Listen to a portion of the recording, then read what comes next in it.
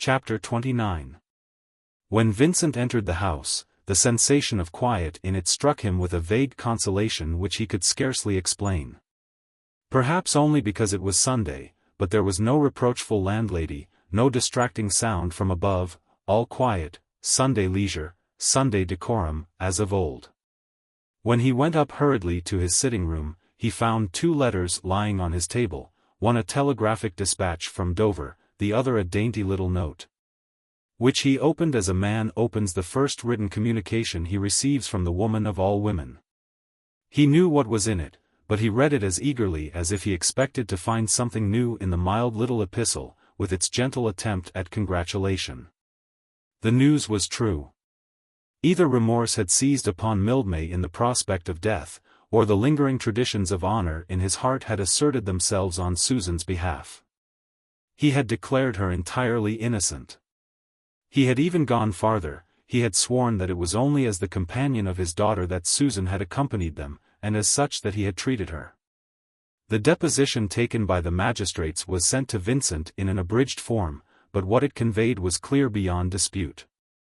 So far as the words of this apparently dying man could be received, Susan was spotless, without blood on her hand, or speck upon her good fame. The lesser and the greater guilt were both cleared from that young head which had not been strong enough to wait for this vindication. Though he said, "Thank God," from the bottom of his heart, an unspeakable bitterness filled Vincent's soul as he read. Here was a deliverance, full, lavish, unlooked for. But who could tell that the poor girl, crazed with misery, would ever be any the better for it? Who could tell whether this vindication might be of any further use than to lighten the cloud upon Susan's grave? With this thought in his mind he went to the sick-room, where everything seemed quiet, not quite sure that his mother, absorbed as she was in Susan's present danger, could be able to realize the wonderful deliverance which had come to them. But matters were changed there as elsewhere. Between the door and the bed on which Susan lay, a large folding screen had been set up, and in the darkened space between this and the door sat Mrs. Vincent, with Dr. Ryder and his wife on each side, evidently persuading and arguing with her on some point which she was reluctant to yield to them. They were talking in whispers under their breath, and a certain air of stillness, of calm and repose, which Vincent could scarcely comprehend, was in the hushed room. "I assure you, on my word," said Dr. Ryder, lifting his eyes as Vincent opened the door, and beckoning him softly to come in, "that this change is more than I dared hope for. The chances are she will wake up out of danger. Nothing can be done for her but to keep her perfectly quiet, and my wife will watch, if you will rest, for our patient's sake," said the anxious doctor, still motioning Vincent forward, and appealing to him with his eyes. "Mr. Vincent has something to tell you," said the quick little woman, impetuous even in her whisper, who was Dr. Ryder's wife. "He must not come and talk here. He might wake her. Take him away. Edward, take them both away. Mrs. Vincent, you must go and hear what he has to say." "Oh, Arthur! My dear boy," cried his mother, looking up to him with moist eyes. "It is I who have something to tell. My child is perhaps to get well, Arthur." "Oh! My own boy, after all, she is going to get better. We shall have Susan again." "Hush! Doctor, please let me go back again. Something stirred, I think something stirred, and perhaps she might want something, and the nurse would not observe." "Tired? No, no, I am not tired. I have always watched them when they were ill, all their lives. They never had any nurse in sickness but their mother. Arthur, you know I am not tired." "Oh! Doctor, perhaps you would order something while he is here, for my son. He has been agitated and anxious, and he is not so strong, not nearly so strong as I am." "But, my dear," said the widow, looking up in her son's face with a wistful eagerness, "when Susan gets better, all will be well." She said the last words with a trembling, prolonged sigh. Poor mother, in that very moment she had recalled almost for the first time how far from well everything would be. Her face darkened over piteously as she spoke. She rose up, stung into new energy by this dreadful thought, which had been hitherto mercifully obscured by Susan's danger. "Let me go back, don't say anything. Nobody can watch my child but me," said the heartbroken woman, and once more she looked in her son's face. She wanted to read there what had happened, to ascertain from him, without anyone else being the wiser, all the dreadful particulars which now, in the first relief of Susan's recovery, had burst into sudden shape upon her sight. "Doctor, we will not detain you, her brother and I will watch my child," said Mrs. Vincent. The light forsook her eyes as she rose in that new and darker depth of anxiety. Her little figure tottered trying to stand as she held out her hand to her son. "You and me, only you and me, Arthur, we must never leave her." "Though everybody is so kind," said the minister's mother, turning with her smile of martyrdom, though her eyes were blind and she could not see them, to Dr. Ryder and his wife. Vincent took his mother's hands and put her tenderly back in her chair. "I have good news, too," he said, "all will be well, mother dear. This man who has wrought us so much trouble is not dead. I told you, but you did not understand it, and he declares that Susan—" "Arthur," cried Mrs. Vincent, with a sharp outcry of alarm and remonstrance. "Oh, God forgive me! I shall wake my child. Arthur." "The doctor is very good," added the widow, looking round upon them always with the instinct of conciliating Arthur's friends, "and so is Mrs. Ryder. But every family has its private affairs," she concluded, with a wistful, deprecating smile, all the time making signs to Arthur to stop him in his indiscreet revelations. "My dear, you will tell me presently when we are alone." "Ah, mother," said Vincent, with a suppressed groan, "there is nothing private now in our family affairs." "Hush! Listen, Susan is cleared. He swears she had nothing to do with it, he swears that she was his daughter's companion only." "Mother! Good heavens! Doctor, what has happened? She looks as if she were dying." "Mother! What have I done? I have killed her with my good news." "Hush, hush, she has fainted, all will come right, let us get her away," cried Dr. Ryder under his breath. Between them the two young men carried her out of the room, which Mrs. Ryder closed after them with a certain triumph. The widow was not in so deep a faint but the fresher air outside and the motion revived her. It was more a sudden failing of her faculties in the height of emotion than actual insensibility. She made a feeble effort to resist and return into Susan's room. "You will wake her," said Dr. Ryder in her ear. And the poor mother sank back in their arms, fixing her wistful misty eyes, in which everything swam, upon her son. Her lips moved as she looked at him, though he could not hear her say a word. But the expression in her face, half awakened only from the incomprehension of her swoon, was not to be mistaken or resisted. Vincent bent down over her, and repeated what he had said as he carried her to another room. "Susan is safe, Susan is innocent. It is all over, mother, you understand me?" he said, repeating it again and again. Mrs. Vincent leaned back upon his shoulder with a yielding of all her fatigued frame and worn-out mind. She understood him, not with her understanding as yet, but with her heart, which melted into unspeakable relief and comfort without knowing why. She closed her eyes in that wonderful consciousness of some great mercy that had happened to her, the first time she had closed them voluntarily for many nights and days. When they laid her down on the bed which had been hurriedly prepared for her, her eyes were still closed, and tears stealing softly out under the lids. She could not break out into expressions of thankfulness, the joy went to her heart. Dr. Ryder thought it judicious to leave her so, and retired from the bedside with Vincent, not without some anxious curiosity in his own mind to hear all the rights of the matter.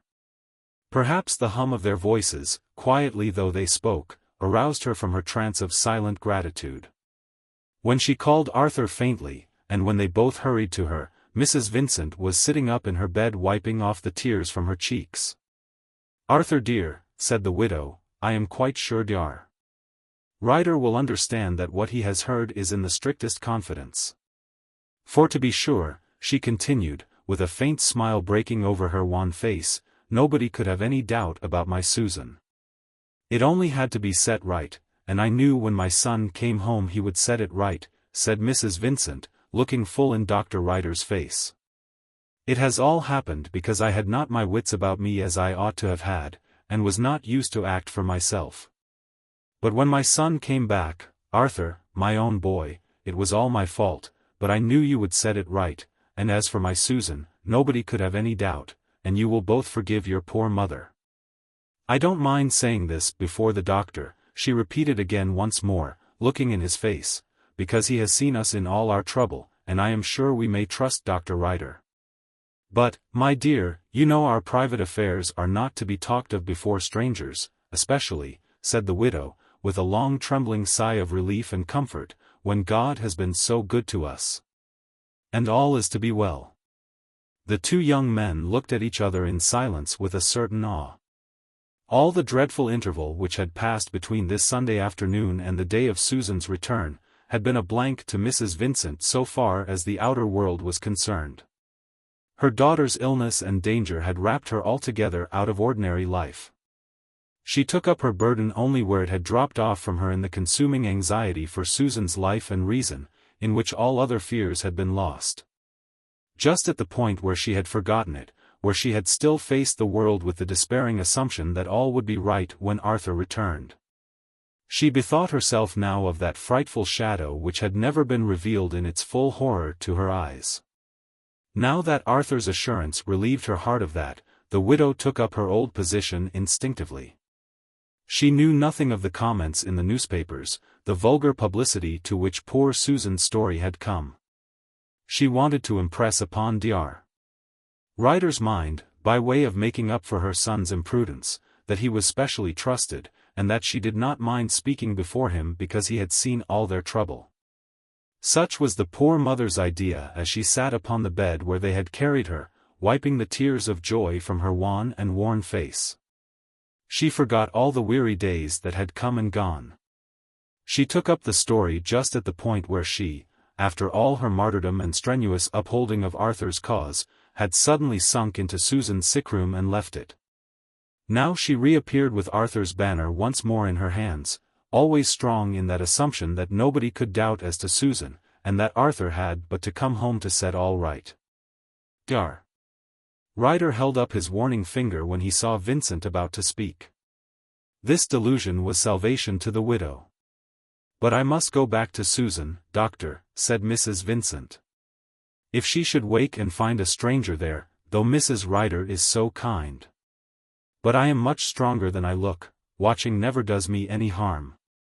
And now that my mind is easy, people don't require much sleep at my time of life. And, Arthur, when my dear child sees me, she will know that all is well," repeated the widow, with trembling lips. "I must go to Susan, doctor, think if she should wake." "But she must not wake," said Dr. Ryder, "and if you stay quietly here she will not wake, for my wife will keep everything still. You will have a great deal to do for her when she is awake and conscious. Now you must rest." "I shall have a great deal to do for her." Dr. Ryder means she will want nursing, Arthur, said Mrs. Vincent, after such an illness, but she might miss me even in her sleep, or she might. "Mother, you must rest, for Susan's sake." "If you make yourself ill, who will be able to take care of her?" said Vincent, who felt her hand tremble in his, and saw with how much difficulty she sustained the nervous shivering of her frame. She looked up into his face with those anxious eyes which strove to read his without being able to comprehend all the meanings there. Then the widow turned with a feminine artifice to Dr. Ryder. "Doctor, if you will bring me word that my child is still asleep, if you will tell me exactly what you think, and that she is going on well," said Mrs. Vincent, "you are always so kind." "Oh, Arthur, my dear boy," cried the widow, taking his hand and caressing it between her own, "now that he is gone, tell me. Is it quite true? Is all well again? But you must never bring in Susan's name. Nobody must have it in their power to say a word about your sister, Arthur dear. And, oh, I hope you have been prudent and not said anything among your people." Hush. He will be coming back. Is it quite true, Arthur? Tell me that my dear child has come safe out of it all, and nothing has happened. Tell me. Oh, speak to me, Arthur dear. It is quite true, said Vincent, meeting his mother's eyes with a strange blending of pity and thankfulness. He did not say enough to satisfy her. She drew him closer, looking wistfully into his face. The winter afternoon was darkening, the room was cold, the atmosphere dreary. The widow held her son close, and fixed upon him her anxious inquiring eyes. It is quite true, Arthur. There is nothing behind that you are hiding from me? She said, with her lips almost touching his cheek, and her wistful eyes searching his meaning. Oh, my dear boy, don't hide anything from me. I am able to bear it, Arthur. Whatever it is, I ought to know. What I have told you is the simple truth, mother, said Vincent, not without a pang. He has made a declaration before the magistrates. Mrs. Vincent started so much that the bed on which she sat shook. Before the magistrates, she said, with a faint cry. Then after a pause, but, thank God, it is not here, Arthur, nor at Lonsdale, nor anywhere where we are known. And he said that, he had never harmed my child? Oh, Arthur, your sister. That she should ever be spoken of so. And he was not killed? I do not understand it, my dear. I cannot see all the rights of it. But it is a great comfort to have you to myself for a moment, and to feel as if perhaps things might come right again. Hush. I think the doctor must be coming. Speak very low. My dear boy, you don't mean it, but you are imprudent, and, oh, Arthur, with a troublesome flock like yours you must not commit yourself. You must not let your sister's name be talked of among the people. Hush, hush, I hear the doctor at the door. And the widow put her son away from her, and leant her head upon her hands instead of on his shoulder. She would not even let the doctor suppose that she had seized that moment to inquire further, or that she was anything but sure and confident that all was going well. She is in the most beautiful sleep, said the enthusiastic doctor, and Nettie is by her. Now, Mrs. Vincent, here is something you must take. And when you wake up again I will take you to your daughter, and I have very little doubt you will find her on the fair way for recovery in every sense, added Dr. Ryder, incautiously. Twice saved, and I hope you will have no more of such uneasiness as you have suffered on her behalf. Indeed, I have had very little uneasiness with my children, said Mrs. Vincent, drawing up her little figure on the bed. Susan never had a severe illness before. When she came here first she was suffering from a bad fright, doctor. I told you so at the time, and I was so weak and so alarmed, Arthur dear, that I fear Dr. Ryder has misunderstood me. When one is not much used to illness, said the mother, with her pathetic Jesuitry, one thinks there never was anything so bad as one's own case, and I was foolish and upset. Yes, I will take it, doctor. Now that I am easy in my mind, I will take anything you please, and you will let me know if she wakes, or if she stirs. Whatever happens, you will let me know that moment? Arthur, you will see that they let me know. The doctor promised, anxiously putting the draft into her hands. He would have promised any impossible thing at the moment, so eager was he to get her persuaded to rest. I have not talked so much for, I wonder how long it is, said the widow, with a faint smile. Oh, Arthur dear, I feel as if somehow a millstone had been on my heart, and God had taken it off. Doctor, it is, all your doing, under Providence, said the little woman, looking full in his face. Perhaps she believed it, at least she meant him to believe so. She swallowed the draught he gave her with that smile upon her face, and laid down her throbbing head in the quietness and darkness. Go with the doctor, Arthur dear, she said, denying the yearning in her heart to question her son farther, lest Dr. Ryder might perhaps suppose all was not so well as she said. And, oh, be sure to tell me the very moment that Susan wakes. She watched them gliding noiselessly out of the room, two dark figures, in the darkness. She lay down alone, throbbing all over with thrills of pain, which were half pleasure. She began to be conscious again of her own body and life. And the wistful curiosity that possessed her was not strong enough to neutralize the positive unmistakable joy. Susan was recovering. Susan was innocent. What trouble could there be heavy enough to take away the comfort out of words like these? Now she will sleep. Mr. Vincent, I congratulate you on having such pure blood in your veins. Not robust, you know, but far better, such sweet, perfect health as one rarely meets with nowadays, said the doctor, under his breath, with professional enthusiasm. All the better for your sister that she came of such a stock. My wife, now, is another example, not robust, as I say, nature's delicately organized, but in such exquisite adjustment, and with such elasticity. Mrs. Vincent will go to sleep like a baby, and wake able for anything that God may please to send her, said Dr. Ryder with reverence. They will both sleep till tomorrow if all goes well. Hush. Well, I may be absurd, for neither of them could hear us here, but still it is best to err on the safe side. But Susan, you are not deceiving us. Susan is, said Vincent, with sudden alarm. She is asleep, said Dr. Ryder, and, if I can, I will remain till she wakes. It is life or death. They parted thus, the doctor to the little room below stairs, where Vincent's dinner awaited him, and the young minister himself to his own room, where he went into the darkness with a kind of bewildered uncertainty and incomprehension of the events about him. To think that this day, with all its strange encounters and unexpected incidents, was Sunday, as he suddenly remembered it to be, that this morning he had preached, and this evening had to preach again, completed in Vincent's mind the utter chaos and disturbance of ordinary life. It struck him dumb to remember that by and by he must again ascend the pulpit, and go through all his duties. Was he an impostor, doing all this mechanically? He debated the question dully in his own mind, as he sat too much bewildered to do anything else in the dark in his bedchamber, pondering with a certain confused gravity and consolation over all that had happened. But faculties, which are confused by sudden comfort and relief, are very different from faculties obscured and confounded by suffering.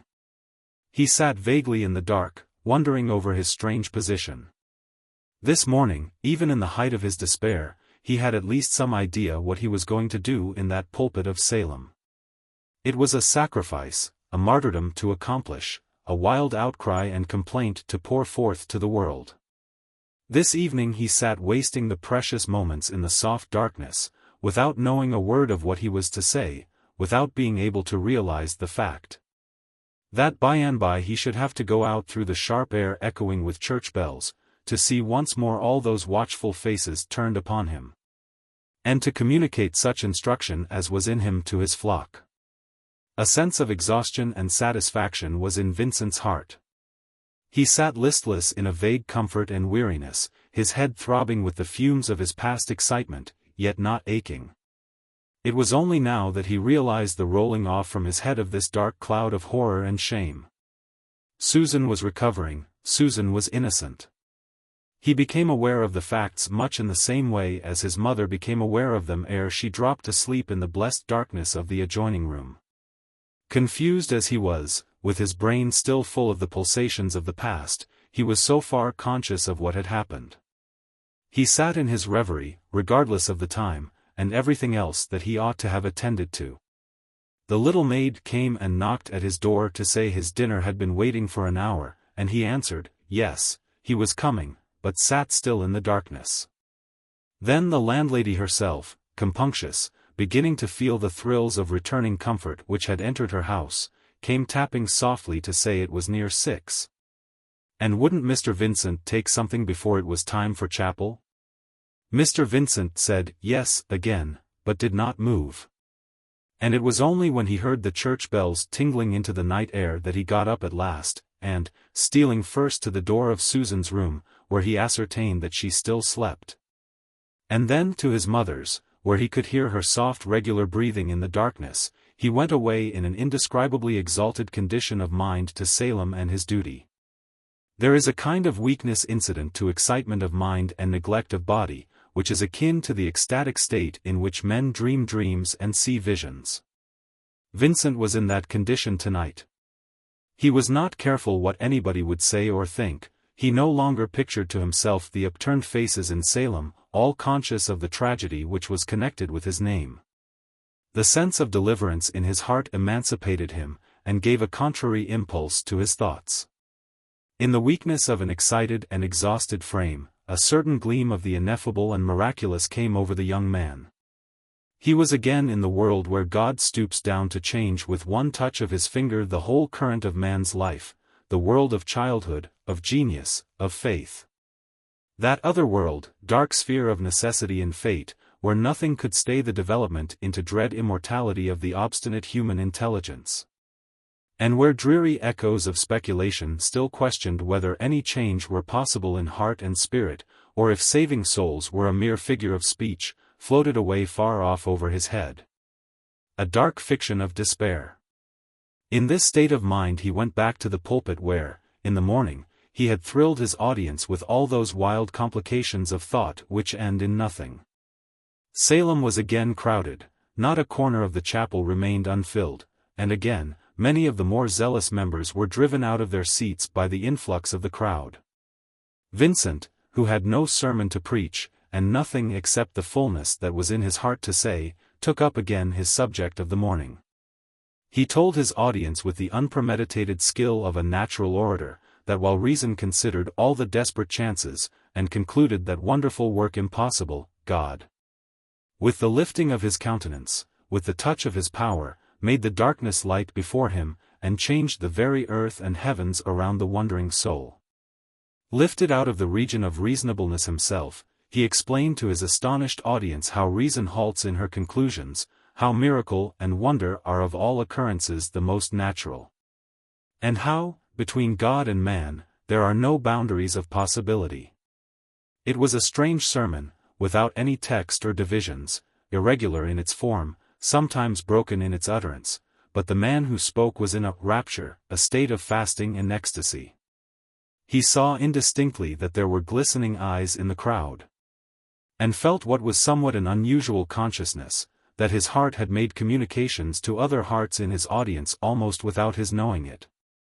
But he did not observe that nobody came to the vestry to congratulate him, that Tozer looked disturbed, and that the deacons averted their benign countenances. When he had done his work, he went home without waiting to talk to anybody, without, indeed, thinking any more of Salem, through the crowd, in the darkness, passing group after group in earnest discussion of the minister. He went back still in that exalted condition of mind, unaware that he passed Mrs. Tozer and Phoebe, who were much disposed to join him, and was in his own house sooner than most of his congregation. All within was quiet, lost in the most grateful and profound stillness. Sleep seemed to brood over the delivered house. Vincent spoke to the doctor, who still waited, and whose hopes were rising higher and higher, and then ate something, and said his prayers, and went to rest like a child. The family, so worn out with labor, and trial, and sorrow, slept profoundly under the quiet stars. Those hard heavens, from which an indifferent God saw the innocents murdered and made no sign, had melted into the sweet natural firmament, above which the great Father watches unwearied. The sudden change was more than mere deliverance to the young nonconformist. He slept and took rest in the sweet surprise and thankfulness of his soul. His life and heart, still young and incapable of despair, had got back out of hard anguishes and miseries which no one could soften, to the sweet miraculous world in which circumstances are always changing, and God interferes forever. Chapter 30.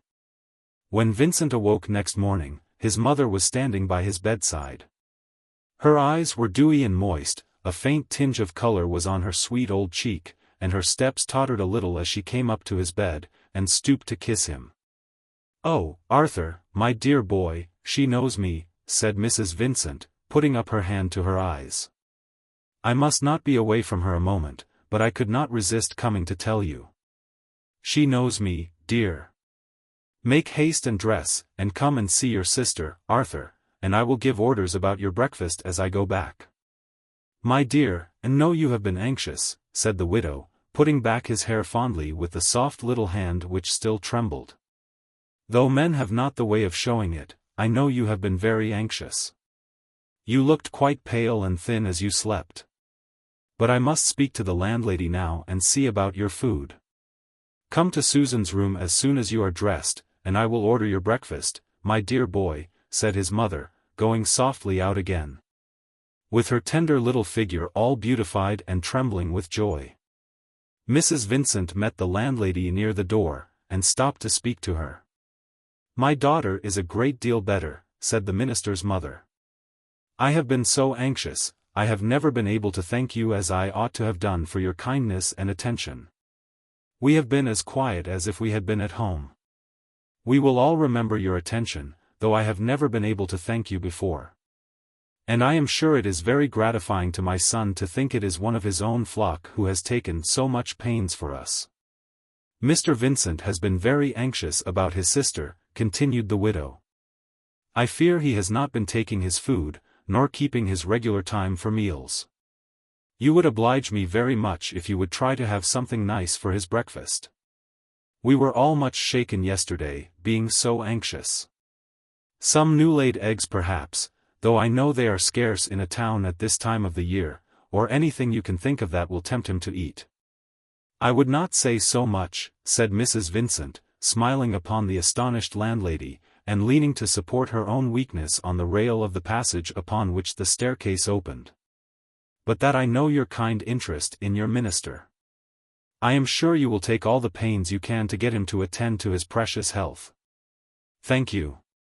I am very much obliged." With this the little woman passed on, feeling indeed too weak to stand longer.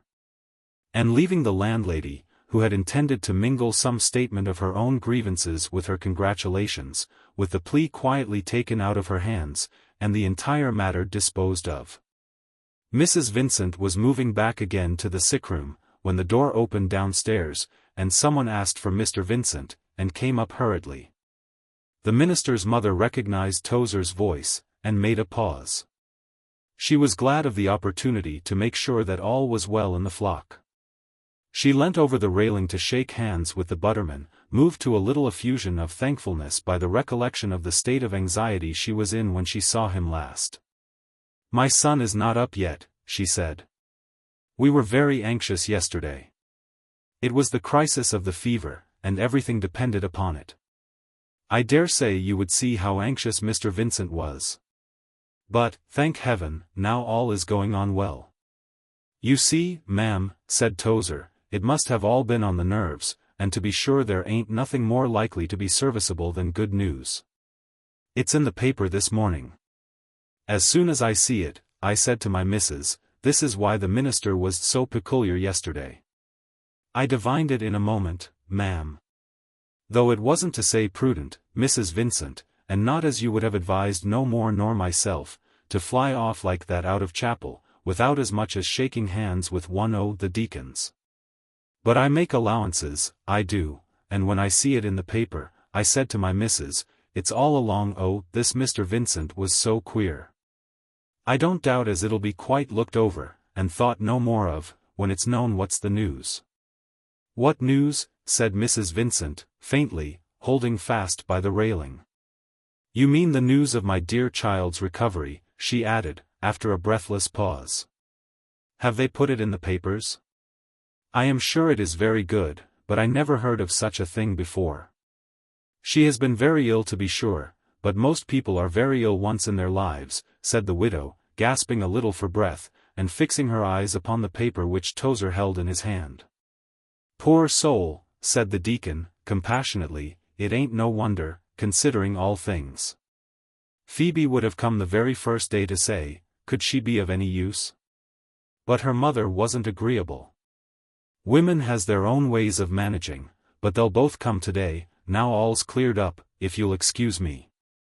And now, ma'am, I'll go on to the minister, and see if there's anything as he'd like me to do, for Pigeon and the rest was put out, there's no denying of it. But if things is set straight directly, what with this news, and what with them sermons yesterday, I don't think as it'll do no harm."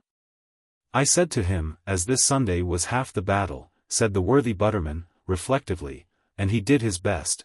I wouldn't say as he didn't do his best. And I'm not the man as will forsake my pastor when he's in trouble. Good morning, ma'am, and my best respects to miss, and I hope as she'll soon be well again. There ain't no man as could rejoice more nor me at this news.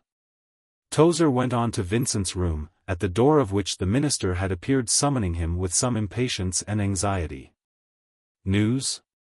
What news? Said Mrs. Vincent, faintly to herself, as she held by the rail and felt the light forsaking her eyes in a new mist of sudden dread. She caught the look of the landlady at that moment, a look of half-pity, curiosity, and knowledge, which startled her back to her defenses. With sudden firmness she gathered herself together, and went on to the sick-room, leaving behind her, as she closed the door, the whole troubled world, which seemed to know better about her most intimate affairs than she did. And those newspapers, which somehow mentioned Susan's name, that sweet maiden name which it was desecration to see so much as named in print. Rather the widow carried that uneasy world in with her to the sick-room which she had left a few minutes before in all the effusion of unhoped for joy. Everything still was not well, though Susan was getting better. She sat down by the bedside where Susan lay languid and pale, showing the change in her by little more than quietness and a faint recognition of her mother. And in her troubled heart began to look the new state of affairs in the face, and to make up her mind that more of the causes of Susan's illness than she had supposed known, must have become public. And then Arthur and his flock, that flock which he evidently had somehow affronted on the previous day. Mrs. Vincent pondered with all the natural distrust of a woman over Arthur's imprudence. She almost chafed at her necessary confinement by her daughter's bedside. If she herself, who had been a minister's wife for 30 years, and knew the ways of a congregation, and how it must be managed, could only get into the field to bring her son out of the difficult passages which she had no faith in his own power to steer through. So the poor mother experienced how, when absorbing grief is removed, a host of complicated anxieties hasten in to fill up its place.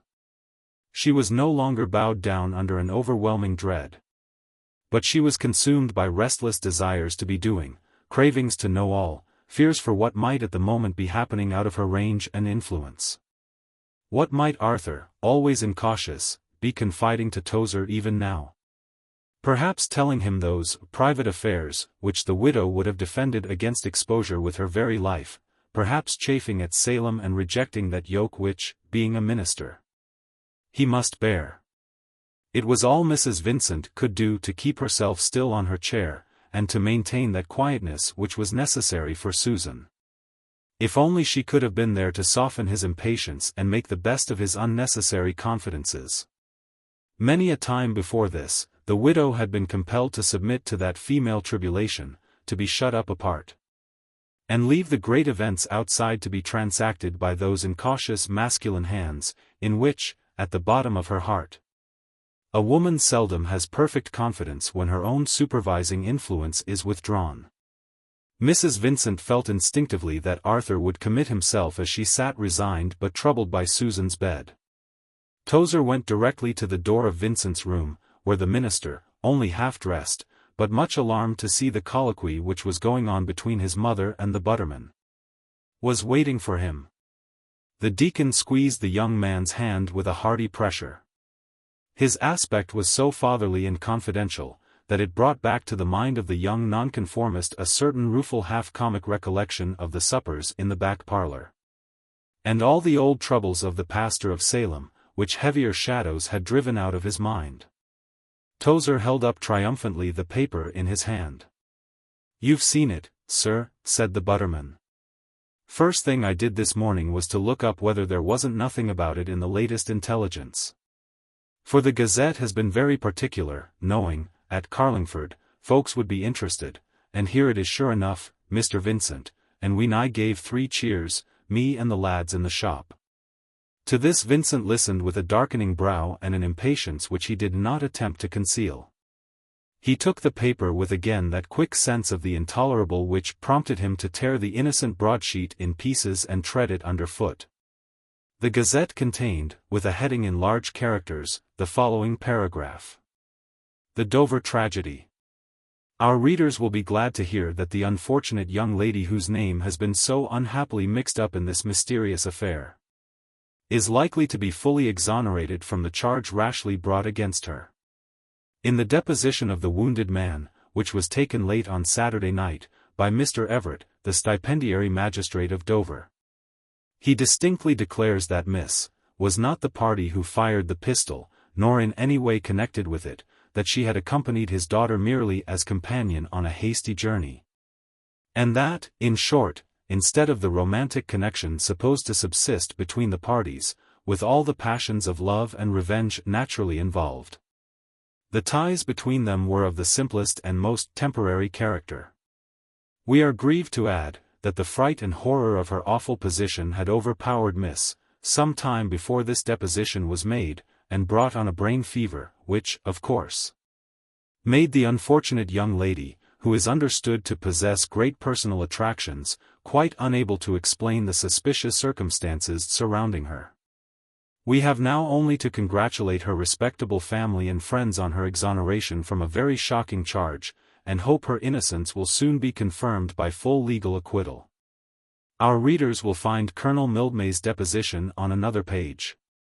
It will be perceived that he obstinately refuses to indicate who was the real perpetrator of the deed. Suspicion has been directed to his groom, who accompanied him, in whom, however, the wounded man seems to repose perfect confidence. He is still in a precarious state, but little doubt is entertained of his ultimate recovery.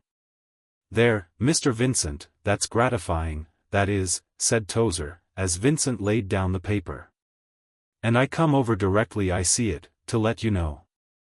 And I come to say besides," continued the butterman with some diffidence, "as I think if you and me was to go off to Mr. Brown the solicitor, and give him his orders as he was to put in bail for Miss, or anything else as might be necessary, not meaning to use no disagreeable words, as there ain't no occasion now," said the good deacon, "but only to make it plain, as you and me is responsible for her, if so be as she was ever to be called for again. It would be the thing to do, that would, sir, if you take my advice. It ain't altogether my own notion, but was put into my head by one as knows. The gentleman as come here from Dover inquiring into the business was the one as suggested it to me.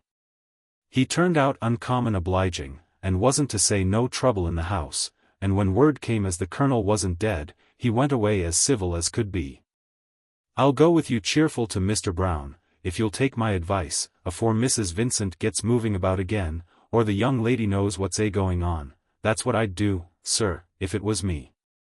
Vincent grasped the exultant butterman's hand in an overflow of gratitude and compunction. "I shall never forget your kindness," he said, with a little tremor in his voice. "You have been a true friend. Thank you from the bottom of my heart.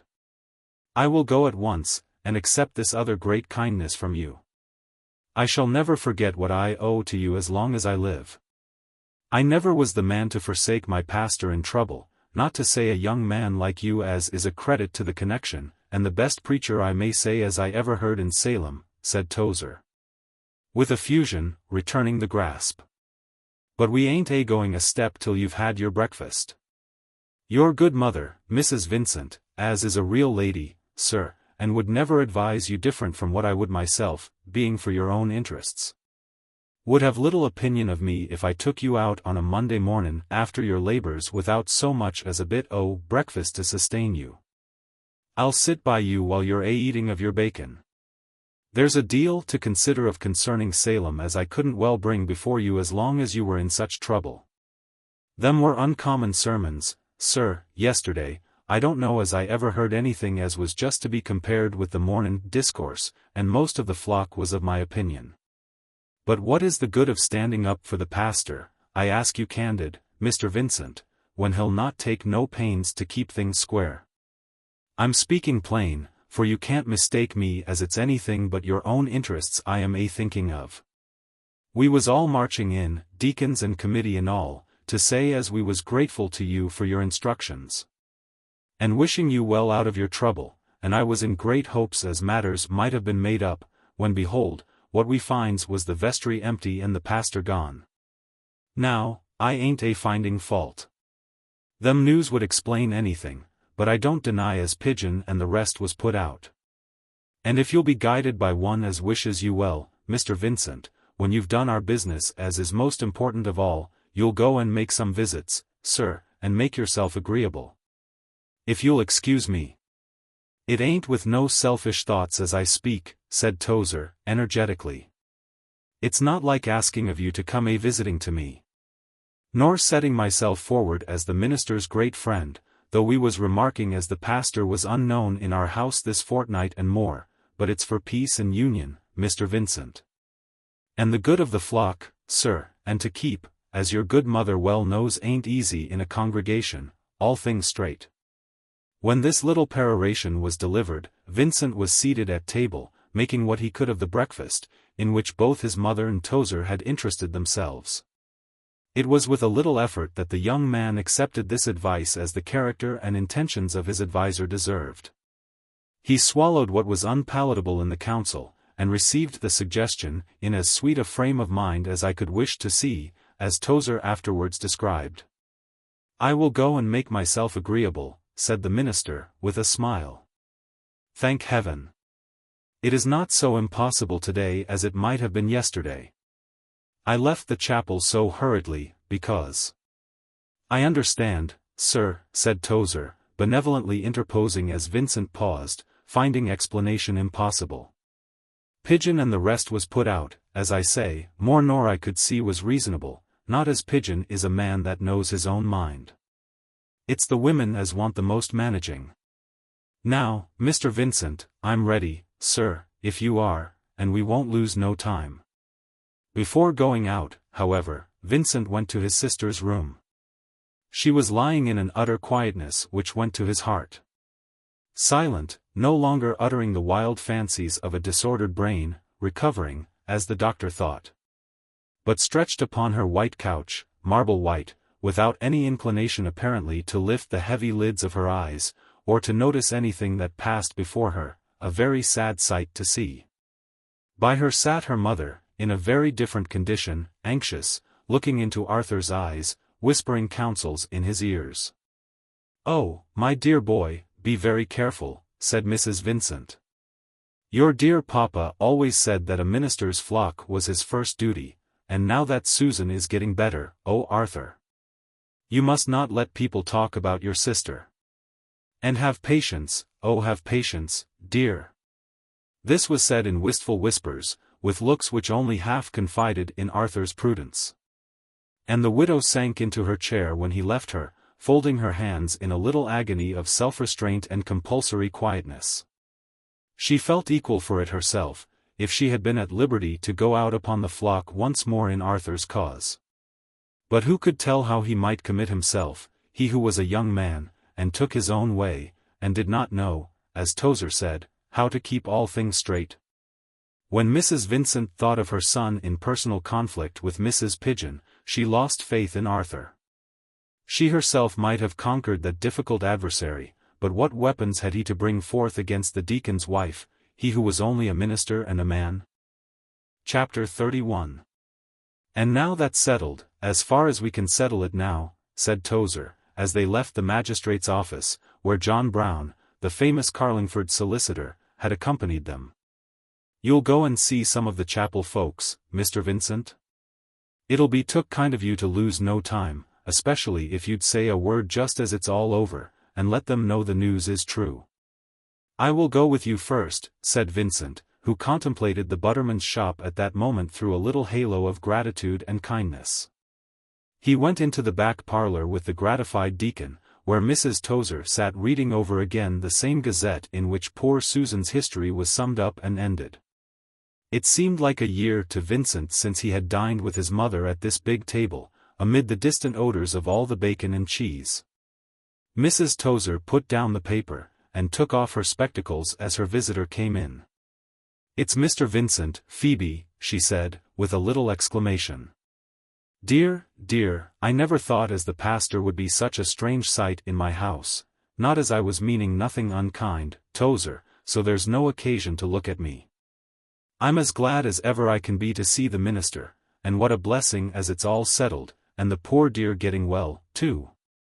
Phoebe, you needn't be hiding behind me, child, as if the pastor was thinking of how you was dressed.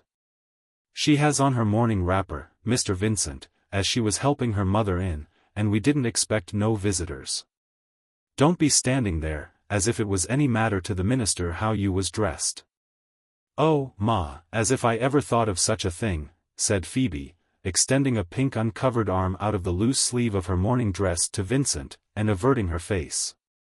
But to see Mr. Vincent is so like old times, and everything has seemed so different, and it is so pleasant to feel as if it were all coming back again. Oh, Ma! To imagine that I ever supposed Mr. Vincent could notice my dress, or think of poor me, added Phoebe, in a postscript under her breath. The minister heard the latter words quite as well as the first. After he had shaken the pink, plump hand, he sat down on the opposite side of the table, and saw Phoebe, relieved against the light of the window, wiping a tender tear from her eye.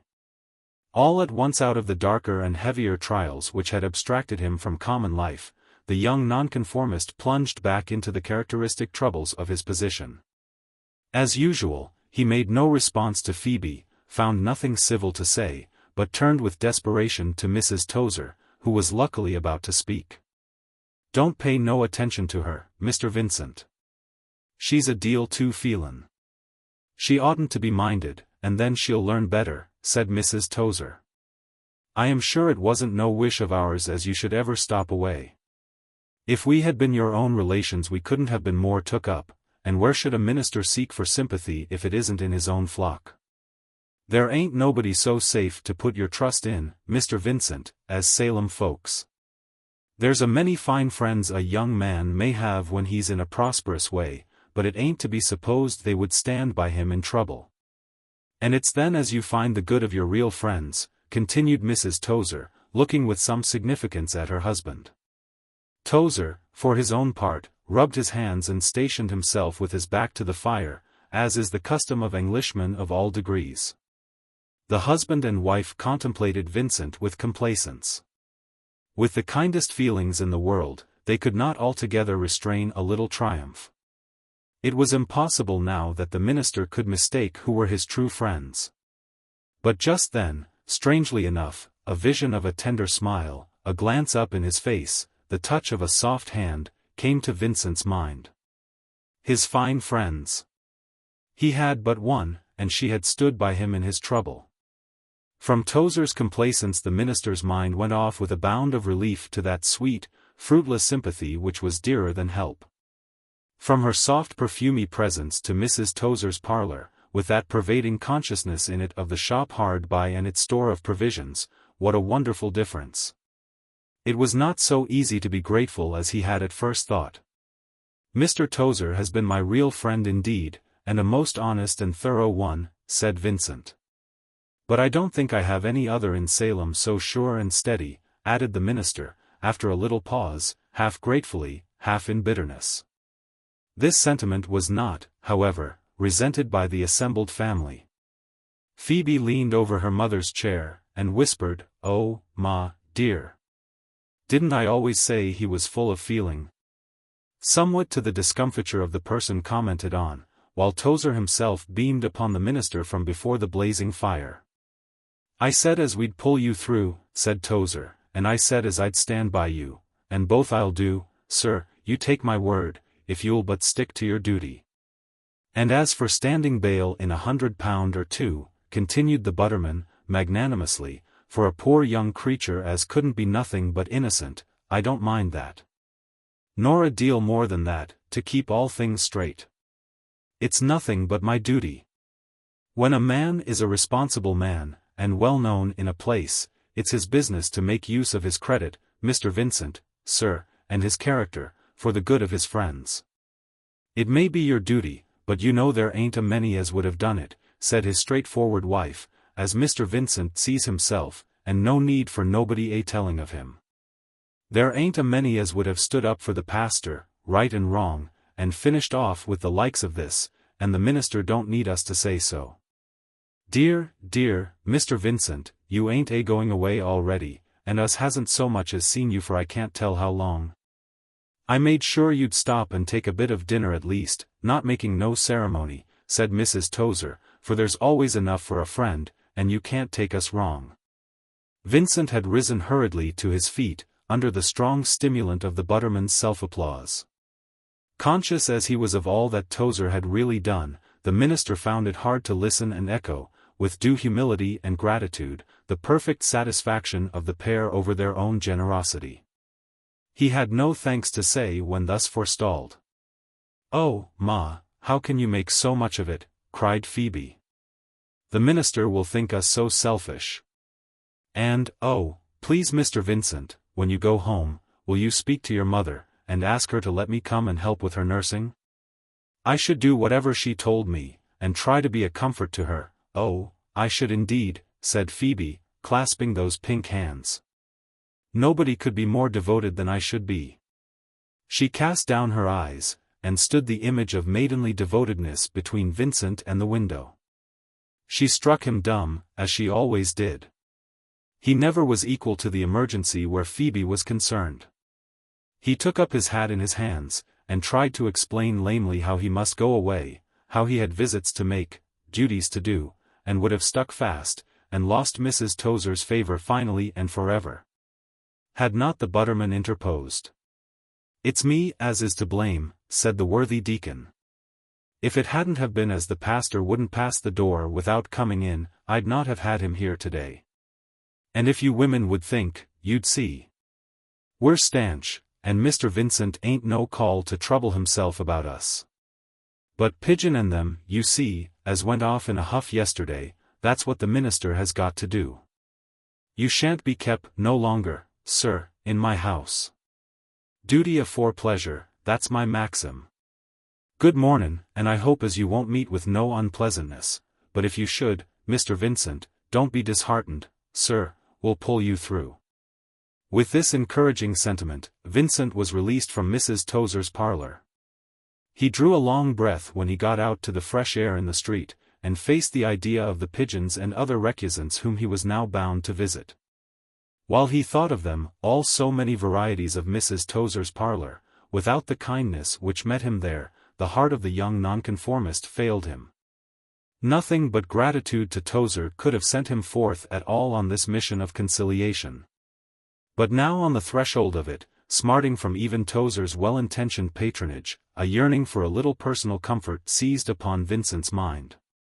It was his duty to go away towards Grove Street, where the poulterer's residence was, but his longing eyes strayed towards Grange Lane, where consolation dwelt. And, besides, was it not his duty to watch over the real criminal, for whose mysterious wickedness poor Susan had suffered? It was not difficult to foresee how that argument would conclude. He wavered for a few minutes opposite Masters's shop, gave a furtive glance back towards the butterman's, and then, starting forward with sudden resolution, took his hasty way to Lady Western's door. Only for a moment, only to see that all was safe, and his prisoner still in custody. Vincent sighed over the thought with an involuntary quickening of his heart. To be detained in such custody, the young man thought, would be sweeter than heaven. And the wild hope which came and went like a meteor about his path, sprang up with sudden intensity, and took the breath from his lips, and the color from his cheek, as he entered at that green garden door. Lady Western was by herself in the drawing-room, that room divided in half by the closed doors which Vincent remembered so well. She rose up out of the low chair in which she reposed, like some lovely swan amid billows of dark silk and drapery, and held out her beautiful hand to him, both her beautiful hands, with an effusion of kindness and sympathy. The poor young nonconformist took them into his own, and forgot the very existence of Salem. The sweetness of the moment took all the sting out of his fate. He looked at her without saying anything, with his heart in his eyes. Consolation. It was all he had come for. He could have gone away thereafter and met all the pigeons in existence. But more happiness still was in store for him. She pointed to a chair on the other side of her work-table. There was nobody else near to break the charm. The silken rustle of her dress, and that faint perfume which she always had about her, pervaded the rosy atmosphere. Out of purgatory, out of bitter life beset with trouble, the young man had leaped for one moment into paradise, and who could wonder that he resigned himself to the spell? "I am so glad you have come," said Lady Western.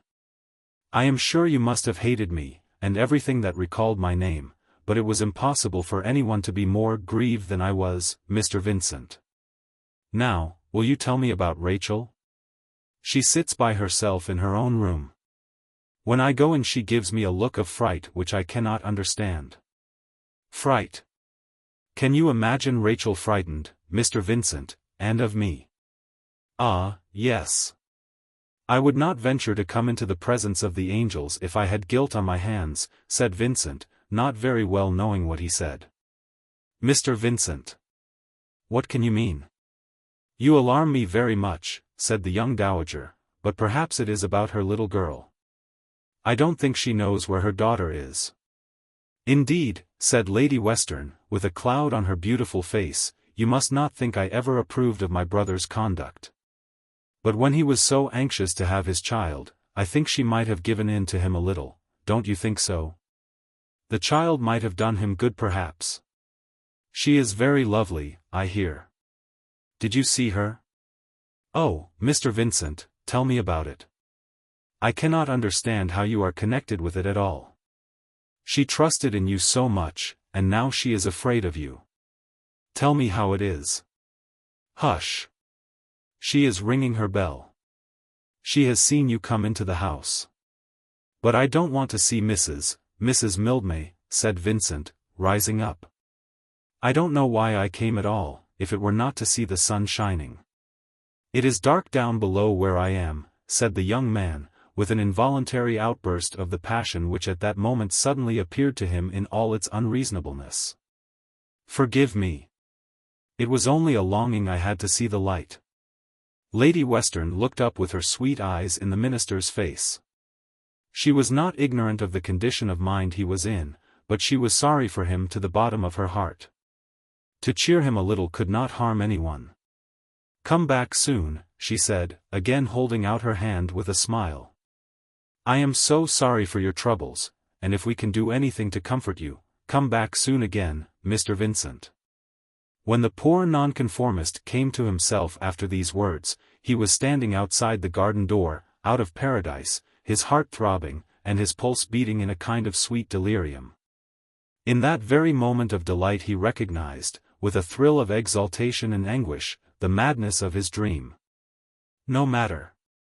What if his heart broke after? Now, at least, he could take the consolation.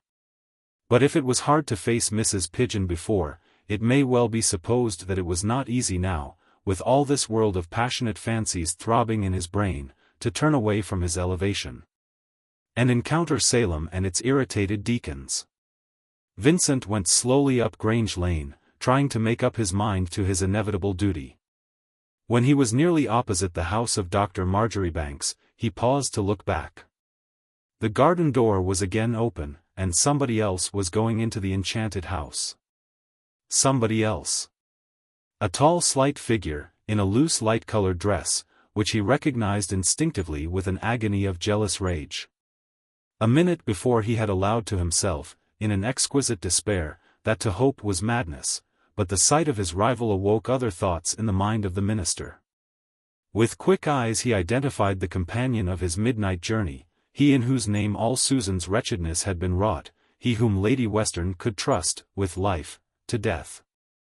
Vincent went back at the sight of him, and found the door now close shut, through which his steps had passed. Close shut, enclosing the other, shutting him out in the cold external gloom. He forgot all he had to do for himself and his friends, he forgot his duty, his family, everything in the world but hopeless love and passionate jealousy, as he turned again to Lady Western's door. Chapter 32. Thus while Mrs. Vincent sat in Susan's sick-room, with her mind full of troubled thoughts, painfully following her son into an imaginary and unequal conflict with the wife of the rebellious deacon. And while the Salem congregation in general occupied itself with conjectures how this internal division could be healed, and what the pastor would do. The pastor himself was doing the very last thing he ought to have done in the circumstances, lingering down Grange Lane in the broad daylight with intent to pass Lady Western's door, that door from which he had himself emerged a very few minutes before. Why did he turn back and loiter again along that unprofitable way? He did not venture to ask himself the question, he only did it in an utterly unreasonable access of jealousy and rage. If he had been Lady Western's accepted lover instead of the hopeless worshipper afar off of that bright unattainable creature, he could still have had no possible right to forbid the entrance of Mr. Fordham at that garden gate. He went back with a mad, unreasoning impulse, only excusable in consideration of the excited state of mind into which so many past events had concurred to throw him. But the door opened again as he passed it. Instinctively Vincent stood still, without knowing why. It was not Mr. Fordham who came out. It was a stealthy figure, which made a tremulous pause at sight of him, and, uttering a cry of dismay, fixed eyes which still gleamed, but had lost all their steadiness, upon his face. Vincent felt that he would not have recognized her anywhere but at this door. Her thin lips, which had once closed so firmly, and expressed with such distinctness the flying shades of amusement and ridicule, hung apart loosely, with a perpetual quiver of hidden emotion. Her face, always dark and colorless, yet bearing such an unmistakable tone of vigor and strength, was haggard and ghastly, her once assured and steady step furtive and trembling. She gave him an appalled look, and uttered a little cry. She shivered as she looked at him, making desperate vain efforts to recover her composure and conceal the agitation into which his sudden appearance had thrown her. But nature at last had triumphed over this woman who had defied her so long. She had not strength left to accomplish the cheat. "You!" she cried, with a shrill tone of terror and confusion in her voice, "I did not look for you." It was all her quivering lips would say. The sight of her had roused Vincent. "You were going to escape," he said. "Do you forget your word? Must I tell her everything, or must I place you in surer custody? You have broken your word." "My word? I did not give you my word," she cried, eagerly. "No. I never said, and, after a pause, if I had said it, how do you imagine I was going to escape?" "Escape? From what?" "That is the worst, one cannot escape," said the miserable woman, speaking as if by an uncontrollable impulse, "nevermore. Especially if one keeps quiet in one place and has nothing to do," she continued after a pause, recovering herself by strange gleams now and then for a moment. "That is why I came out, to escape, as you say, for half an hour, Mr. Vincent. Besides, I don't have news enough, not nearly enough. How do you think I can keep still when nobody sends me any news? How long is it since I saw you last? And I have heard nothing since then, not a syllable. And you expect me to sit still, because I have given my word?" Besides, after another breathless pause, and another gleam of self-recovery, the laws of honor don't extend to women. We are weak, and we are allowed to lie. "You are speaking wildly," said Vincent, with some compassion and some horror, putting his hand on her arm to guide her back to the house. Mrs. Hilliard gave a slight convulsive start, drew away from his touch, and gazed upon him with an agony of fright and terror in her eyes. "We agreed that I was to stay with Alice," she said. "You forget I am staying with Alice. She keeps me safe, you know." "Ah. People change so. I am sometimes half afraid of Alice, Mr. Vincent. My child is like her, my child, she did not know me," cried the wretched woman, with a sob that came out of the depths of her heart. "After all that happened, she did not know me. To be sure, that was quite natural," she went on again, once more recovering her balance for an instant, "she could not know me. And I am not beautiful, like Lady Western, to please a child's eye. Beauty is good, very good. I was once pretty myself, any man would have forgiven me as you did when Alice came with her lovely face, but I dare say your mother would not have minded had it been she." "Ah, that reminds me," said Mrs. Hilliard, gradually acquiring a little more steadiness, "that was why I came out, to go to your mother, to ask if perhaps she had heard anything from my child." "This is madness," said Vincent. "You know my mother could not possibly hear about your child. You want to escape, I can see it in your eyes." "If you will tell me what kind of things people can escape from, I will answer you," said his strange companion, still becoming more composed. "Hush. I said what was true. The governess, you know, had your address.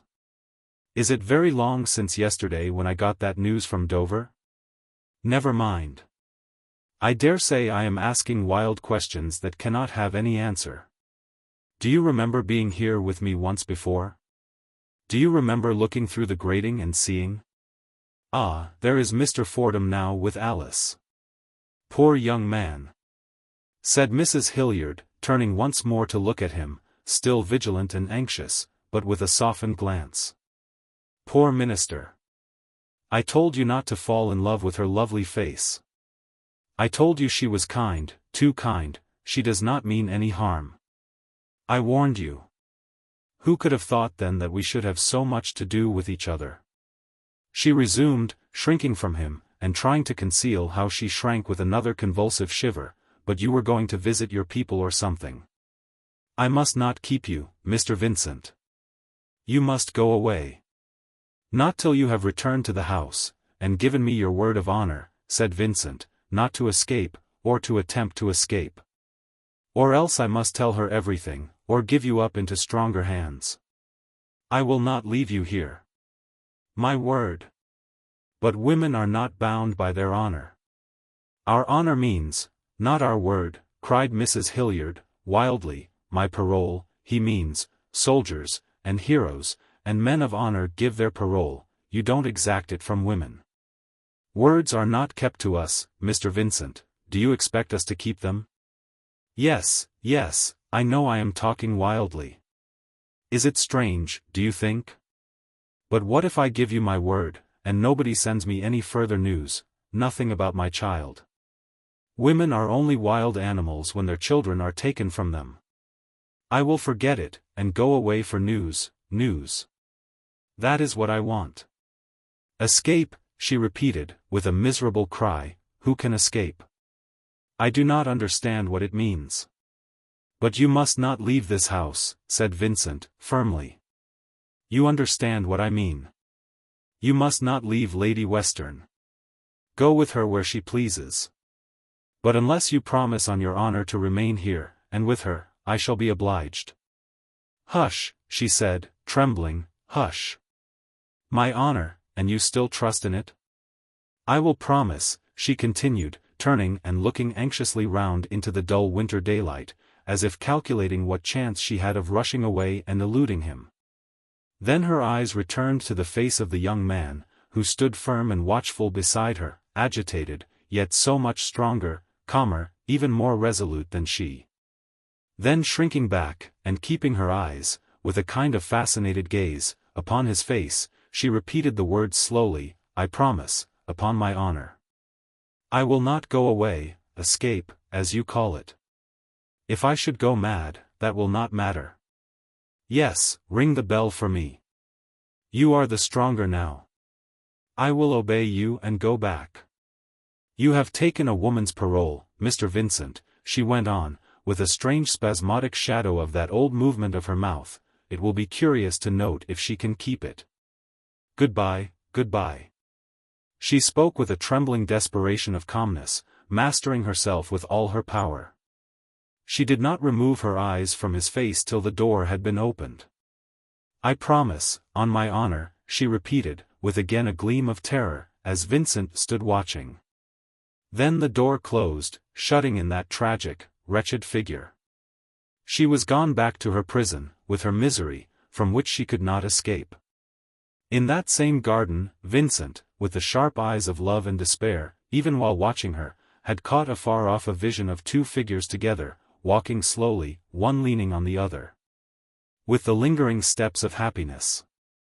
The sight went to his heart with a dull pang of certainty, which crushed down in a moment the useless effervescence of his former mood. His prisoner and he parted, going in and out, one scarcely less miserable at that moment than the other. In full sight of them both lingered for the same moment these two in the tenderest blessedness of life. Vincent turned sharp round, and went away the whole length of the long road past St. Roque's, past the farthest village suburb of Carlingford, stifling his heart that it should say nothing. He had forgotten all about those duties which brought him there. Salem had vanished from his horizon. He saw nothing in heaven or earth but that miserable woman going back to her prison, interwoven with the vision of these two in their garden of paradise.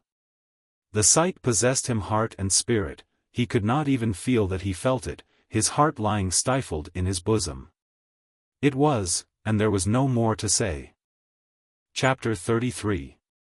Mrs. Vincent made many pilgrimages out of the sickroom that day. Her mind was disturbed and restless, she could not keep still by Susan's side. She went and strayed through her son's rooms, looked at his books, gave a furtive glance at his linen. Then went back and sat down for a little, until a renewed access of anxiety sent her wandering forth once more. Then she heard him come in, and went out to see him. But he was gloomy and uncommunicative, evidently indisposed to satisfy her in any way, absorbed in his own thoughts. Mrs. Vincent came and sat by him while he dined, thinking, in her simplicity, that it would be a pleasure to Arthur. But Arthur, with the unsocial habits of a man accustomed to live alone, had already set up a book before him while he ate. Leaving his mother to wonder by herself behind what was the world of unknown thought that wrapped her son, and into which her wistful wonder could not penetrate. But the widow was wise in her generation. She would not worry him with questions which it was very apparent beforehand that he did not mean to answer. She admitted to herself with a pang of mingled pain, curiosity, and resignation, that Arthur was no longer a boy having no secrets from his mother. Once more the little woman looked at the unreasonable male creature shut up within itself, and decided, with a feminine mixture of pity and awe, that it must be allowed to take its own time and way of disclosing itself, and that to torture it into premature utterance would be foolish, not to say impracticable. She left him, accordingly, to himself, and went away again, returning, however, ere long, in her vague restlessness, as she had been doing all day. The early winter evening had closed in, and the lamp was lighted, the same lamp which had smoked and annoyed Mrs. Vincent's nice perceptions the first evening she was in Carlingford. Vincent had thrown himself on a sofa with a book, not to read, but as a disguise under which he could indulge his own thoughts, when his mother came quietly back into the room. Mrs. Vincent thought it looked dark and less cheerful than it ought. She poked the fire softly not to disturb Arthur, and made it blaze. Then she turned to the lamp, which flared huskily upon the table. "It smokes more than ever," said Mrs. Vincent, half apologetically, in case Arthur should observe her proceedings as she took off the globe. He, as was natural, put down his book and gazed at her with a certain impatient wonder, half contemptuous of that strange female development which amid all troubles could carry through from one crisis of life to another, that miraculous trifling, and concern itself about the smoking of a lamp. As she screwed it up and down and adjusted the wick, with the smoky light flaring upon her anxious face, and magnifying the shadow of her little figure against the wall behind. Her son looked on with a feeling very similar to that which had moved Mrs. Vincent when she watched him eating his dinner with his book set up before him. These were points upon which the mother and son could not understand each other. But the sight disturbed his thoughts and touched his temper. He got up from the sofa and threw down his unread book. "You women are incomprehensible," said the young man, with an irritation he could not subdue. "What does it matter about the lamp? But if the world were going to pieces you must still be intent upon such trifles, leave that to the people of the house." "But, my dear, the people of the house don't understand it," said Mrs. Vincent. "Oh, Arthur, it is often the trifles that are the most important. I have had Mrs. Tozer calling upon me today, and Mrs. Tufton. I don't wonder, dear, if you find them a little tiresome, but that is what every pastor has to expect. I dare say you have been worried today paying so many visits. Hush, there is someone coming upstairs. It is Mr. Tozer, Arthur. I can hear his voice." Upon which the minister, conscious of not being prepared for Tozer's questions, gave vent to an impatient ejaculation. Never a moment's respite. And now I shall have to give an account of myself, said the unfortunate nonconformist. Mrs. Vincent, who had just then finished her operations with the lamp, looked up reproachfully over the light at her son. "Oh, Arthur, consider how kind he has been. Your dear father would never have used such an expression, but you have my quick temper," said the widow, with a little sigh. She shook hands very cordially with the good butterman when he made his appearance. "I was just going to make tea for my son," said Mrs. Vincent. "I have scarcely been able to sit with him at all since Susan took ill. Arthur, ring the bell, it is so kind of you to come. You will take a cup of tea with us while my son and you talk matters over, that is, if you don't object to my presence," said the minister's mother with a smile. "Your dear papa always liked me to be with him, Arthur. And until he has a wife, Mr. Tozer, I dare say his mother will not be much in the way when it is so kind a friend as you he has to talk over his business with. Bring tea directly, please.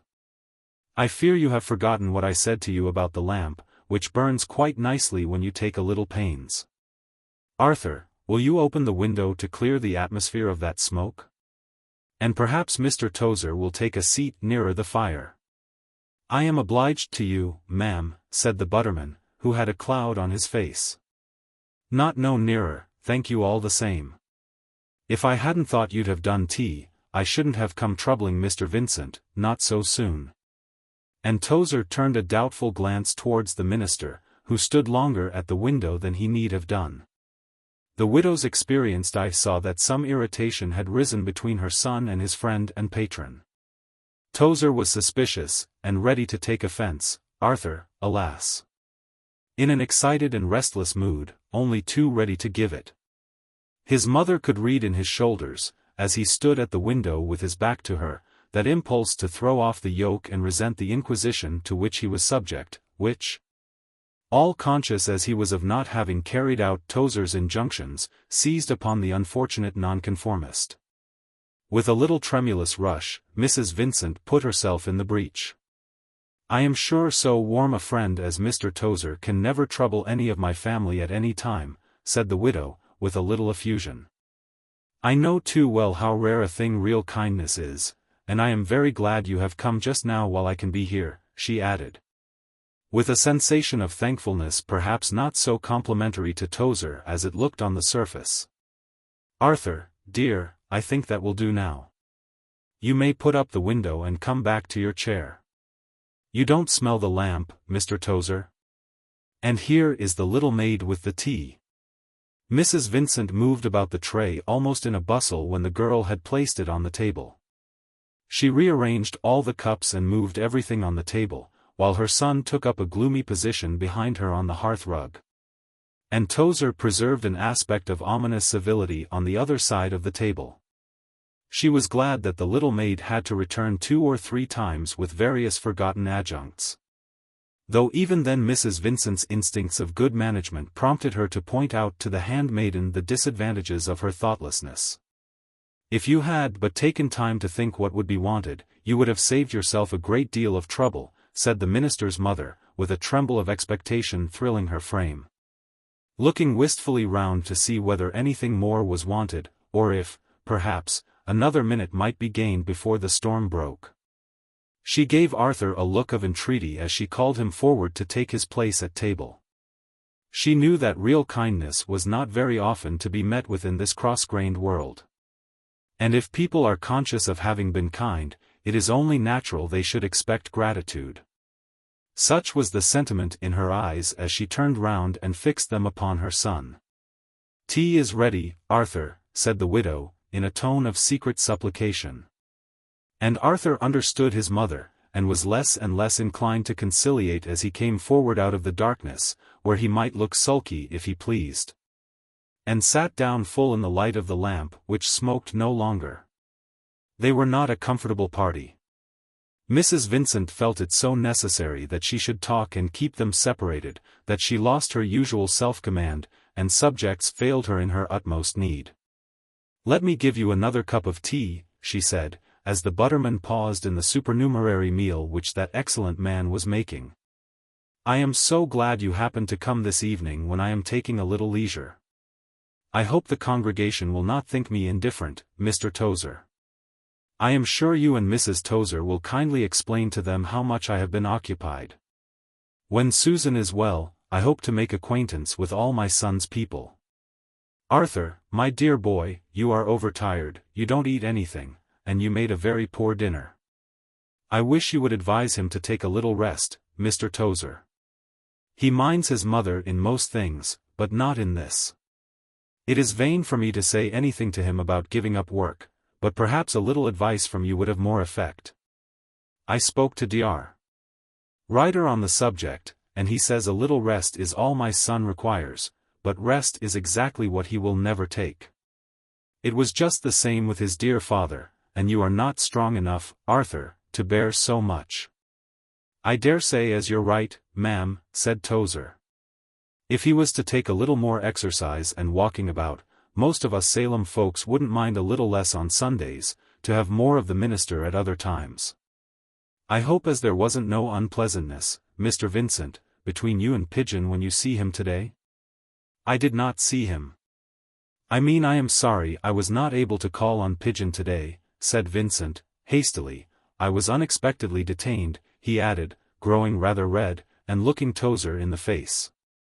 "Indeed, I am not sure that I ought to call on Pigeon," continued the minister, after a pause. "I have done nothing to offend him. If he chooses to take an affront which was never intended, I can't help it.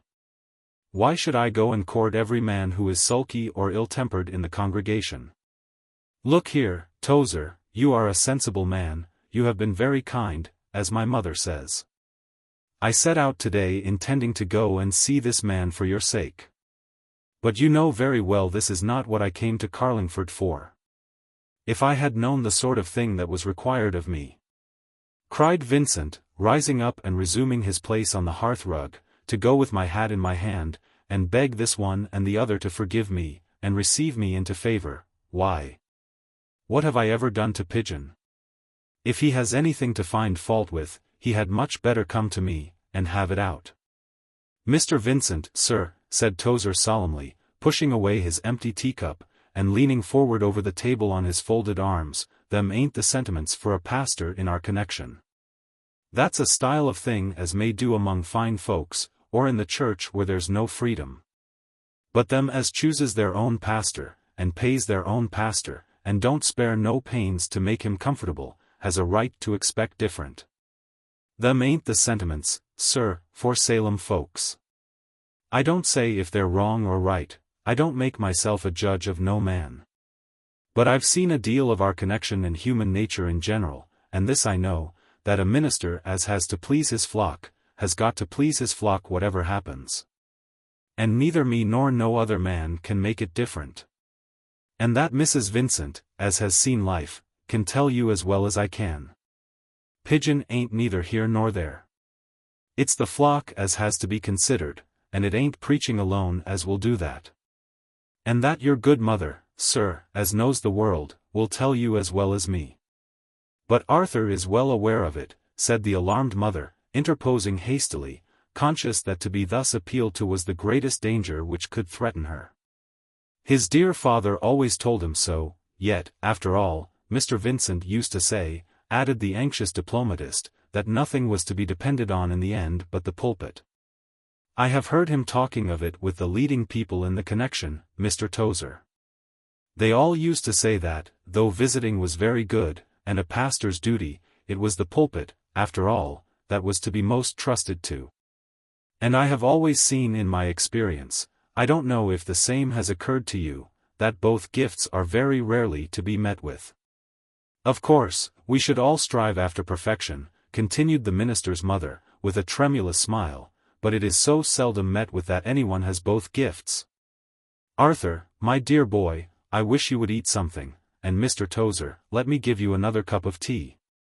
"No more for me, ma'am, thankee," said Tozer, laying his hand over his cup. "I don't deny as there's truth in what you say. I don't deny as a family here and there in a flock may be aggravating like them pigeons. I'm not the man to be hard on a minister, if that ain't his turn. A pastor may have a weakness, and not feel himself as equal to one part of his work as to another. But to go for to say as visiting and keeping the flock pleased, ain't his duty, it's that, ma'am, as goes to my heart. Tozer's pathos touched a lighter chord in the bosom of the minister. He came back to his seat with a passing sense of amusement.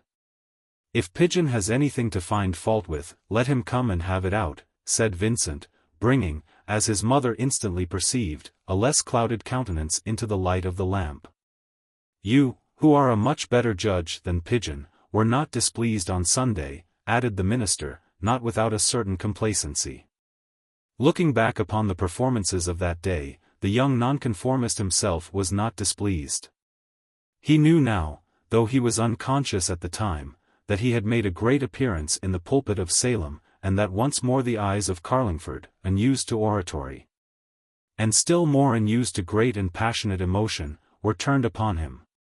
Well, sir, if it come to be a question of that, said the mollified deacon, but no, it ain't that, I can't, whatever my feelings is, be forgetful of my duty, cried Tozer, in sudden excitement. It ain't that, Mr. Vincent, it's for your good I'm speaking up and letting you know my mind. It ain't the pulpit, sir.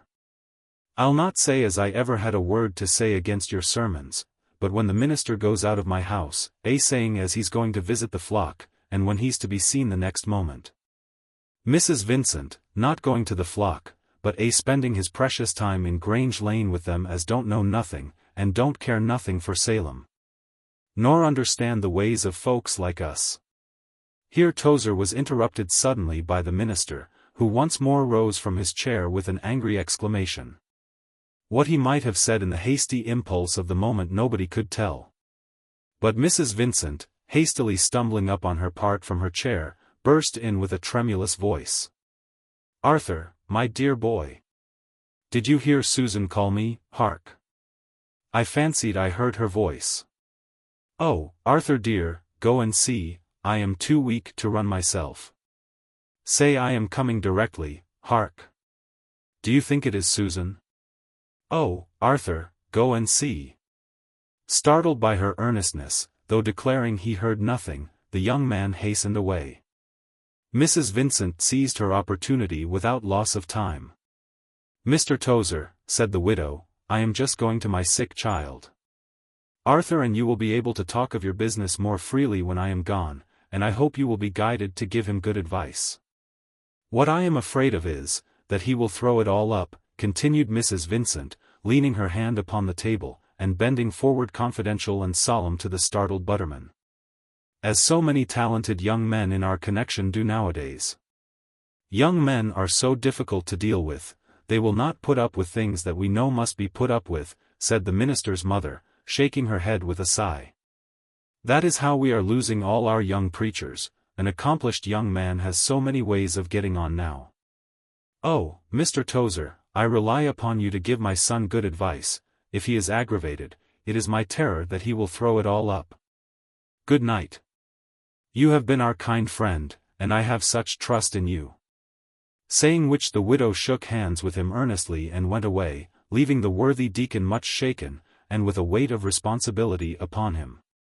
Vincent met her at the door, assuring her that Susan had not called.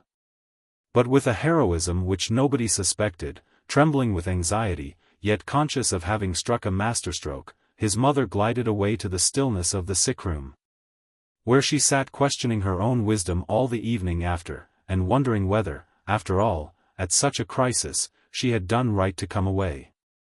When the minister and the deacon were left alone together, instead of returning with zest to their interrupted discussion, neither of them said anything for some minutes.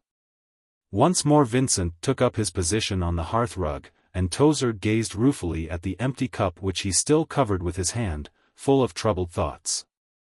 The responsibility was almost too much for Tozer. He could scarcely realize to himself what terrors lay involved in that threatened danger, or what might happen if the minister threw it all up. He held his breath at the awful thought. The widow's Parthian arrow had gone straight to the butterman's heart.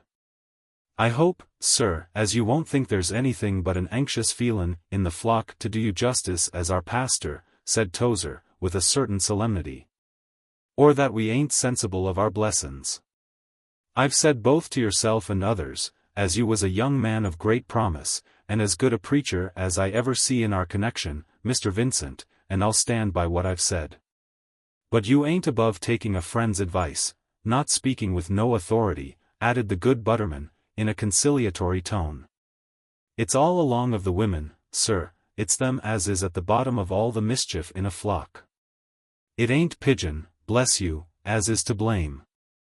And even my missus, though she's not to say unreasonable as women go, none of them can abide to hear of you going after Lady Western, that's it, Mr. Vincent." "She's a lovely creature," cried Tozer, with enthusiasm. "There ain't one in Carlingford to compare with her, as I can see, and I wouldn't be the one to blame a young man as was carried away. But there couldn't no good come of it, and Salem folks is touchy and jealous," continued the worthy deacon. "That was all as I meant to say."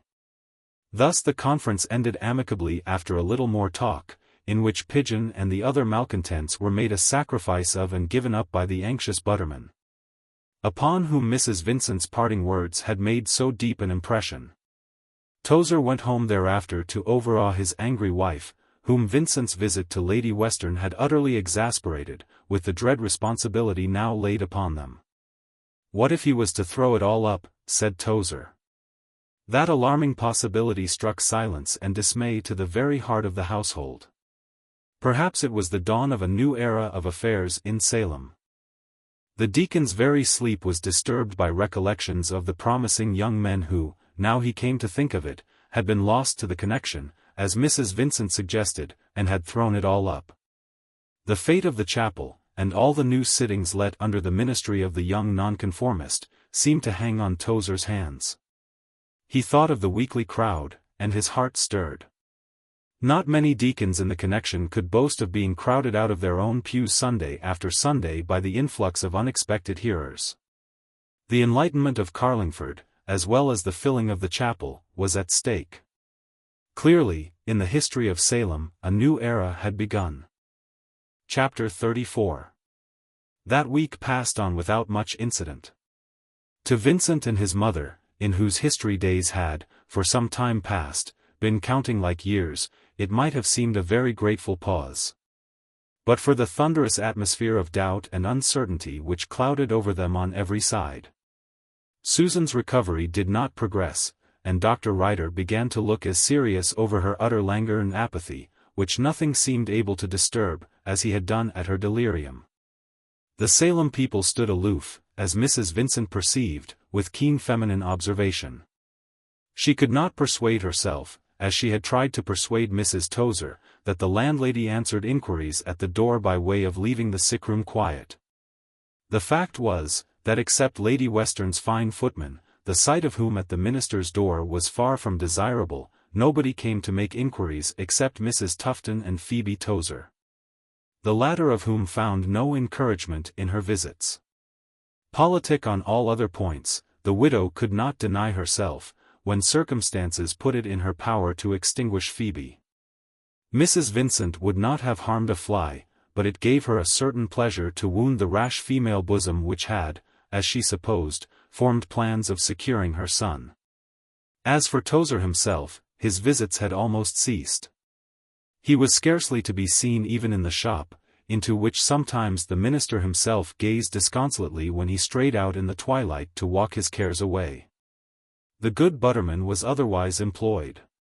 He was wrestling with Pigeon in many a close encounter, holding little committees in the back parlor. On his single arm and strength he felt it now to depend whether or not the pastor could tide it over, and be pulled through. As for Vincent himself, he had retired from the conflict. He paid no visits, with a certain half-conscious falling back upon the one thing he could do best, he devoted himself to his sermons. At least he shut himself up to write morning after morning, and remained all day dull and undisturbed, brooding over his work. The congregation somehow got to hear of his abstraction. And to the offended mind of Salem there was something imposing in the idea of the minister, misunderstood and unappreciated, thus retiring from the field, and devoting himself to study. Even Mrs. Pigeon owned to herself a certain respect for the foe who did not humble himself, but withdrew with dignity into the entrenchments of his own position. It was fine. But it was not the thing for Salem. Mrs. Brown had a tea party on the Thursday, to which the pastor was not even invited, but where there were great and manifold discussions about him. And where the Tozers found themselves an angry minority, suspected on all sides. A pastor as makes himself agreeable here and there, but don't take no thought for the good of the flock in general, ain't a man to get on in our connection, said Mrs. Pigeon. With a toss of her head at Phoebe, who blushed over all her pink arms and shoulders with mingled gratification and discomposure. Mrs. Tozer herself received this insinuation without any violent disclaimer.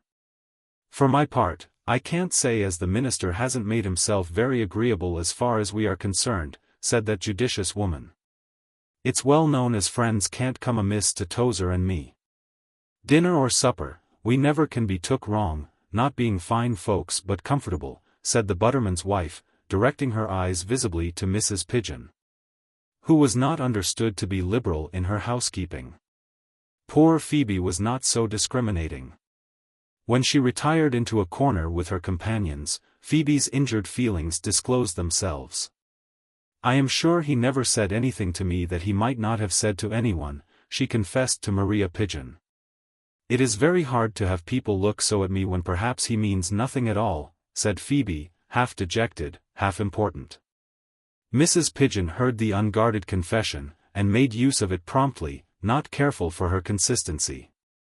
I said when you had all set your hearts on a young man, that it was a foolish thing to do, said poor Vincent's skilful opponent. I said he'd be sure to come dangling about our houses, and trifling with the affections of our girls. It'll be well if it doesn't come too true. Not as I want to pretend to be wiser nor other folks, but I said so, as you'll remember, Mrs. Brown, the very first day Mr. Vincent preached in Salem. I said, he's not bad looking, and he's young and has genteel ways, and the girls don't know no better. You mark my words, if he don't make some mischief in Carlingford afore all's done, and I only hope as it won't come too true. Them as is used to giddy girls gets timid, as is natural, said Mrs. Tozer. It's different where there is only one, and she a quiet one. I can't say as I ever thought a young man was more taking for being a minister. But there can't be no doubt as it must be harder upon you, ma'am, as has 4 daughters, than me as has only one, and she a quiet one, added the deacon's wife.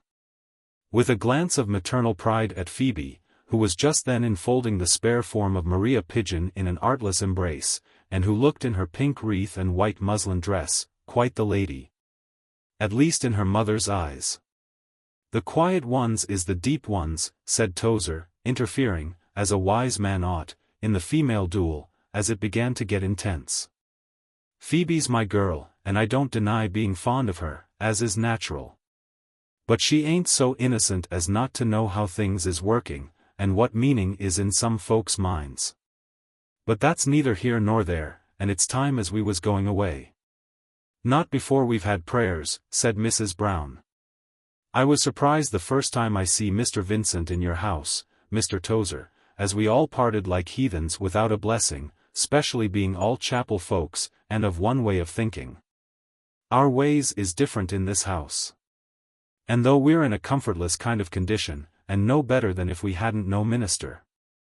Still as there's you and Mr. Pigeon here. The tea party thus concluded with a still more distinct sense of the pastor's shortcomings. There was nobody to give prayers, but Pigeon and Tozer. For all social purposes, the flock in Salem might as well have had no minister. The next little committee held in the back parlor at the butter shop was still more unsatisfactory. While it was in progress, Mr. Vincent himself appeared, and had to be taken solemnly upstairs to the drawing-room, where there was no fire, and where the hum of the voices below was very audible. As Mrs. Tozer and Phoebe, getting blue with cold, sat vainly trying to occupy the attention of the pastor. Pa has some business people with him in the parlor, explained Phoebe, who was very tender and sympathetic, as might be expected. But it did not require a very brilliant intelligence to divine that the business under discussion was the minister, even if Mrs. Tozer's solemnity and the anxious care with which he was conveyed past the closed door of the parlor, had not already filled the mind of the pastor with suspicion. "Go down and let your pa know as Mr. Vincent's here," said Mrs. Tozer, after this uncomfortable séance had lasted half an hour, "and he's not to keep them men no longer than he can help. And presently we'll have a bit of supper, that's what I enjoy, that is, Mr. Vincent, no ceremony like there must be at a party, but just to take us as we are, and we can't be took amiss, Tozer and me. There's always a bit of something comfortable for supper, and no friend as could be made so welcome as the minister," added the good woman, growing more and more civil as she came to her wits' end. For had not Pigeon and Brown been asked to share that something comfortable? For the first time it was a relief to the Buttermans' household when the pastor declined the impromptu invitation, and went resolutely away. His ears, sharpened by suspicion, recognized the familiar voices in the parlor, where the door was ajar when he went out again. Vincent could not have imagined that to feel himself unwelcome at Tozer's would have had any effect whatever upon his preoccupied mind. Or that to pass almost within hearing of one of the discussions which must inevitably be going on about him among the managers of Salem, could quicken his pulse or disturb his composure. But it was so notwithstanding. He had come out at the entreaty of his mother, half unwillingly, anticipating, with the liveliest realization of all its attendant circumstances, an evening spent at that big table in the back parlor, and something comfortable to supper. He came back again tingling with curiosity, indignation, and suppressed defiance. The something comfortable had not this time been prepared for him. He was being discussed, not entertained, in the parlor. And Mrs. Tozer and Phoebe, in the chill fine drawing-room upstairs, where the gas was blazing in a vain attempt to make up for the want of the fire, shivering with cold and civility, had been as much disconcerted by his appearance as if they too were plotting against him. Mr. Vincent returned to his sermon not without some additional fire. He had spent a great deal of time over his sermon that week. It was rather learned and very elaborate, and a little dull. The poor minister felt very conscious of the fact, but could not help it. He was tempted to put it in the fire, and begin again, when he returned that Friday evening, smarting with those little stinging arrows of slight and injury. But it was too late, and this was the beginning of the course which Tozer had laid so much store by. Vincent concluded the elaborate production by a few sharp sentences, which he was perfectly well aware did not redeem it, and explained to his mother, with a little ill temper, as she thought, that he had changed his mind about visiting the Tozers that night. Mrs. Vincent did Arthur injustice as she returned to Susan's room, where again matters looked very sadly, and so the troubled week came to a close. Chapter 35. Sunday. It came again, the inevitable morning. There are pathetic stories current in the world about most of the other professions that claim the ear of the public. How lawyers prepare great speeches, which are to open for them the gates of the future. In the midst of the killing anxieties of life and poverty, how mimes and players of all descriptions keep the world in laughter while their hearts are breaking. But few people think of the sufferings of the priest, whom, let trouble or anxiety come as they please, necessity will have in the inexorable pulpit Sunday after Sunday. So Vincent thought as he put on his Geneva gown in his little vestry, with the raw February air coming in at the open window, and his sermon, which was dull, lying on the table beside him. It was dull, he knew it in his heart, but after all the strain of passion he had been held at, what was to preserve him any more than another from the unavoidable lassitude and blank that followed? Still it was not agreeable to know that Salem was crowded to the door, and that this sermon, upon which the minister looked ruefully, was labored and feeble, without any divine spark to enlighten it, or power to touch the hearts of other men. The consciousness that it was dull would, the preacher knew, make it duller still. Its heaviness would affect himself as well as his audience. Still that was not to be helped now, there it lay, ready for utterance. And here in his Geneva gown, with the sound in his ears of all the stream of entering worshippers who were then arranging themselves in the pews of Salem, stood the minister prepared to speak. There was, as Vincent divined, a great crowd, so great a crowd that various groups stood during the whole service, which, by dint of being more labored and feeble than usual, was longer too. With a certain dullness of feeling, half despairing, the minister accomplished the preliminary devotions, and was just opening his Bible to begin the work of the day when his startled eye caught a most unlooked-for accession to the flock. Immediately before him, in the same pew with Mrs. Tozer and Phoebe, what was that beautiful vision that struck him dumb for the moment? Tozer himself had brought her in during the prayers, through the groups that occupied the passage, to his own seat, where she sat expanding her rustling plumage, and looking round with all her natural sweetness, and a kind of delightful unconscious patronage and curiosity, upon the crowd of unknown people who were nobody in Carlingford. The sight of her struck the young nonconformist dumb. He took some moments to recover himself, ere, with a pang in his heart, he began his dull sermon. It mattered nothing to Lady Western what kind of a sermon he preached. She was not clever, and probably would never know the difference. But it went to the young man's heart, an additional pang of humiliation, to think that it was not his best he had to set before that unexpected hearer. What had brought the beauty here? Vincent's dazzled eyes did not make out for some time the dark spare figure beside her, all sunned over with the rays of her splendor. Mrs. Tozer and Phoebe on one side, proud yet half affronted, contemplating with awe and keen observation the various particulars of Lady Western's dress, were not more unlike her.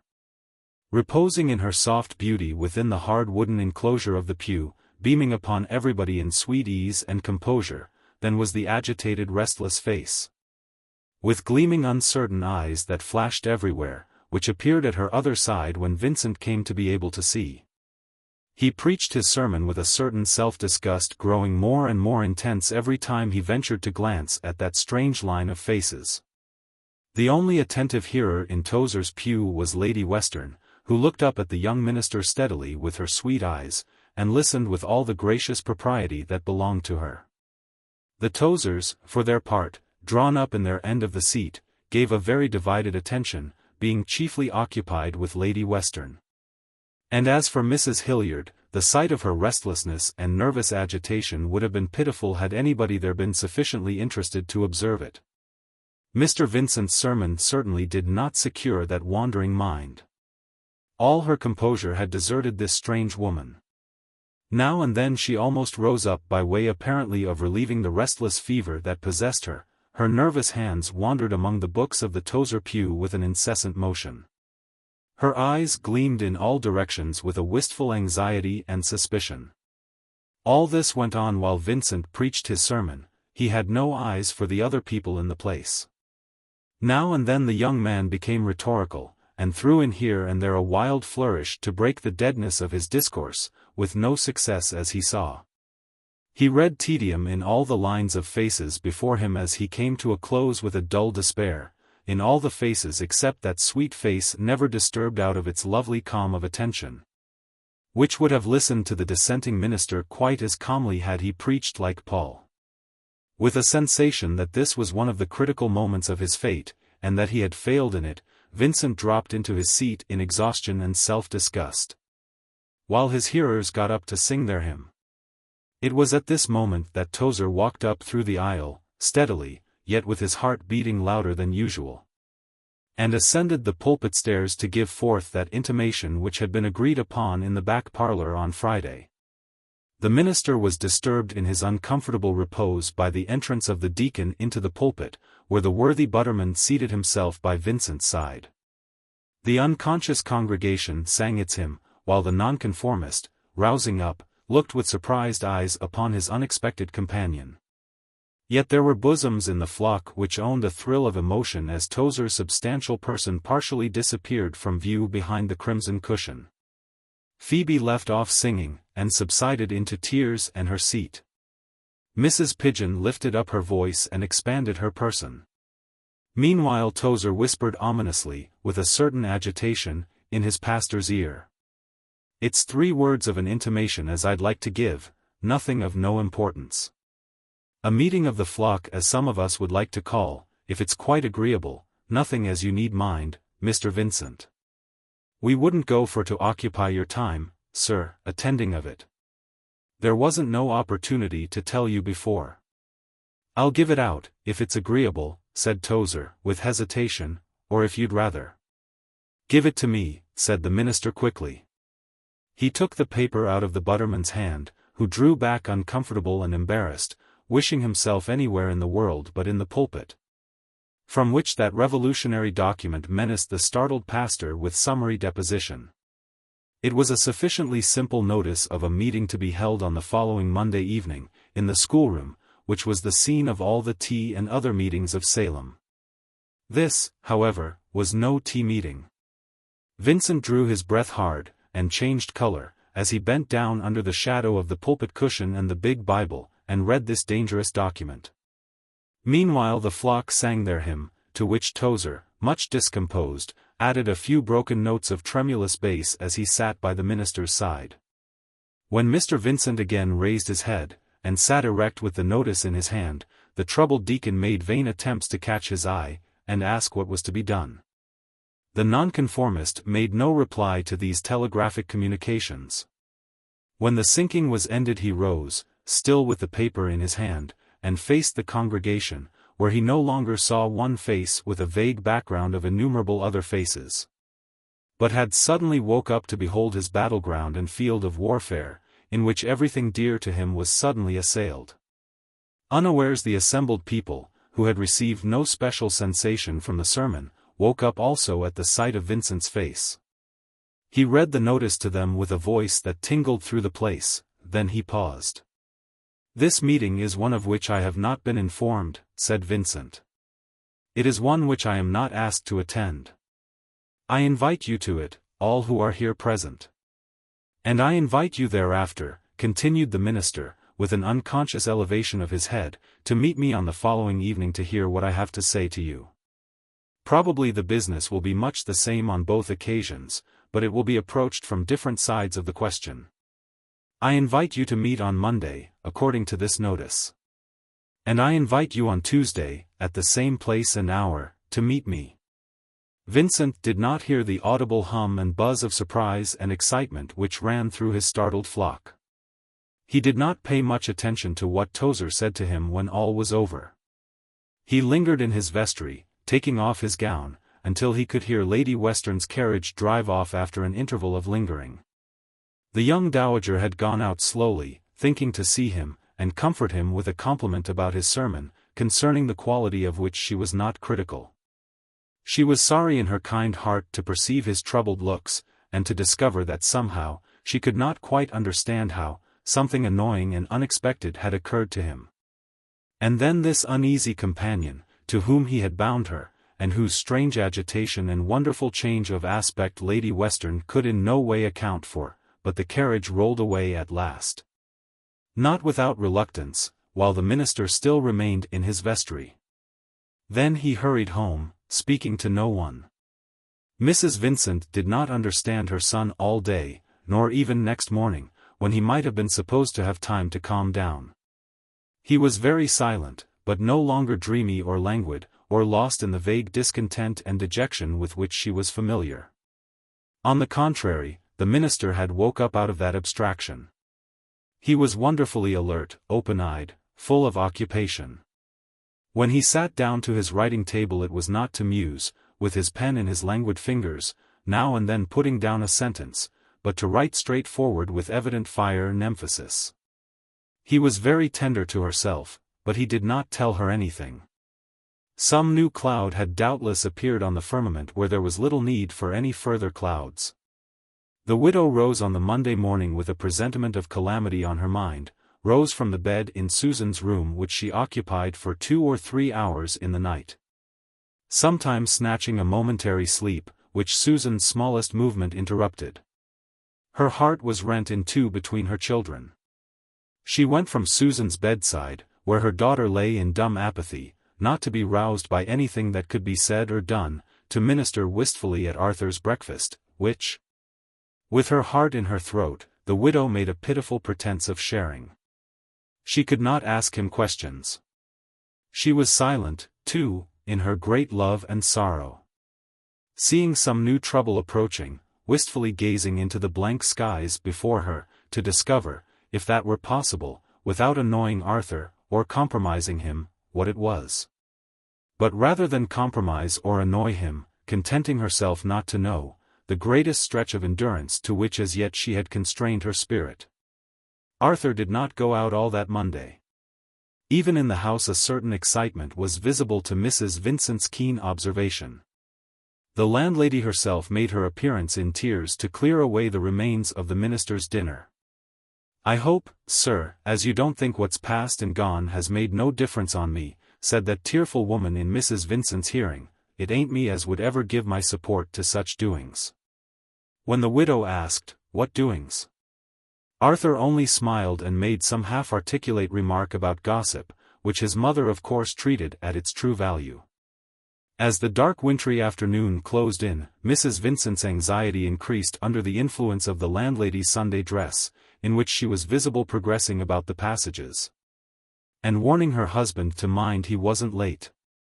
At last Mrs. Tufton called, and the minister's mother came to a true understanding of the state of affairs. Mrs. Tufton was unsettled and nervous, filled with a not unexhilarating excitement, and all the heat of partisanship. "Don't you take on," said the good little woman. "Mr. Tufton is going to the meeting to tell them his sentiments about his young brother. My dear, they will never go against what Mr. Tufton says, and if I should mount upon the platform and make a speech myself, there shan't be anything done that could vex you. For we always said he was a precious young man, and a credit to the connection, and it would be a disgrace to us all to let the pigeons, or such people, have it all their own way." Mrs. Vincent managed to ascertain all the particulars from the old minister's wife. When she was gone, the widow sat down a little with a very desolate heart to think it all over. Arthur, with a new light in his eye, and determination in his face, was writing in the sitting-room. But Arthur's mother could not sit still as he did, and imagine the scene in the Salem schoolroom, and how everybody discussed and sat upon her boy, and decided all the momentous future of his young life in this private inquisition. She went back, however, beside him, and poured out a cup of tea for him, and managed to swallow one for herself, talking about Susan and indifferent household matters, while the evening wore on and the hour of the meeting approached. A little before that hour Mrs. Vincent left Arthur, with an injunction not to come into the sick-room that evening until she sent for him, as she thought Susan would sleep. As she left the room the landlady went downstairs, gorgeous in her best bonnet and shawl. With all the personal satisfaction which a member of a flock naturally feels when called to a bed of justice to decide the future destiny of its head. The minister's fate was in the hands of his people. And it was with a pleasurable sensation that, from every house throughout Grove Street and the adjacent regions, the good people were going forth to decide it. As for the minister's mother, she went softly back to Susan's room, where the nurse, who was Mrs. Vincent's assistant, had taken her place. "She looks just the same," said the poor mother. "Just the same," echoed the attendant. "I don't think myself as there'll be no change until—" Mrs. Vincent turned away silently in her anguish, which she dared not indulge. She wrapped herself in a black shawl, and took out the thick veil of crape which she had worn in her first morning. Nobody could recognize her under that screen. But it was with a pang that she tied that sign of woe over her pale face. The touch of the crape made her shiver. Perhaps she was but forestalling the morning which, in her age and weakness, she might have to renew again. With such thoughts she went softly through the wintry lighted streets toward Salem. As she approached the door, groups of people going the same way brushed past her through Grove Street. Lively people, talking with animation, pleased with this new excitement, declaring, sometimes so loudly that she could hear them as they passed, what side they were on, and that they, for their part, were going to vote for the minister to give him another trial. The little figure in those black robes, with anxious looks shrouded under the crape veil, went on among the rest to the Salem schoolroom. She took her seat close to the door, and saw Tozer and Pigeon, and the rest of the deacons, getting upon the platform, where on occasions more festive the chairman and the leading people had tea. The widow looked through her veil at the butterman and the poulterer with one keen pang of resentment, of which she repented instantly. She did not despise them as another might have done. They were the constituted authorities of the place, and her son's fate, his reputation, his young life, all that he had or could hope for in the world, was in their hands. The decision of the highest authorities in the land was not so important to Arthur as that of the poulterer and the butterman. There they stood, ready to open their session, their inquisition, their solemn tribunal. The widow drew her veil close, and clasped her hands together to sustain herself. It was Pigeon who was about to speak. Chapter 36. Mr. Pigeon was a heavy orator. He was a tall man, badly put together, with a hollow crease across his waistcoat, which looked very much as if he might be folded in two, and so laid away out of mischief. His arms moved foolishly about in the agonies of oratory, as if they did not belong to him. But he did not look absurd through Mrs. Vincent's crape veil, as she sat gazing at the platform on which he stood, and taking in with eager ears every syllable that came from his lips. Mr. Pigeon said it was Mr. Vincent as they had come there to discuss that night. The managers had made up their minds as it was a duty to lay things before the flock. Mr. Vincent was but a young man, and most in that congregation was ready to make allowances. And as for misfortunes as might have happened to him, he wasn't going to lay that to the pastor's charge, nor take no mean advantages. He was for judging a man on his merits, he was. If they was to take Mr. Vincent on his merits without no prejudice, they would find as he hadn't carried out the expectations as was formed of him. Not as there was anything to be said against his preaching was well enough, though it wasn't to call rousing up, which was what most folks wanted. There wasn't no desire on the part of the managers to object to his preaching, he had ought to have preached well, that was the truth. For everyone as had been connected with Salem in Mr. Tufton's time knew as there was a deal of difference between the new pastor and the old pastor, as far as the work of a congregation went. As for Pigeon's own feelings, he would have held his peace cheerful, if his duty had permitted him, or if he had seen as it was for the good of the connection. But things was come to that pass in Salem as a man hadn't ought to mind his own feelings, but had to do his duty, if he was to be took to the stake for it. And them were his circumstances, as many a one as he had spoken to in private could say, if they was to speak up. To all this Mrs. Vincent listened with the profoundest attention behind her veil. The schoolroom was very full of people, almost as full as on the last memorable tea party, but the square lines of the gas burners, coming down with two flaring lights each from the low roof, were veiled with no festoons this time, and threw an unmitigated glare upon the people, all in their dark winter dresses, without any attempt at special embellishment. Mrs. Pigeon was in the foreground, on a side bench near the platform, very visible to the minister's mother, nodding her head and giving triumphant glances around now and then to point her husband's confused sentences. Mrs. Pigeon had her daughters spread out on one side of her, all in their best bonnets, and at the corner of the same seat sat little Mrs. Tufton, who shook her charitable head when the poulterer's wife nodded hers, and put her handkerchief to her eyes now and then, as she gazed up at the platform. Not without a certain womanly misgiving as to how her husband was going to conduct himself. The Tozers had taken up their position opposite. Mrs. Tozer and her daughter had all the appearance of being in great spirits, especially Phoebe, who seemed scarcely able to contain her amusement as Mr. Pigeon went on. All this Mrs. Vincent saw as clearly as in a picture through the dark folds of her veil. She sat back as far as she could into the shade, and pressed her hands close together, and was noways amused, but listened with as profound an ache of anxiety in her heart as if Pigeon had been the Lord Chancellor. As for the audience in general, it showed some signs of weariness as the poulterer stumbled on through his confused speech. And not a restless gesture, not a suppressed yawn in the place, but was apparent to the minister's mother. The heart in her troubled bosom beat steadier as she gazed. Certainly no violent sentiment actuated the good people of Salem as they sat staring with calm eyes at the speaker. Mrs. Vincent knew how a congregation looked when it was thoroughly excited and up in arms against its head. She drew a long breath of relief, and suffered the tight clasp of her hands to relax a little. There was surely no popular passion there. And then Mr. Tufton got up, swaying heavily with his large uncertain old figure over the table. The old minister sawed the air with his white fat hand after he had said, "My beloved brethren," twice over.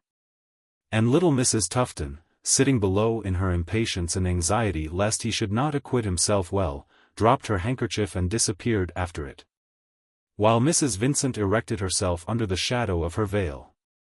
Mr. Tufton did his young brother no good. He was so sympathetic over the misfortunes that had befallen Vincent's family, that bitter tears came to the widow's eyes, and her hands once more tightened in a silent strain of self-support. While the old minister impressed upon his audience the duty of bearing with his dear young brother, and being indulgent to the faults of his youth, it was all the poor mother could do to keep silent, to stifle down the indignant sob in her heart, and keep steady in her seat. Perhaps it was some breath of anguish escaping from her unawares that drew towards her the restless gleaming eyes of another strange spectator there. That restless ghost of a woman. All shrunken, gleaming, ghastly, her eyes looking all about in an obliquity of furtive glances, fearing yet daring everything. When she found Mrs. Vincent out, she fixed her suspicious desperate gaze upon the crape veil which hid the widow's face. The deacons of Salem were to Mrs. Hilliard but so many wretched maskers playing a rude game among the dreadful wastes of life, of which these poor fools were ignorant. Sometimes she watched them with a reflection of her old amusement, oftener, pursued by her own tyrannical fancy in the wild restlessness which had brought her here, forgot altogether where she was. But Mrs. Vincent's sigh, which breathed unutterable things, the steady fixed composure of that little figure while the old minister maundered on with his condolences, his regrets, his self-glorification over the interest he had taken in his dear young brother, and the advice he had given him, could not miss the universal scrutiny of this strange woman's eyes. She divined, with a sudden awakening of the keen intelligence which was half crazed by this time, yet vivid as ever, the state of mind in which the widow was. With a half-audible cry the back Grove Street needlewoman gazed at the minister's mother. In poignant trouble, anxiety, indignant distress, clasping her tender hands together yet again to control the impatience, the resentment, the aching mortification and injury with which she heard all this maudlin pity overflowing the name of her boy, yet, ah! What a world apart from the guilty and desperate spirit which sat there gazing like Dives at Lazarus. Mrs. Hilliard slid out of her seat with a rapid stealthy movement, and placed herself unseen by the widow's side. The miserable woman put forth her furtive hand and took hold of the black gown, the old black silk gown, so well worn and long preserved. Mrs. Vincent started a little, looked at her, gave her a slight half-spasmodic nod of recognition, and returned to her own absorbing interest. The interruption made her raise her head a little higher under the veil, that not even this stranger might imagine Arthur's mother to be affected by what was going on. For everything else, Mrs. Hilliard had disappeared out of the widow's memory. She was thinking only of her son. As for the other minister's wife, poor Mrs. Tufton's handkerchief dropped a great many times during her husband's speech. Oh, if these blundering men, who mismanage matters so, could but be made to hold their peace! Tears of vexation and distress came into the eyes of the good little woman. Mr. Tufton meant to do exactly what was right, she knew he did, but to sit still and hear him making such a muddle of it all. Such penalties have to be borne by dutiful wives. She had to smile feebly, when he concluded, to somebody who turned round to congratulate her upon the minister's beautiful speech. The beautiful speech had done poor Vincent a great deal more harm than Pigeon's oration. Salem folks, being appealed to on this side, found out that they had, after all, made great allowances for their minister, and that he had not on his part shown a due sense of their indulgence. Somebody else immediately after went on in the same strain. A little commotion began to rise in the quiet meeting.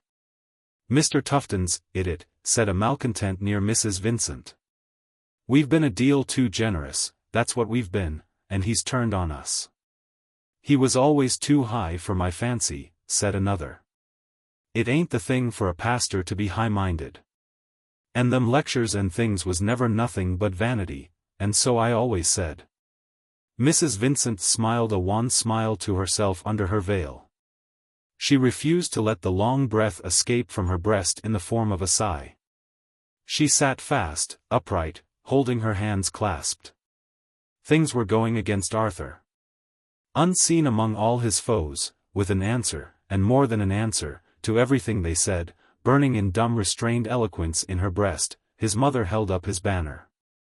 One at least was there who knew Arthur, and lifted up a dumb protest on his behalf to earth and heaven. She felt with an uneasy half-consciousness that some haunting shadow was by her side, and was even vaguely aware of the hold upon her dress. But had no leisure in her mind for anything but the progress of this contest, and the gradual overthrow, accomplishing before her eyes, of Arthur's cause. It was at this moment that Tozer rose up to make that famous speech which has immortalized him in the connection, and for which the Homerton students, in their enthusiasm, voted a piece of plate to the worthy butterman. The face of the Salem firmament was cloudy when Tozer rose, suggestions of discontent were surging among the audience. Heads of families were stretching over the benches to confide to each other how long it was since they had seen the minister, how he never had visited as he ought, and how desirable a change might prove. Spiteful glances of triumph sought poor Phoebe and her mother upon their bench, where the two began to fail in their courage, and laughed no longer. A crisis was approaching. Mrs. Tufton picked up her handkerchief, and sat erect, with a frightened face. She, too, knew the symptoms of the coming storm. Such were the circumstances under which Tozer rose in the pastor's defense. "Ladies and gentlemen," said Tozer, "and Mr. Chairman, as I ought to have said first, if this meeting had been constituted like most other meetings have been in Salem. But, my friends, we haven't met not in what I would call an honest and straightforward way, and consequently we ain't in order, not as a free assembly should be, as has met to know its own mind, and not to be dictated to by nobody. There are them as are ready to dictate in everybody of men. I don't name no names, I don't make no suggestions. What I'm stating of is a general truth as is well known to everyone as has studied philosophy. I don't come here pretending as I'm a learned man, nor one as knows better nor my neighbors. I'm a plain man, as likes everything fair and above board, and is content when I'm well off.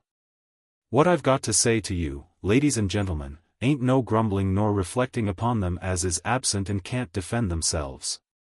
I've got two things to say. First, as I think you haven't been called together not in an open way. And, second, that I think us Salem folks, as ought to know better, is quarreling with our bread and butter, and don't know when we're well off. Yes, ladies and gentlemen. Them's my sentiments. We don't know when we're well off. And if we don't mind, we'll find out how matters really is when we've been and disgusted the pastor, and drove him to throw it all up. Such a thing ain't uncommon. Many and many's the one in our connection as has come out for the ministry, meaning nothing but to stick to it. And has been drove by them as is to be found in every flock, them as is always ready to dictate, to throw it all up. My friends, the pastor as is the subject of this meeting, here Tozer sank his voice and looked round with a certain solemnity, Mr. Vincent, ladies and gentlemen, as has doubled the seat holders in Salem in 6 months' work, and, I make bold to say, brought one half of you as is here to be regular at chapel, and take an interest in the connection, Mr. Vincent.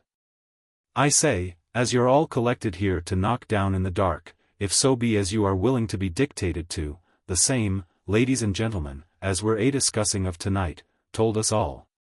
It ain't so very long ago, in the crowdedest meeting as I ever see, in the biggest public hall in Carlingford, as we weren't keeping up to the standard of the old nonconformists, nor showing, as we ought, what a voluntary church could do.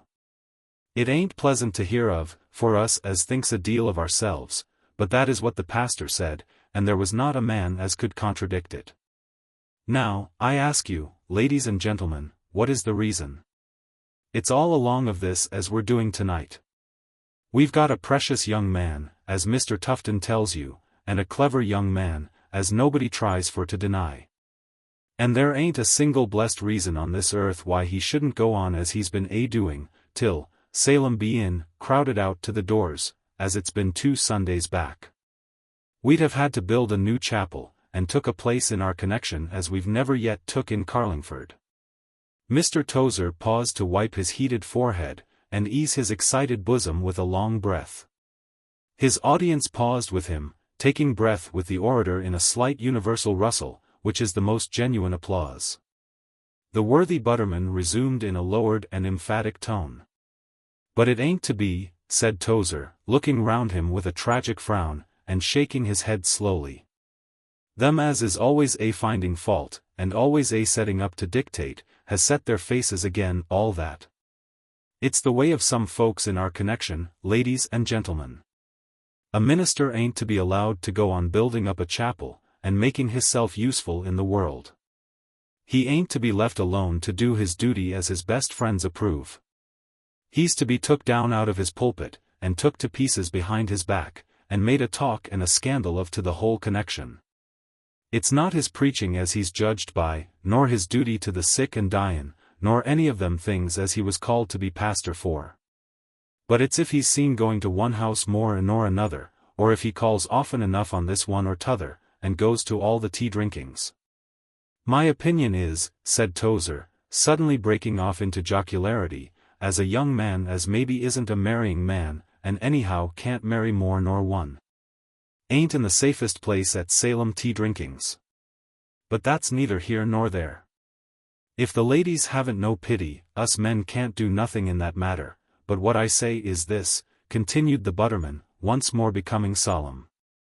"To go for to judge the pastor of a flock, not by the duty he does to his flock, but by the times he calls at one house or another, and the way he makes hisself agreeable at one place or another, ain't a thing to be done by them as prides themselves on being Christians and Dissenters.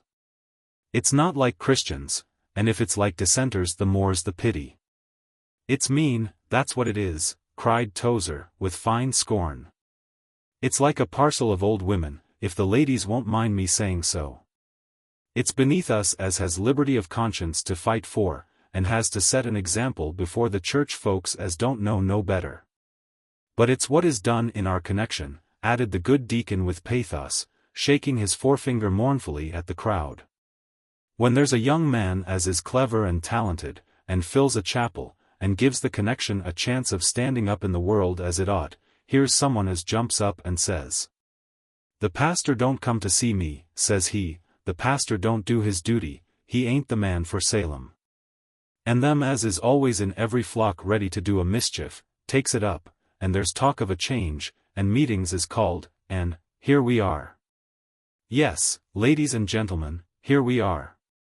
We've called a meeting, all in the dark, and give him no chance of defending himself, and them as is at the head of this movement is calling upon us to dismiss Mr. Vincent.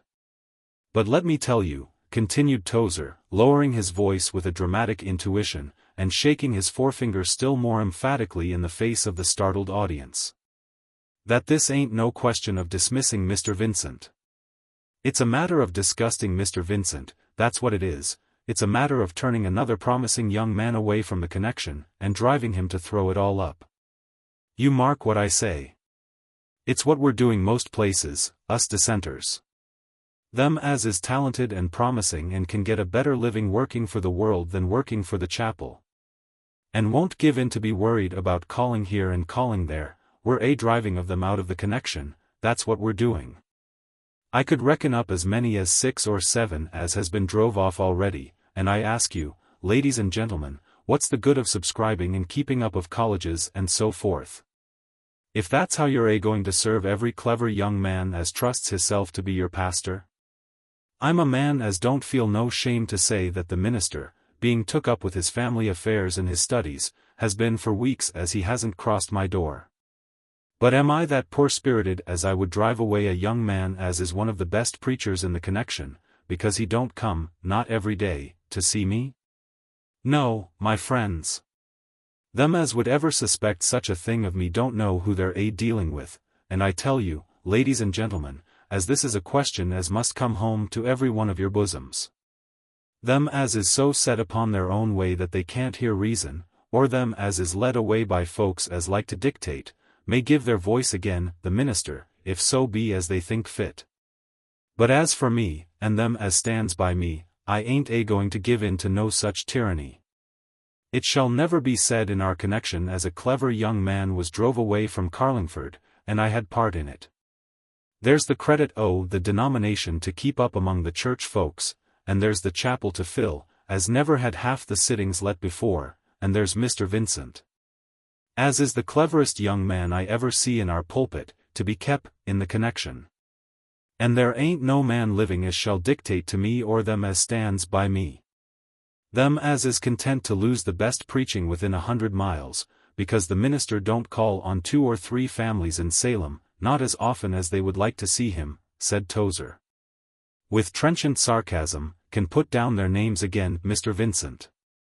But for me, and them as stands by me, we ain't going to give in to no such dictation, we ain't going to set up ourselves against the spread of the gospel, and the credit o' the connection, and toleration and freedom of conscience, as we're bound to fight for. If the pastor don't make hisself agreeable, I can put up with that, I can. But I ain't going to see a clever young man drove away from Salem, and the sittings vacant, and the chapel falling to ruin, and the church folks laughing and jeering at us. Not for all the deacons in the connection, nor any man in Carlingford. And this I say for myself and for all as stands by me. The last sentence was lost in thunders of applause. The Salem folks stamped with their feet, knocked the floor with their umbrellas, clapped their hands in a furor of enthusiasm and sympathy. Their pride was appealed to. Nobody could bear the imputation of being numbered among the 2 or 3 to whom the minister had not paid sufficient attention. All the adherents of the pigeon party deserted that luckless family sitting prominent upon their bench, with old Mrs. Tufton at the corner joining as heartily as her overshows would permit in the general commotion. There they sat, a pale line of faces, separated, by their looks of dismay and irresponsive silence, from the applauding crowd, cruelly identified as them as is always ready to dictate. The occasion was indeed a grand one, had the leader of the opposition been equal to it. But Mrs. Pigeon only sat and stared at the new turn of affairs with a hysterical smile of spite and disappointment fixed on her face. Before the cheers died away, a young man, one of the Young Men's Christian Association connected with Salem, jumped up on a bench in the midst of the assembly, and clinched the speech of Tozer.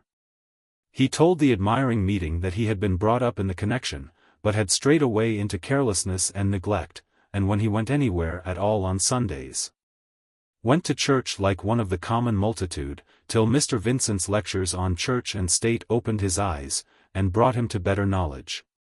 Then came another, and another. Mrs. Vincent, sitting on the back seat with her veil over her face, did not hear what they said. The heroic little soul had broken down, and was lost in silent tears, and utterances in her heart of thanksgiving, deeper than words. No comic aspect of the scene appeared to her. She was not moved by its vulgarity or oddity. It was deliverance and safety to the minister's mother. Her son's honor and his living were alike safe, and his people had stood by Arthur.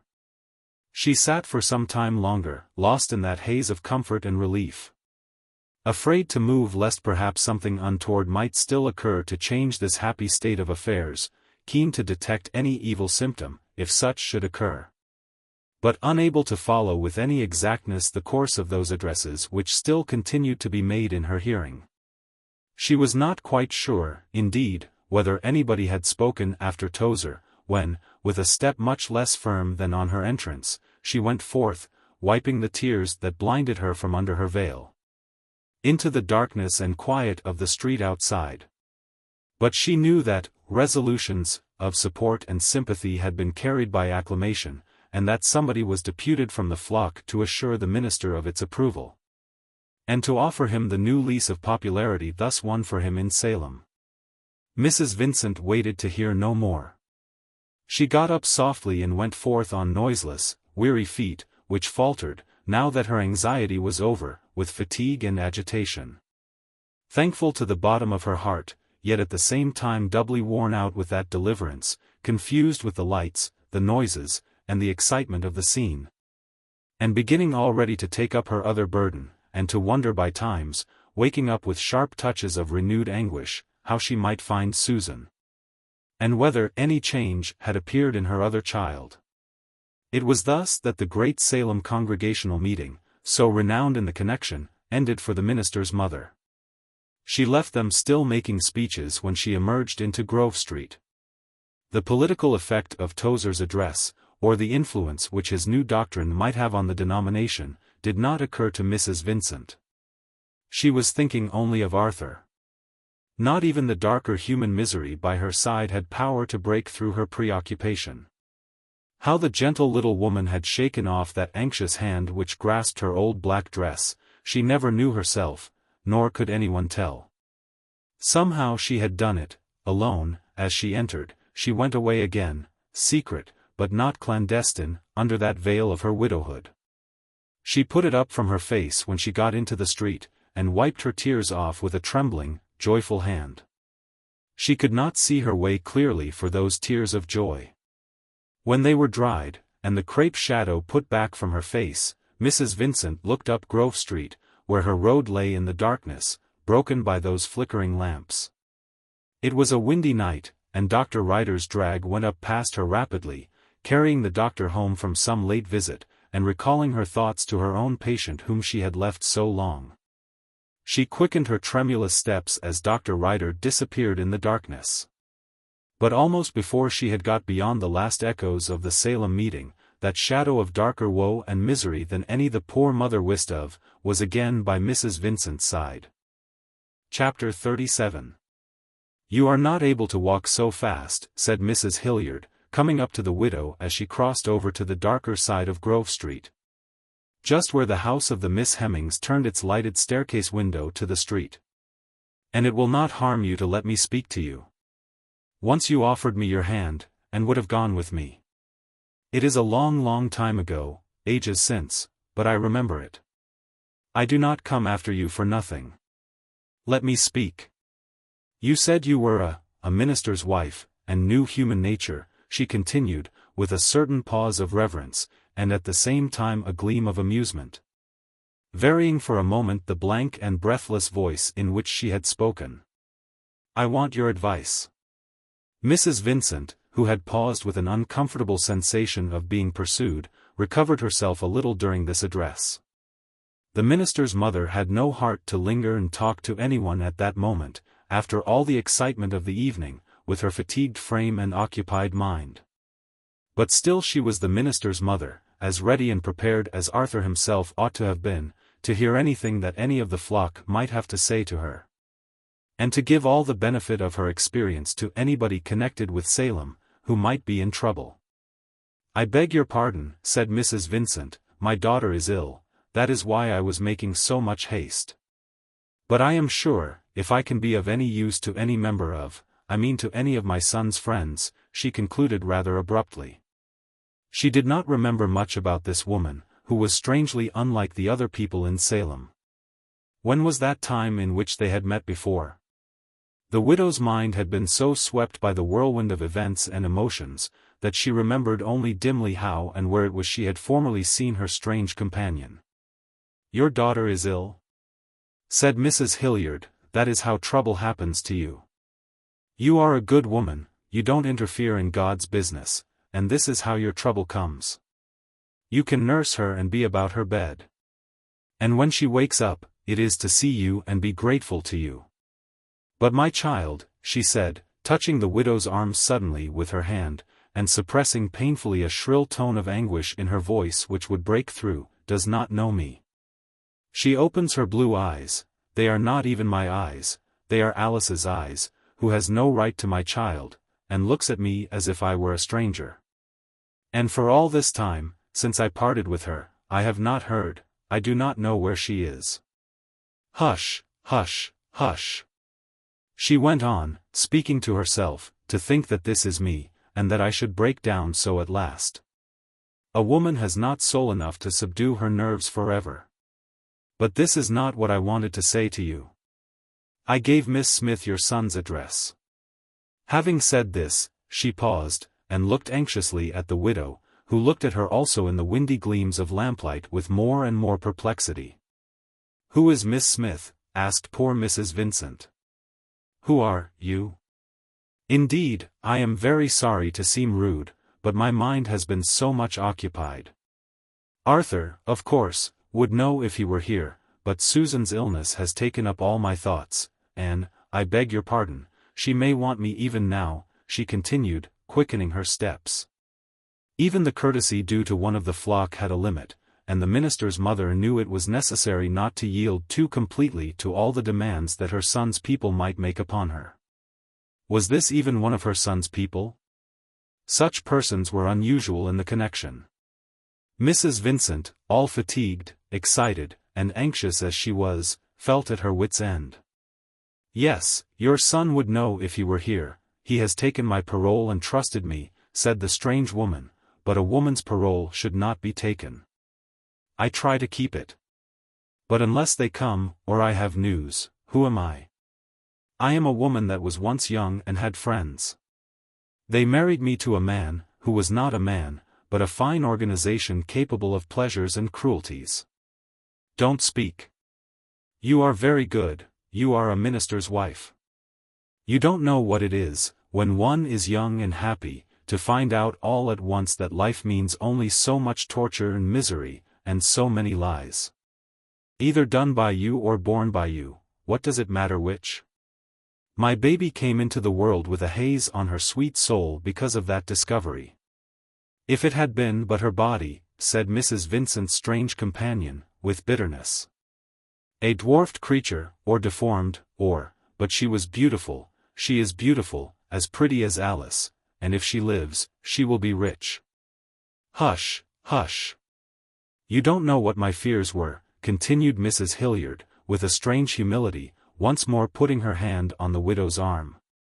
"If he could have got possession of her, how could I tell what he might have done? Killed her, but that would have been dangerous, poisoned what little mind she had left, made her like her mother. I stole her away. Long ago, when I thought she might have been safe with you, I meant to have told you. I stole her out of his power. For a little while she was with me, and he traced us, then I sent the child away. I have not seen her but in glimpses, lest he should find her. It has cost me all I had, and I have lived and worked with my hands," said the needlewoman of Back Grove Street, lifting her thin fingers to the light and looking at them. Pathetic vouchers to the truth of her story. "When he drove me desperate," she went on, laboring in vain to conceal the panting, long-drawn breath which impeded her utterance, "you know? I don't talk of that." The child put her arms round that old woman after her mother had saved her. "She had not a word for me, who had done, but it was all for her sake. This is what I have had to suffer. She looked in my face and waved me away from her and said, 'Susan, Susan.' Susan meant your daughter, a new friend, a creature whom she had not seen a week before, and no word, no look, no recognition for me. Oh, I am very sorry," said Mrs. Vincent, in her turn taking the poor thin hand with an instinct of consolation. Susan's name, thus introduced, went to the mother's heart. She could have wept over the other mother thus complaining, moaning out her troubles in her compassionate ear. "I left them in a safe place. I came home to fall into your son's hands.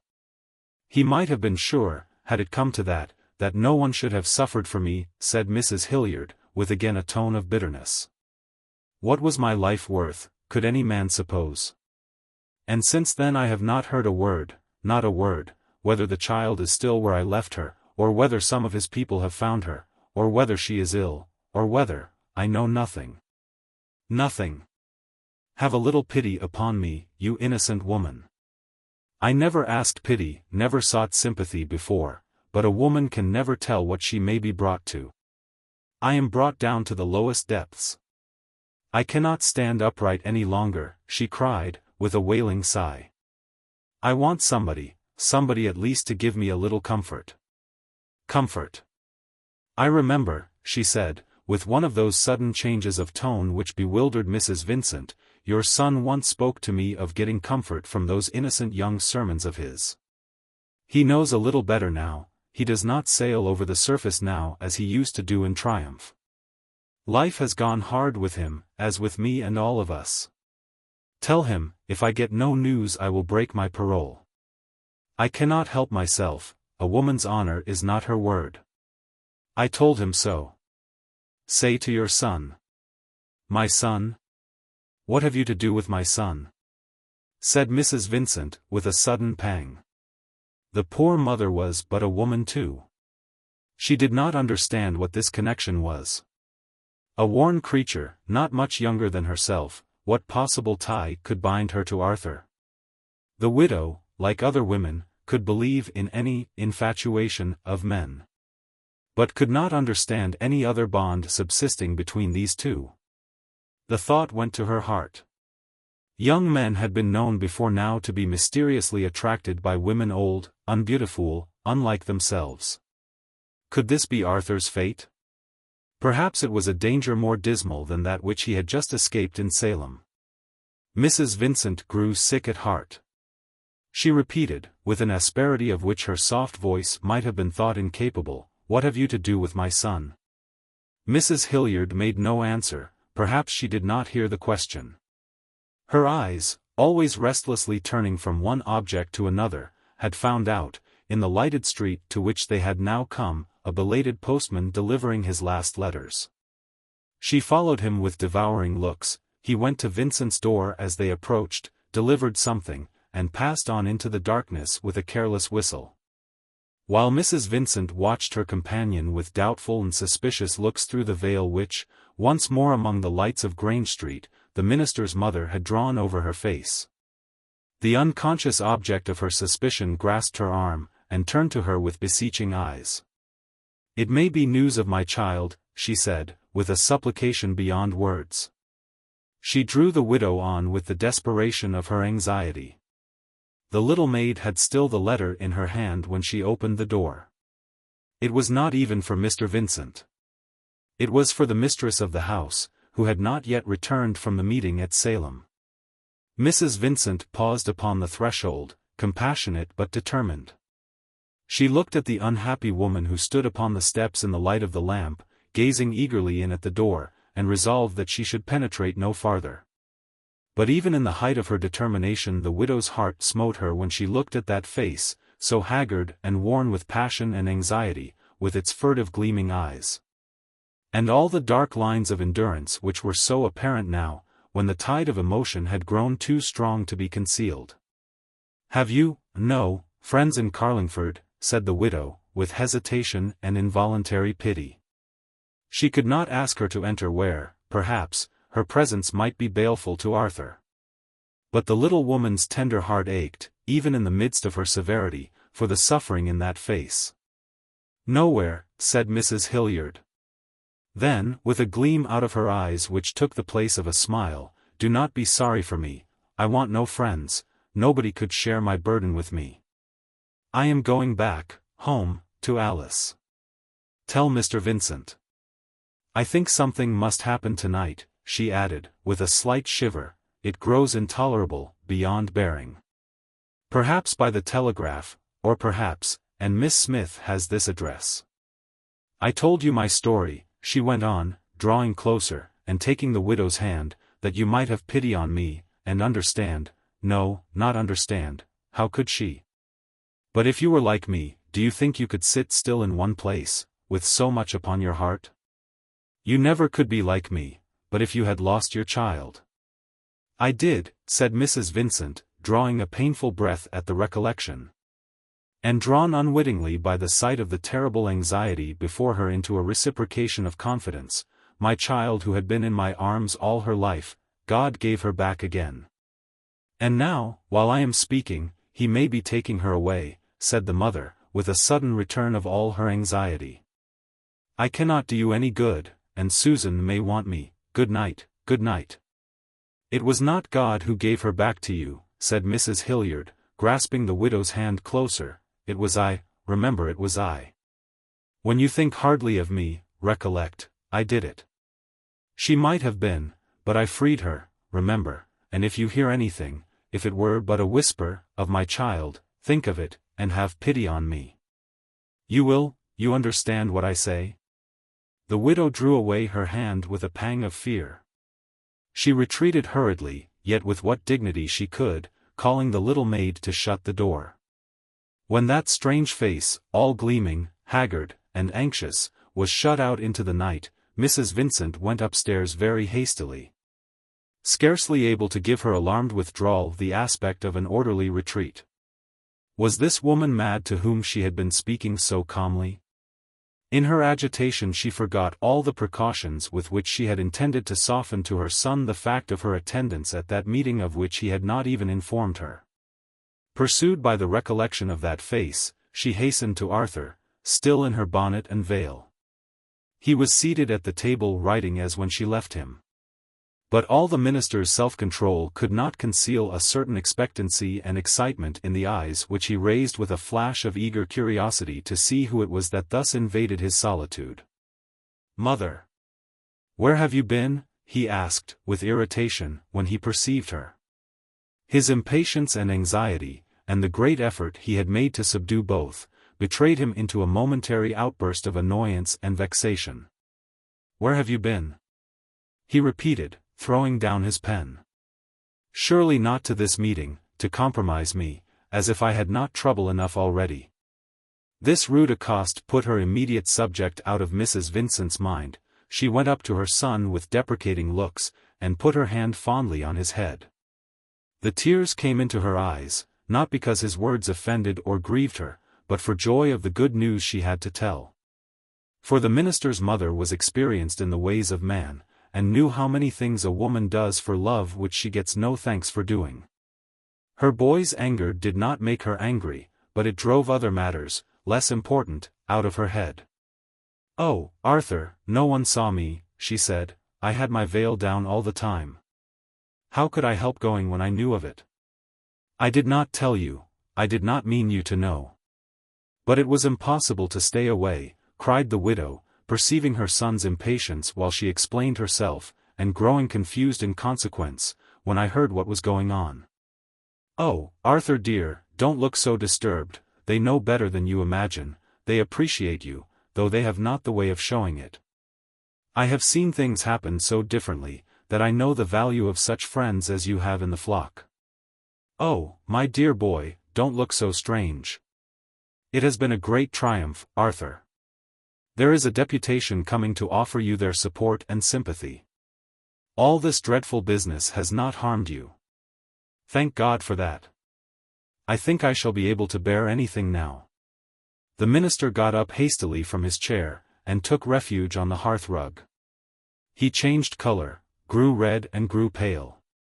And by way of escaping from the complication of feelings that moved him, once more broke out into impatient exclamations. "Why did you go? Why did not you tell me you were going?" he said. "Why did you leave Susan, who wanted you?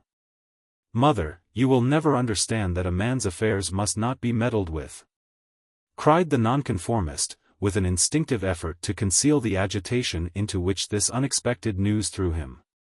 Then he began to pace about the room, exclaiming against the impatience of women, who can never wait for a result. The young man was too proud to acknowledge the state of feverish suspense in which he had been, or the wonderful tumult suddenly produced in his mind. He seized upon this ready safety valve of irritation, which was half real and half fictitious. It gave him time to collect his troubled thoughts. "Arthur dear, hush. No one saw me at the meeting. I had my veil down, and spoke to nobody," said the widow, "and oh, don't you think it was only natural that your mother should be there? No one in the world is so much interested in what concerns you." "I spoke to no one, except," said Mrs. Vincent, with a little effort, "that strange woman, Arthur, whom you have had so much to do with." "Who is she?" "Oh, my dear boy, I hope you have not formed any connections that you will repent?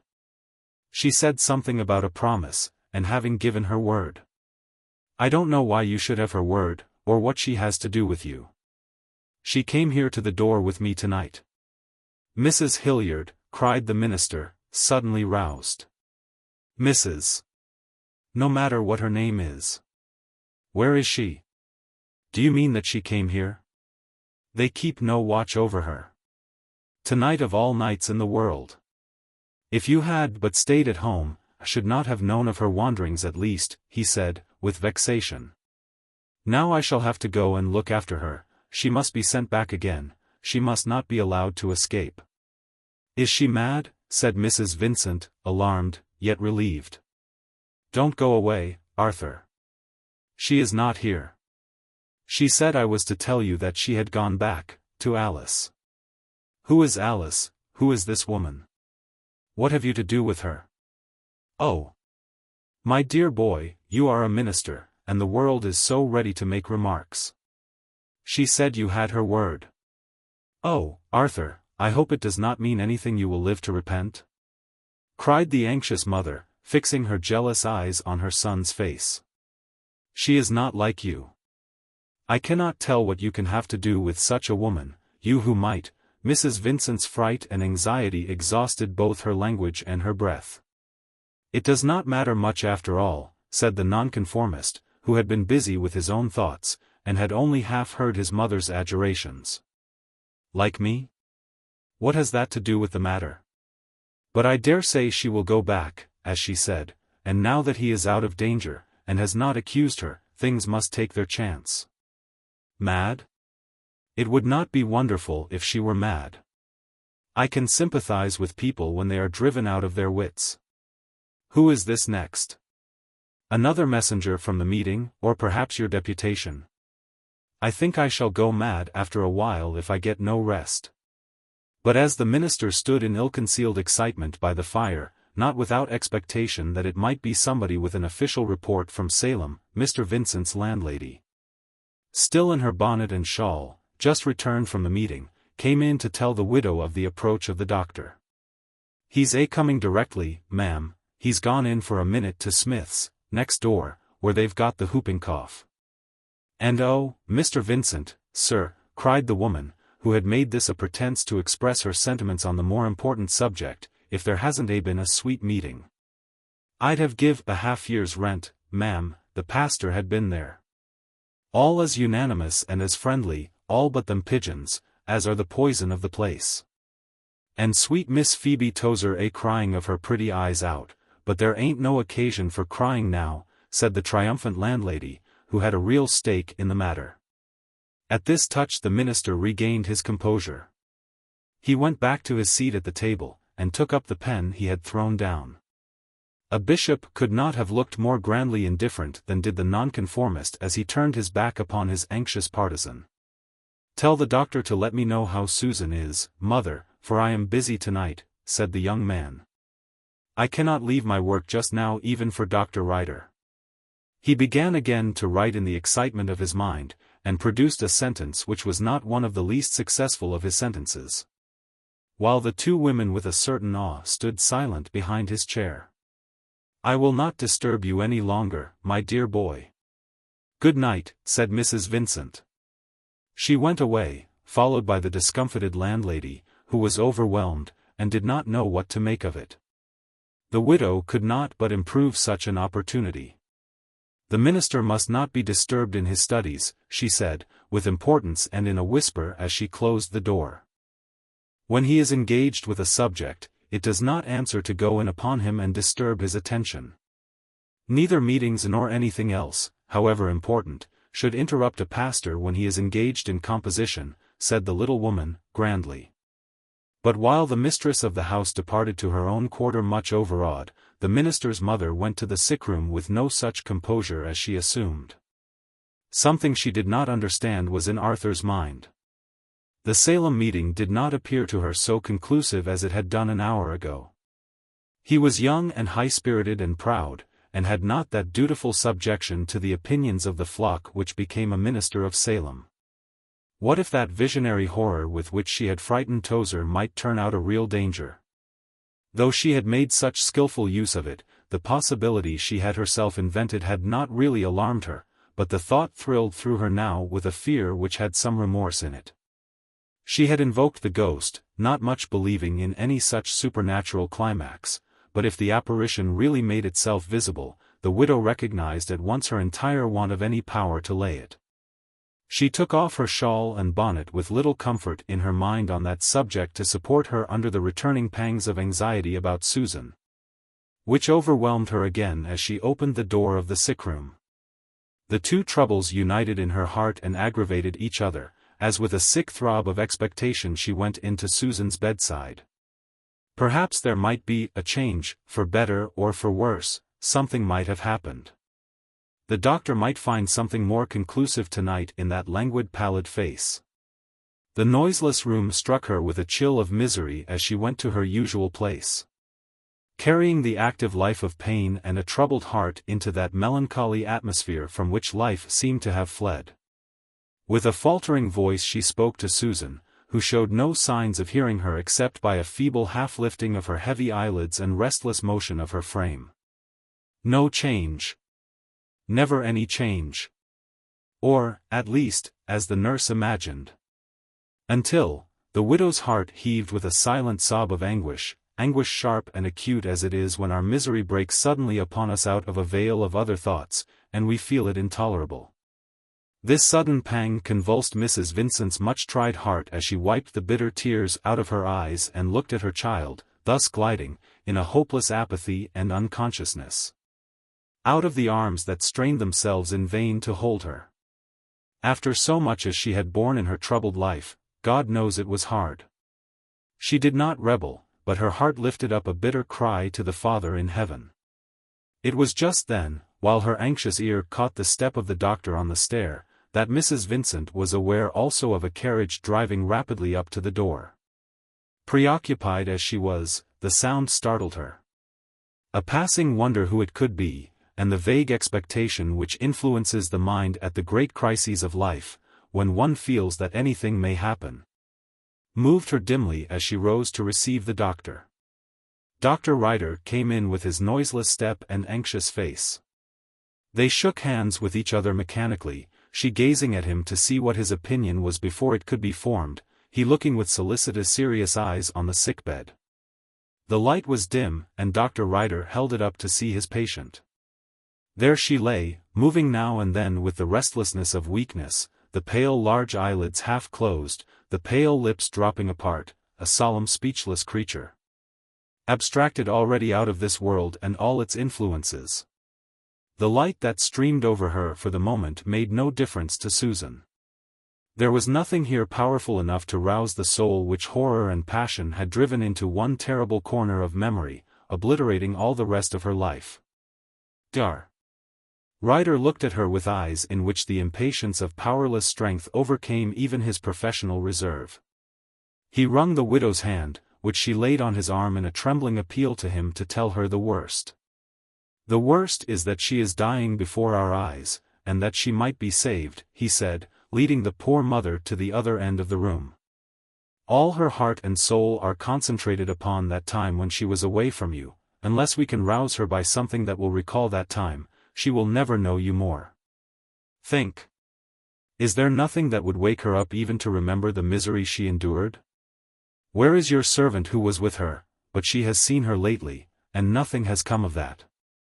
If you have the courage and strength, said the doctor, once more grasping Mrs. Vincent's hand tight, to talk of that man under the name she knew him by, to talk of him so as perhaps she might hear. To discuss the matter, anything that will recall her mind. Hush! What is that noise downstairs?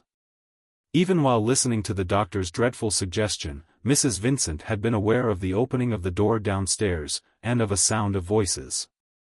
She was trembling so that she could scarcely stand, principally, no doubt, on account of this strange demand which he made upon her strength, but with a nervous expectation besides which she could not explain even to herself.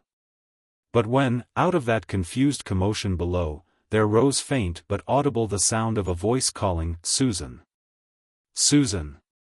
The two anxious people started apart, and turned a wondering momentary gaze upon each other, involuntarily asking what was that? What did it mean? Then the doctor rushed to the door, where the widow followed him as well as her trembling limbs would permit.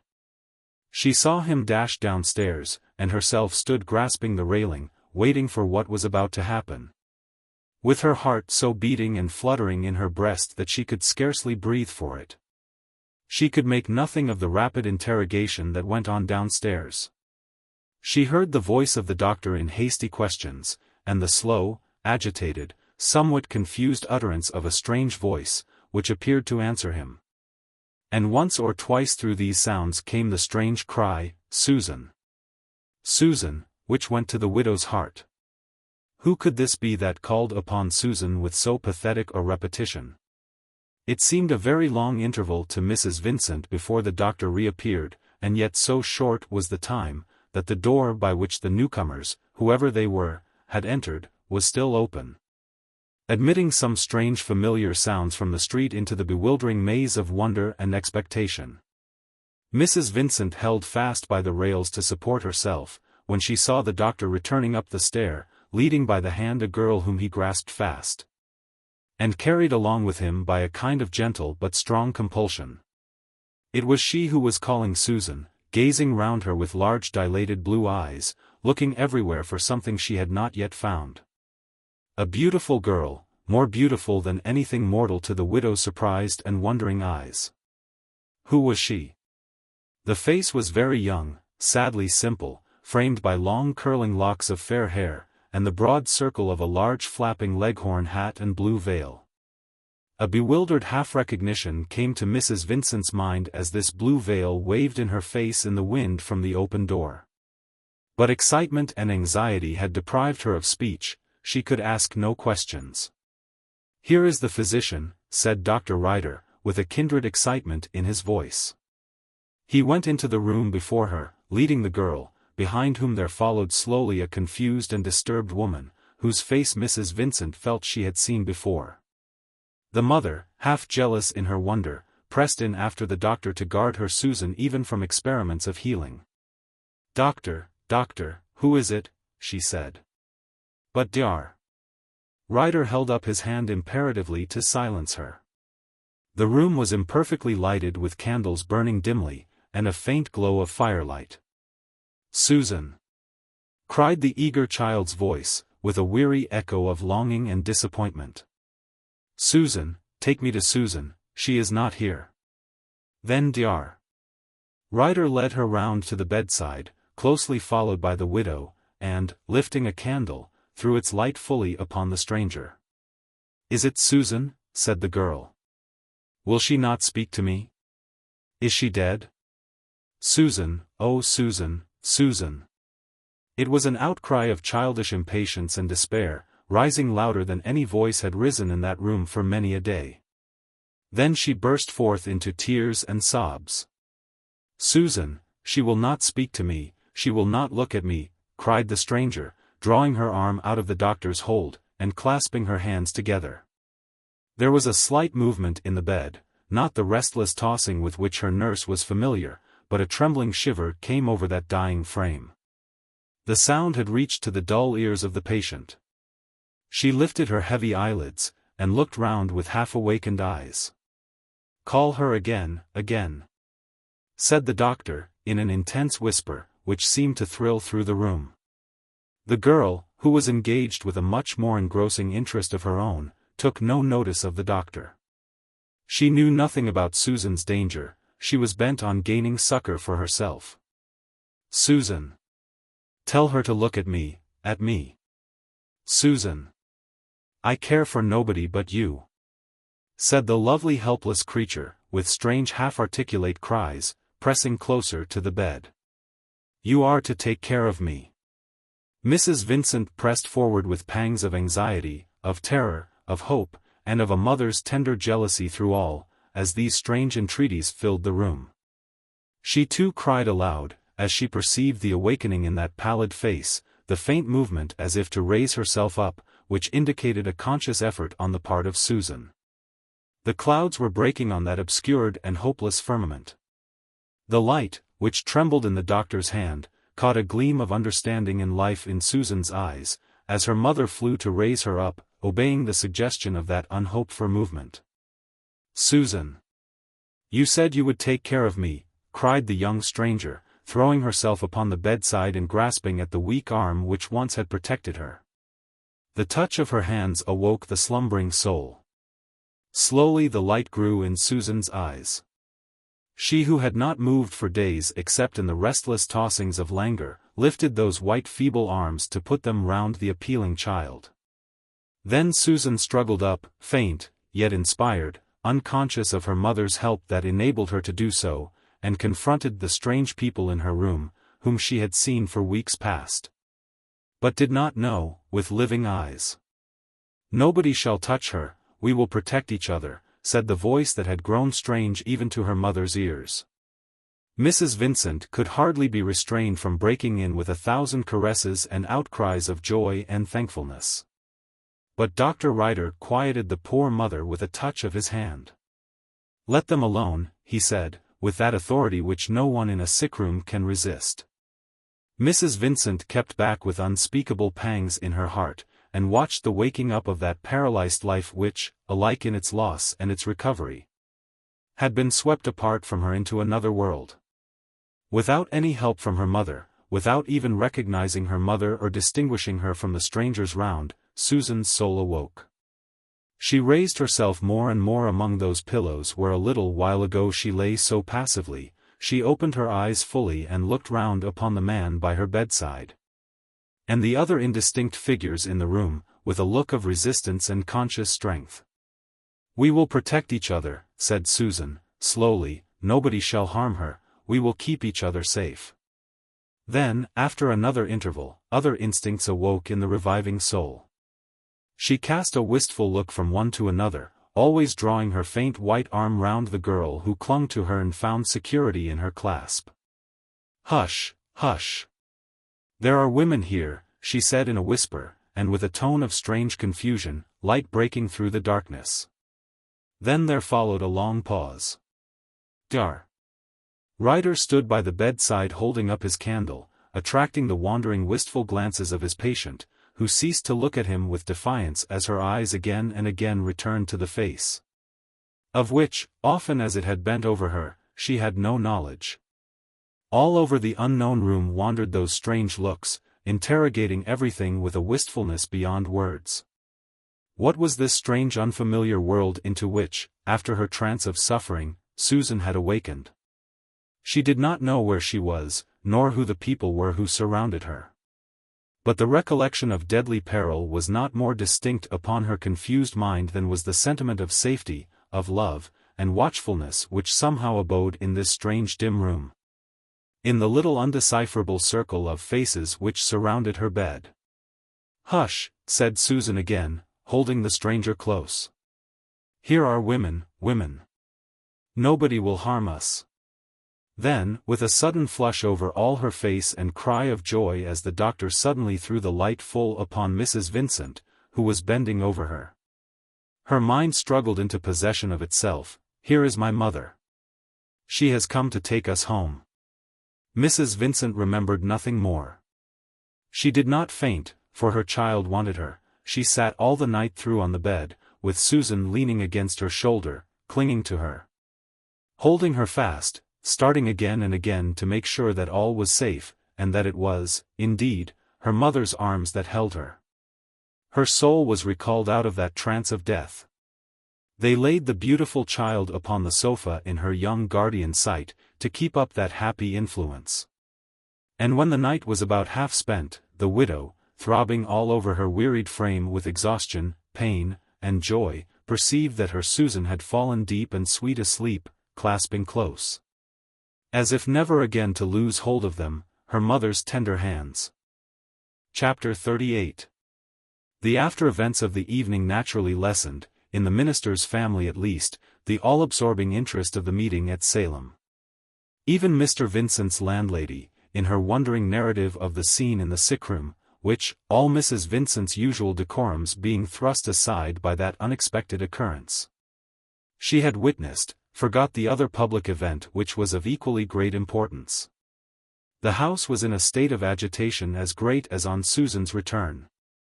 And when the exulting doctor, whose experiment had been so rarely successful, turned all supernumerary persons out of the sickroom, it fell to Vincent's part to take charge of the perplexed governess, Miss Smith, who stood outside, anxious to offer explanations, a fatigued and harassed, but perfectly virtuous and exemplary woman. Vincent, who had not realized his sister's extreme peril, and who was rather disconcerted by this fresh invasion of his house, opened the door of his sitting room for her with more annoyance than hospitality. His own affairs were urgent in his mind. He could not keep his thoughts from dwelling upon Salem and what had occurred there, though no one else thought of it. Had he known the danger in which his sister lay, his heart might have rejected every secondary matter. But the minister did not know that Susan had been sinking into the last apathy when this sudden arrival saved her. He gave Miss Smith the easy chair by the fire, and listened with an appearance of attention, but with little real understanding, to her lengthy and perplexed story. She was all in a flutter, the good governess said, everything was so mysterious and out of the way, she did not know what to think. Little Alice's mamma, Miss Russell that was, Mrs. Mildmay she meant, had brought the child back to her after that dreadful business at Dover. What was the rights of that business, could Mr. Vincent tell her? Colonel Mildmay was getting better, she knew, and it was not a murder. And she was heartbroken when she heard the trouble poor dear Miss Vincent had got into about it. Well, Alice's mamma brought back the child, and they started with her at once to France. They went up beyond Lyons to the hills, an out-of-the-way little place, but Mrs. Mildmay was always so nervous. And then she left us, Mr. Vincent, said the afflicted governess, as the minister, in grievous impatience, kept pacing up and down the room thus occupied and taken possession of, left us without a soul to speak to or a church within reach. And if there is one thing I have more horror of than another for its effect upon the youthful mind, it is popery, which is so seductive to the imagination. Alice did not take to her mamma, Mr. Vincent. It was natural enough, but it was hard upon Mrs. Mildmay, she never had a good way with children. And from the moment we started till now, it has been impossible to get your sister out of the child's mind. She took a fancy to her the moment she saw her. Girls of that age, if you will not think it strange of me to say so, very often fall in love with a girl older than themselves, quite fall in love, though it is a strange thing to say. Alice would not rest, she gave me no peace. I wrote to say so, but I think Mrs. Mildmay could not have got my letter. The child would have run away by herself if I had not brought her. Besides, said Miss Smith, apologetically, the doctors have assured me that, if she ever became much interested in anyone, or attached to anybody in particular, she was not to be crossed. It was the best chance for her mind, the doctors said. What could I do? What do you think I could do, Mr. Vincent? I brought her home, for I could not help myself, otherwise she would have run away. She has a very strong will, though she looks so gentle. I hope you will help me to explain the circumstances to Mrs. Mildmay, and how it was I came back without her authority. Don't you think they ought to call in the friends on both sides and come to some arrangement, Mr. Vincent, said the excellent woman, anxiously. I know she trusts you very much, and it was she herself who gave me your address. To this speech Vincent listened with an impatience and restlessness which he found it impossible to conceal. He paced about the darker end of his room, on the other side of that table, where the lamp shone vacantly upon his open desk and scattered papers, answering now and then with a monosyllable of reluctant courtesy, irritated and disturbed beyond expression by the perfectly serious and proper figure seated by the fire. Somebody might come from that assembly which had met to discuss him, and he could not be alone to receive them. In the annoyance of the moment the minister almost chafed at his sister and her concerns. His life was invaded by these women, with their mysteries and agonies. He listened to the steps outside, thinking every moment to hear the steady tramp of the deputation from Salem, or at least Tozer, whom it would have been balm to his mind, in the height of the good man's triumph, to cut short and annihilate. But how do that, or anything else, with this woman seated by his fire explaining her unintelligible affairs? Such was Vincent's state of mind while his mother, in an agony of joy, was hearing from Susan's lips, for the first time, broken explanations of those few days of her life which outbalanced in terrible importance all its preceding years. The minister did not know that his sister's very existence, as well as her reason, hung upon that unhoped-for opening of her mouth and her heart. Matters were not much mended when Dr. Ryder came in, beaming and radiant, full of congratulations. Susan was saved. It was the most curious psychological puzzle, the doctor said. All her life had got concentrated into the few days between her departure from Lonsdale and her arrival at Carlingford. Neither her old existence, nor the objects that surrounded her at the moment, had any significance for Susan. Only something that belonged to that wonderful interval in which she had been driven desperate, could win back consciousness to her mind. It was the most singular case he had ever met with. But he knew this was the only way of treating it, and so it had proved. He recognized the girl with the blue veil the moment he saw her. He knew it could be no other. Who was she? Where had she sprung from at that critical moment? Where had she been? What was to be done with her? Dr. Ryder poured forth his questions like a stream. He was full of professional triumph, not to say natural satisfaction.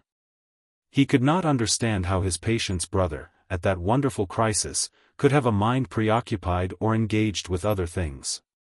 The doctor turned with lively sympathy and curiosity from the anxious nonconformist to Miss Smith, who was but too willing to begin all her explanations over again. Dr.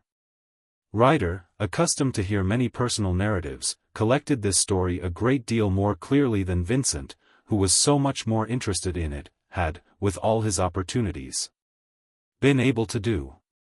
How long the poor minister might have suffered under this conversation, it is impossible to tell. But Mrs. Vincent, in all the agitation of her daughter's deliverance, could not forget the griefs of others. She sent a little message to her son, begging that he would send word of this arrival to the poor lady.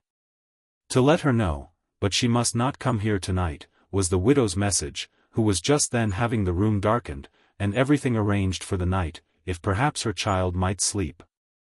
This message delivered the minister, it recalled Miss Smith to her duty. She it was who must go and explain everything to her patroness. Dr. Ryder, whose much excited wonder was still further stimulated by hearing that the child's mother was at Lady Western's, that she was Mrs. Mildmay, and that the nonconformist was in her confidence, cheerfully undertook to carry the governess in his drag to Grange Lane, not without hopes of further information. And it was now getting late. Miss Smith made Vincent a tremulous curtsy, and held out her hand to him to say good night. "The doctor will perhaps explain to Mrs. Mildmay why I have left little Alice," said the troubled woman. "I never left her before since she was entrusted to me, never but when her papa stole her away. And you are a minister, Mr. Vincent, and oh, I hope I am doing quite right, and as Alice's mamma will approve.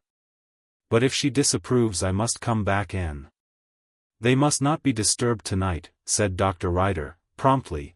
"I will see Mrs. Mildmay." He was not reluctant to see Mrs. Mildmay. The doctor, though he was not a gossip, was not inaccessible to the pleasure of knowing more than anybody else of the complications of this strange business, which still afforded matter of talk to Carlingford. He hurried her away while still the good governess was all in a flutter, and for the first time the minister was left alone. It was with a troubled mind that the young man resumed his seat at his desk. He began to get utterly weary of this business, and all about it. If he could only have swept away in a whirlwind, with his mother and sister, where the name of Mildmay had never been heard of, and where he could forever get rid of that haunting woman with her gleaming eyes, who had pursued even his gentle mother to the door. But this new complication seemed to involve him deeper than ever in those strange bonds. It was with a certain disgust that the minister thought it all over as he sat leaning his head on his hands. His way was dark before him, yet it must speedily be decided. Everything was at a crisis in his excited mind and troubled life, even that strange lovely child's face, which had roused Susan from her apathy, had its share in the excitement of her brother's thoughts. For it was but another version, with differences, of the face of that other Alice, who all unwittingly had procured for Vincent the sweetest and the hardest hours he had spent in Carlingford. Were they all to pass like a dream, her smiles, her sweet looks, her kind words, even that magical touch upon his arm, which had once charmed him out of all his troubles? A groan came out of the young man's heart, not loud, but deep, as that thought moved him. The very despair of this love dream had been more exquisite than any pleasure of his life. Was it all to pass away and be no longer? Life and thought, the actual and the visionary, had both come to a climax, and seemed to stand still, waiting the decision which must be come to that night. From these musings the entrance of Tozer roused the minister. The excellent butterman came in all flushed and glowing from his success. To him, the meeting, which already the nonconformist had half lost sight of under the superstructure of subsequent events, had newly concluded, and was the one occurrence of the time. The cheers which had hailed him master of the field were still ringing in Tozer's ears. "I don't deny as I am intoxicated like," said the excellent deacon. "Them cheers was enough to carry any man off his legs, sir, if you'll believe me. We've scattered the enemy, that's what we've been and done, Mr. Vincent. There ain't one of them as will dare show face in Salem. We was unanimous, sir, unanimous, that's what we was. I never see such a triumph in our connection. Hurrah! If it warn't miss as is ill, I could give it you all over again, cheers and all." "I am glad you were pleased," said Vincent, with an effort. "But I will not ask you for such a report of the proceedings." "Pleased. I'll tell you one thing as I was sorry for, sir," said Tozer, somewhat subdued in his exultation by the pastor's calmness. "I did it for the best. But seeing as things have turned out so well, I am as sorry as I can be, and that is, that you wasn't there. It was from expecting some unpleasantness as I asked you not to come. But things turning out as they did, it would have done your heart good to see Mr. Vincent. Salem folks has a deal of sense when you put things before them effective. And then you'd only have had to say 3 words to them on the spur of the moment, and all was settled and done with, and everything put straight. Which would have let them settle down steady, sir, at once, and not kept no excitement, as it were, hanging about." "Yes," said the minister, who was moving about his papers, and did not look up. The butterman began to be alarmed. He grew more and more enthusiastic the less response he met with. "It's a meeting as will tell in the connection," said Tozer, with unconscious foresight. "A candid mind in a congregation ain't so general as you and me would like to see, Mr. Vincent, and it takes a bit of a trial like this, sir, and opposition, to bring out the real attachment as is between a pastor and a flock." "Yes," said Vincent again. The deacon did not know what to make of the minister. Had he been piqued and angry, Tozer thought he might have known how to manage him, but this coldness was an alarming and mysterious symptom which he was unequal to. In his embarrassment and anxiety the good butterman stumbled upon the very subject from which, had he known the true state of affairs, he would have kept aloof. "And the meeting as was to be tomorrow night?" said Tozer. "There ain't no need for explanation now, a word or 2 out of the pulpit is all as is wanted, just to say as it's all over, and you're grateful for their attachment, and so forth. You know a deal better, sir, how to do it nor me. And about the meeting as was called for tomorrow night? Me and the missus were thinking, though it's sudden, as it might be turned into a tea meeting, if you was agreeable, just to make things pleasant. Or if that ain't according to your fancy, as I'm aware you're not one as likes tea meetings, we might send round, Mr. Vincent, to all the seat holders to say as it's given up. I'd do one or the other, if you'd be advised by me." "Thank you, but I can't do either one or the other," said the nonconformist.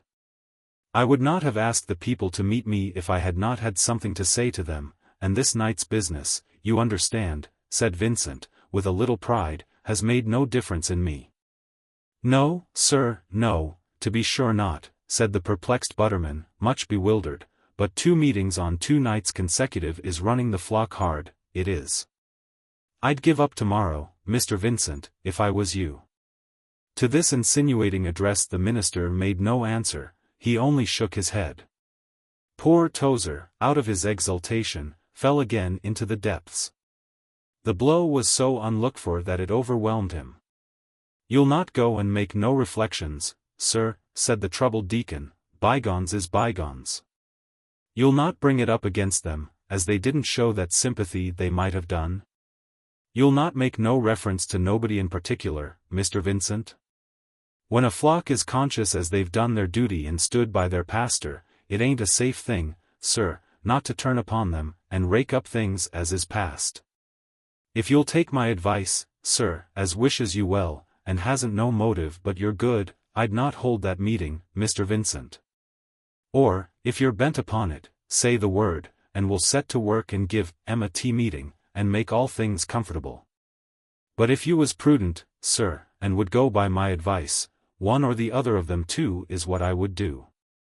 Thank you, Tozer, all the same, said Vincent, who, notwithstanding his preoccupation, saw the good butterman's anxiety, and appreciated it. I know very well that all that is pleasant tonight is owing to you. Don't suppose I don't understand how you fought for me, but now the business is mine, and I can take no more advice. Think no more of it, you have done all that you could do. I have done my humble endeavor, sir, as is my duty, to keep things straight, said the deacon, doubtfully. And if you'd tell me what was in your mind, Mr. Vincent? But the young nonconformist gathered up his papers, closed his desk, and held out his hand to the kind-hearted butterman. My sister has come back almost from the grave tonight, said Vincent, and we are all, for anything I can see, at the turning point of our lives. You have done all you can do, and I thank you heartily, but now the business is in my hands. This was all the satisfaction Tozer got from the minister. He went home much discouraged, not knowing what to make of it, but did not confide his fears even to his wife, hoping that reflection would change the pastor's mind. And resolved to make another effort tomorrow. And so the night fell over the troubled house. In the sickroom a joyful agitation had taken the place of the dark and hopeless calm.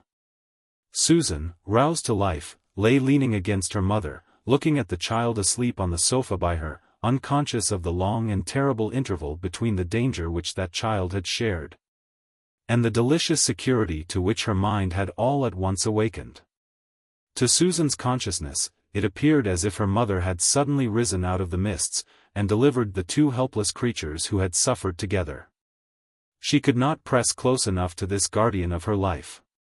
She held her arms round her, and laid her cheek against the widow's with the dependence of a child upon her mother's bosom.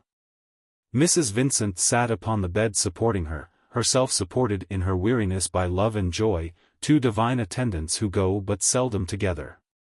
The two talked in whispers, Susan because of her feebleness, the mother in the instinct of caressing tenderness. The poor girl told her story in broken syllables, broken by the widow's kisses and murmurs of sympathy, of wonder and love. Healing breathed upon the stricken mind and feeble frame as the two clung together in the silent night. Always with an unspoken reference to the beautiful forlorn creature on the sofa, that visible symbol of all the terrors and troubles past. I told her my mother would come to save us, said poor Susan. When she dropped to sleep at last, the mother leant her aching frame upon some pillows, afraid to move, and slept too, supreme protector, in her tender weakness, of these two young lives. As she woke from time to see her child sleeping by her side, thoughts of her son's deliverance stole across Mrs. Vincent's mind to sweeten her repose. The watch-light burned dimly in the room, and threw a gigantic shadow of her little figure, half erect on the side of the bed, still in her black gown and the close white cap, which could not be less than dainty in its neatness, even in that vigil, upon the further wall. The widow slept only in snatches, waking often and keeping awake, as people do when they grow old. Her thoughts, ever alive and active, varying between her projects for the future, to save Susan from all painful knowledge of her own story, and the thankful recollection of Arthur's rescue from his troubles.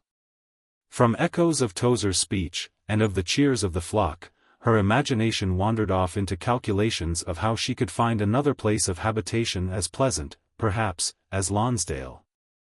And even to the details of her removal from thence, what portions of her furniture she would sell, and which take with her. For now that Arthur has got out of his troubles, we must not stay to get him into fresh difficulties with his flock, she said to herself, with a momentary ache in her thankful heart. And so dropped asleep for another half-hour, to wake again presently, and enter anew into the whole question. Such was the way in which Mrs. Vincent passed that agitated but joyful night. In the adjoining room Arthur sat up late over his papers. He was not writing, or doing any work. For hours together he sat leaning his head on his hands, gazing intently at the lamp, which his mother had adjusted, until his eyes were dazzled. And the gloom of the room around became spotted with discs of shade. Was he to permit the natural gratification into which Tozer's success had reluctantly moved him, to alter his resolve? Was he to drop into his old harness and try again? Or was he to carry out his purpose in the face of all entreaties and inducements? The natural inclination to adopt the easiest course, and the equally natural, impetuous, youthful impulse to take the leap to which he had made up his mind, and dash forth in the face of his difficulties, gave him abundant occupation for his thoughts as they contended against each other. He sat arguing the question within himself long after his fire had sunk into ashes. When the penetrating cold of the night drove him at last to bed, the question was still dubious. Even in his sleep the uneasy perplexity pursued him. A matter momentous enough, though nobody but Tozer, who was as restless as the minister, and disturbed his wife by groans and murmurs, of which, when indignantly woke up to render an account, he could give no explanation, knew or suspected anything. Whether to take up his anchors altogether and launch out upon that sea of life, of which, much as he had discussed it in his sermons, the young nonconformist knew next to nothing. The widow would not have mused so quietly with her wakeful eyes in the dim room next to him, had she known what discussions were going on in Arthur's mind. As for the congregation of Salem, they slept soundly, with an exhilarating sensation of generosity and goodness, all except the pigeons, who were plotting schism, and had already in their eye a vacant temperance hall, where a new preaching station might be organized under the auspices of somebody who would rival Vincent. The triumphant majority, however, laughed at the poulterer, and anticipated, with a pleasurable expectation, the meeting of next night, and the relief and delight of the pastor, who would find he had no explanations to make, but only his thanks to render to his generous flock. The good people concluded that they would all stop to shake hands with him after the business was over.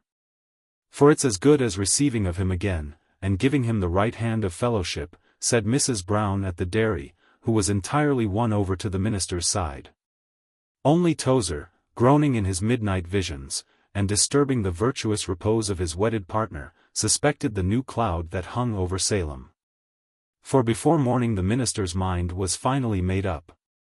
Chapter 39. The next day dawned amid the agitations natural to such a crisis of affairs. Almost before it was daylight, before Susan had woke, or the young stranger stirred upon her sofa, Miss Smith, troubled and exemplary, had returned to see after her charge. Miss Smith was in a state of much anxiety and discomfort till she had explained to Mrs. Vincent all the strange circumstances in which she found herself. And the widow, who had ventured to rise from Susan's side, and had been noiselessly busy putting the room in order, that her child might see nothing that was not cheerful and orderly when she woke, was not without curiosity to hear, and gladly took this opportunity, before even Arthur was stirring, to understand, if she could, the story which was so connected with that of her children. She ventured to go into the next room with Miss Smith, where she could hear every movement in the sick chamber. The widow found it hard to understand all the tale.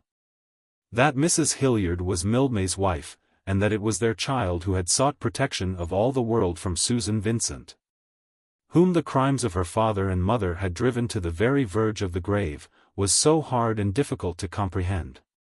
That all the governess's anxious details of how little Alice first came into her hands, of her mother's motives for concealing her from Colonel Mildmay, even of the ill-fated flight to Lonsdale, which, instead of keeping her safe, had carried the child into her father's very presence, and all the subsequent events which Miss Smith had already confided to the minister, fell but dully upon the ears of Susan's mother. Her daughter, and his daughter, and she comes to take refuge with my child, said the widow, with a swelling heart. Mrs. Vincent did not know what secret it was that lay heavy on the soul of the desperate woman who had followed her last night from Grove Street, but somehow, with a female instinct, felt Though she did not understand, that Mrs. Hilliard or Mrs. Mildmay, whatever her name might be, was as guilty in respect to Susan as was her guilty husband, the man who had stolen like a serpent into the Lonsdale cottage and won the poor girl's simple heart. Full of curiosity as she was, the widow's thoughts wandered off from Miss Smith's narrative. Her heart swelled within her with an innocent triumph. The good had overcome the evil. This child, over whom its father and mother had fought with so deadly a struggle, had flown for protection to Susan, whom that father and mother had done their utmost to ruin and destroy. They had not succeeded, thank God. Through the desert and the lions the widow Una had come victorious, stretching her tender virgin shield over this poor child of passion and sorrow. While Miss Smith maundered through the entire history, starting from the time when Miss Russell married Colonel Mildmay, the widow's mind was entirely occupied with this wonderful victory of innocence over wickedness. She forgot the passionate despair of the mother whose child did not recognize her. She began immediately to contrive, with unguarded generosity, how Susan and she, when they left Carlingford, should carry the stranger along with them, and nurse her clouded mind into full development. Mrs. Vincent's trials had not yet taught her any practical lessons of worldly wisdom. Her heart was still as open as when, unthinking of evil, she admitted the false Mr. Fordham into her cottage, and made a beginning of all the misery which seemed now, to her sanguine heart, to be passing away. She went back to Susan's room full of this plan, full of tender thoughts towards the girl who had chosen Susan for her protector, and of pride and joy still more tender in her own child, who had overcome evil. It was, perhaps, the sweetest solace which could have been offered, after all her troubles, to the minister's mother. It was at once a vindication of the hard dealings of Providence, and of that strength of innocence and purity, in which the little woman believed with all her heart. The minister himself was much less agreeably moved when he found the governess in possession of his sitting-room. Anything more utterly vexatious could hardly have occurred to Vincent than to find this troubled good woman, herself much embarrassed and disturbed by her own position, seated at his breakfast table on this eventful morning. Miss Smith was as primly uncomfortable as it was natural for an elderly single woman, still conscious of the fact that she was unmarried, to be, in an absolute tête-à-tête with a young man. She, poor lady, was as near blushing as her grey and composed non-complexion would permit. She moved uneasily in her seat, and made tremulous explanations, as Vincent, who was too young and inexperienced to be absolutely uncourteous, took his place opposite to her. "I am sure I feel quite an intruder," said poor Miss Smith, "but your mother, Mr. Vincent, and little Alice, and indeed I did not know I was to be left here alone. It must seem so odd to you to find a lady, dear, dear me." "I feel I am quite in the way," said the embarrassed governess, "but Mrs. Mildmay will be here presently." "I know she will be here directly. I am sure she would have come with me had she known. But she sat up half the night hearing what I had to tell her, and dropped asleep just in the morning. She is wonderfully changed, Mr. Vincent, very, very much changed. She is so nervous, a thing I never could have looked for. I suppose, after all, married ladies, however much they may object to their husbands, can't help feeling a little when anything happens," continued Miss Smith, primly. "And there is something so dreadful in such an accident. How do you think it can have happened?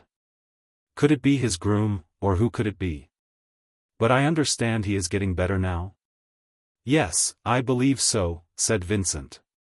"I am so glad," said Miss Smith, "not that if it had been the will of Providence. I would make the tea for you, Mr. Vincent, if you would not think it odd, and I am sure Mrs. Mildmay will be here directly." They were in a great commotion at Grange Lane. Just now, you know, there is an excitement. Though she is not a young girl, to be sure it is always natural. But for that I am sure they would all have come this morning. But perhaps Mr. Fordham. "Not any tea, thank you. If you have breakfasted, I will have the things removed.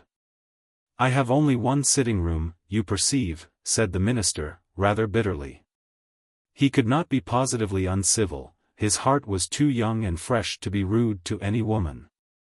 But he rang the bell with a little unnecessary sharpness when Miss Smith protested that she had breakfasted long before. Her words excited him with a touch beyond telling. He would not ask what was the cause of the commotion in Grange Lane. But he walked to the window to collect himself while the little maid cleared the table, and, throwing it open, looked out with the heart beating loud in his breast. Were these the bells of St. Roque's chiming into the ruddy sunny air with a confused jangle of joy? It was a saint's day, no doubt, a festival which the perpetual curate took delight in proclaiming his observance of.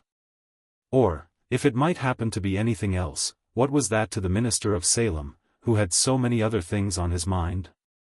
As he looked out, a cab drove rapidly up to the door, a cab from which he saw emerge Mrs. Hilliard and another figure, which he recognized with a start of resentment.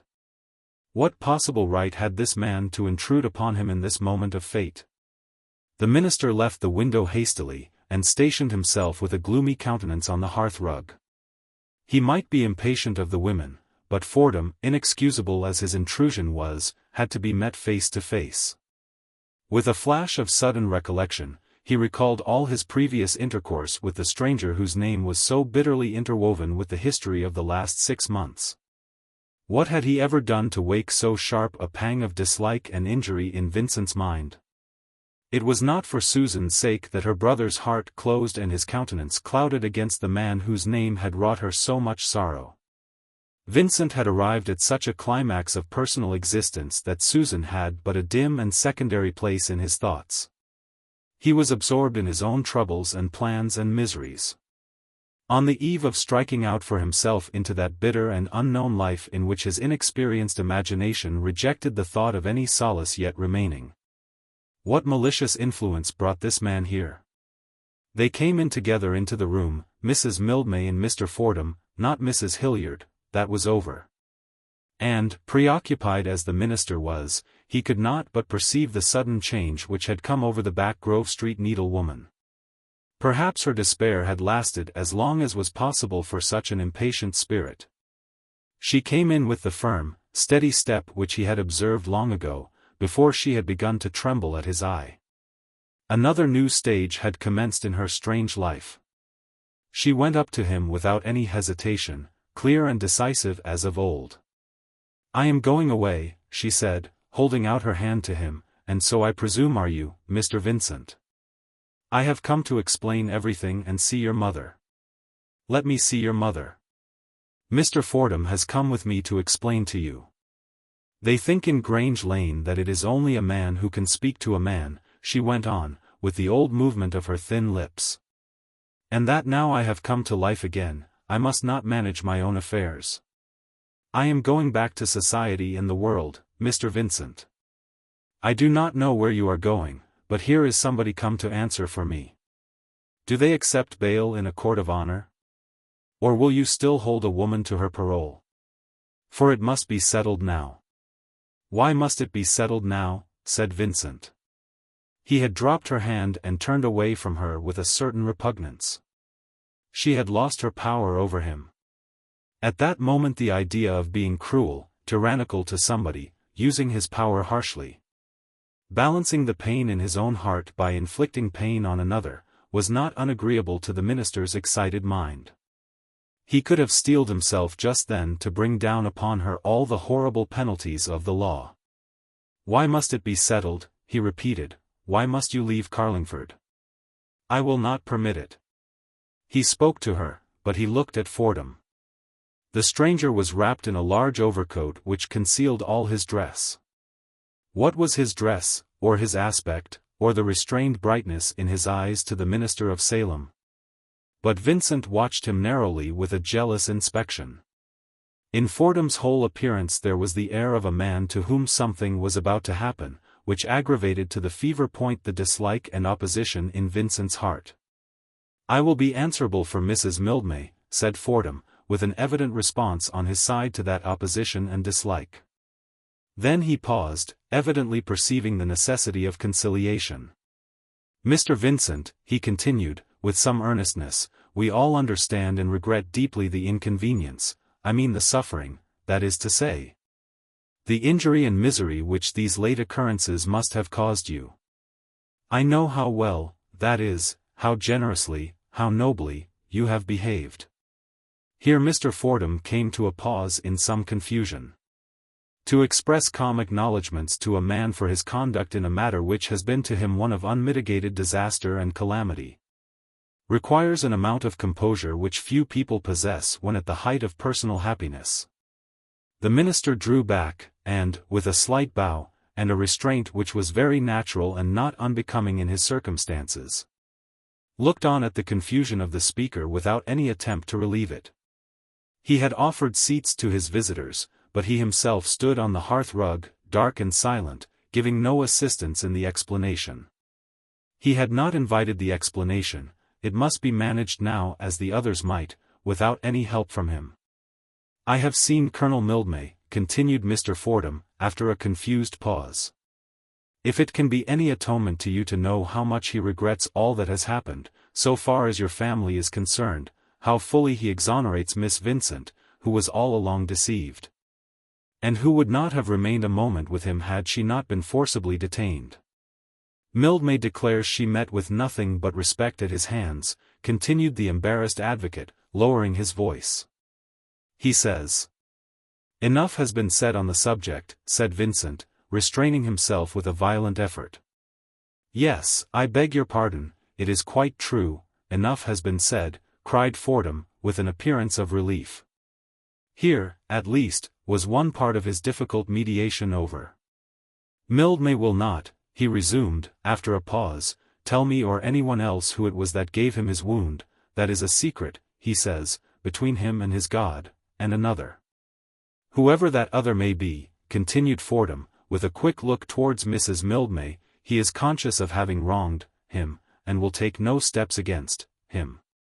This culprit, it appears, must be permitted to escape. You think so? Worse evils might be involved if we were to demand his punishment. Mr. Vincent, I beg you to take this into consideration. It could be no advantage to you, the innocent shall not suffer, but the criminal must be permitted to escape." "I do not see the necessity," said Vincent between his teeth. "No, no," said Mrs. Mildmay, suddenly. "Escape? Who believes in escape? Mr. Vincent knows better." "Hush, you are a happy man just now, you are not qualified to judge, but we know better. Escape? He means from prisons, and such like," she continued, turning to Vincent with a half-disdainful wave of her hand towards her companion. "But you know, and so do I, that there is no escape, not in this world." "I know nothing about the next," said the strange woman, curbing once more the flush of excitement which had overpowered her as she spoke. "Nothing, neither do you, though you are a priest. But there is enough of retribution here.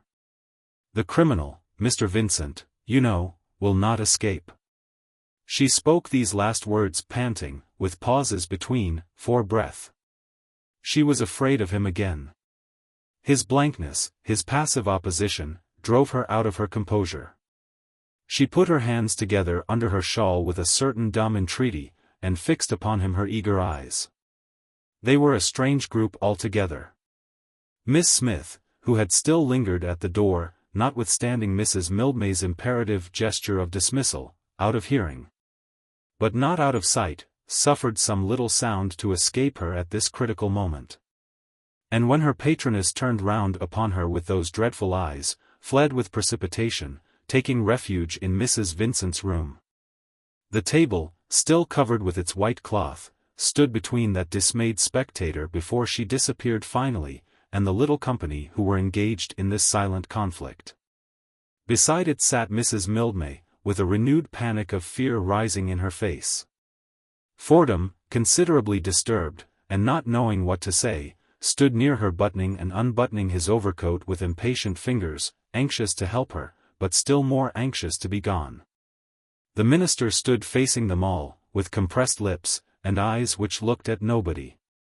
He was wrapped in a silent dumb resistance to all entreaties and arguments, watching Fordham's gestures, Fordham's looks, with a jealous but secret suspicion. His heart was cruel in its bitterness. He for whom Providence had no joys in store, to whom the light was fading which made life sweet, was for this moment superior to the happy man who stood embarrassed and impatient before him. And generous as his real nature was, it was not in him, in this moment of darkness, to let the opportunity go. "The innocent have suffered already," said Vincent, "all but madness, all but death. Why should the criminal escape, go back into society, the society of good people, perhaps strike someone else more effectually? Why should I betray justice, and let the criminal escape? My sister's honor and safety are mine, and shall be guarded, whoever suffers. I will not permit her to go. But I offer to be answerable for her appearance," said Fordham, hastily. "I undertake to produce her if need be. You know me. I am a relation of the family. I am a man sufficiently known to satisfy any magistrate. You have no legal right to detain her. What would you have more? Is not my guarantee enough for you?" "No," said Vincent, slowly. The two men stood defiant opposite to each other, contending for this woman, whom neither of them looked at, for whom neither of them cared.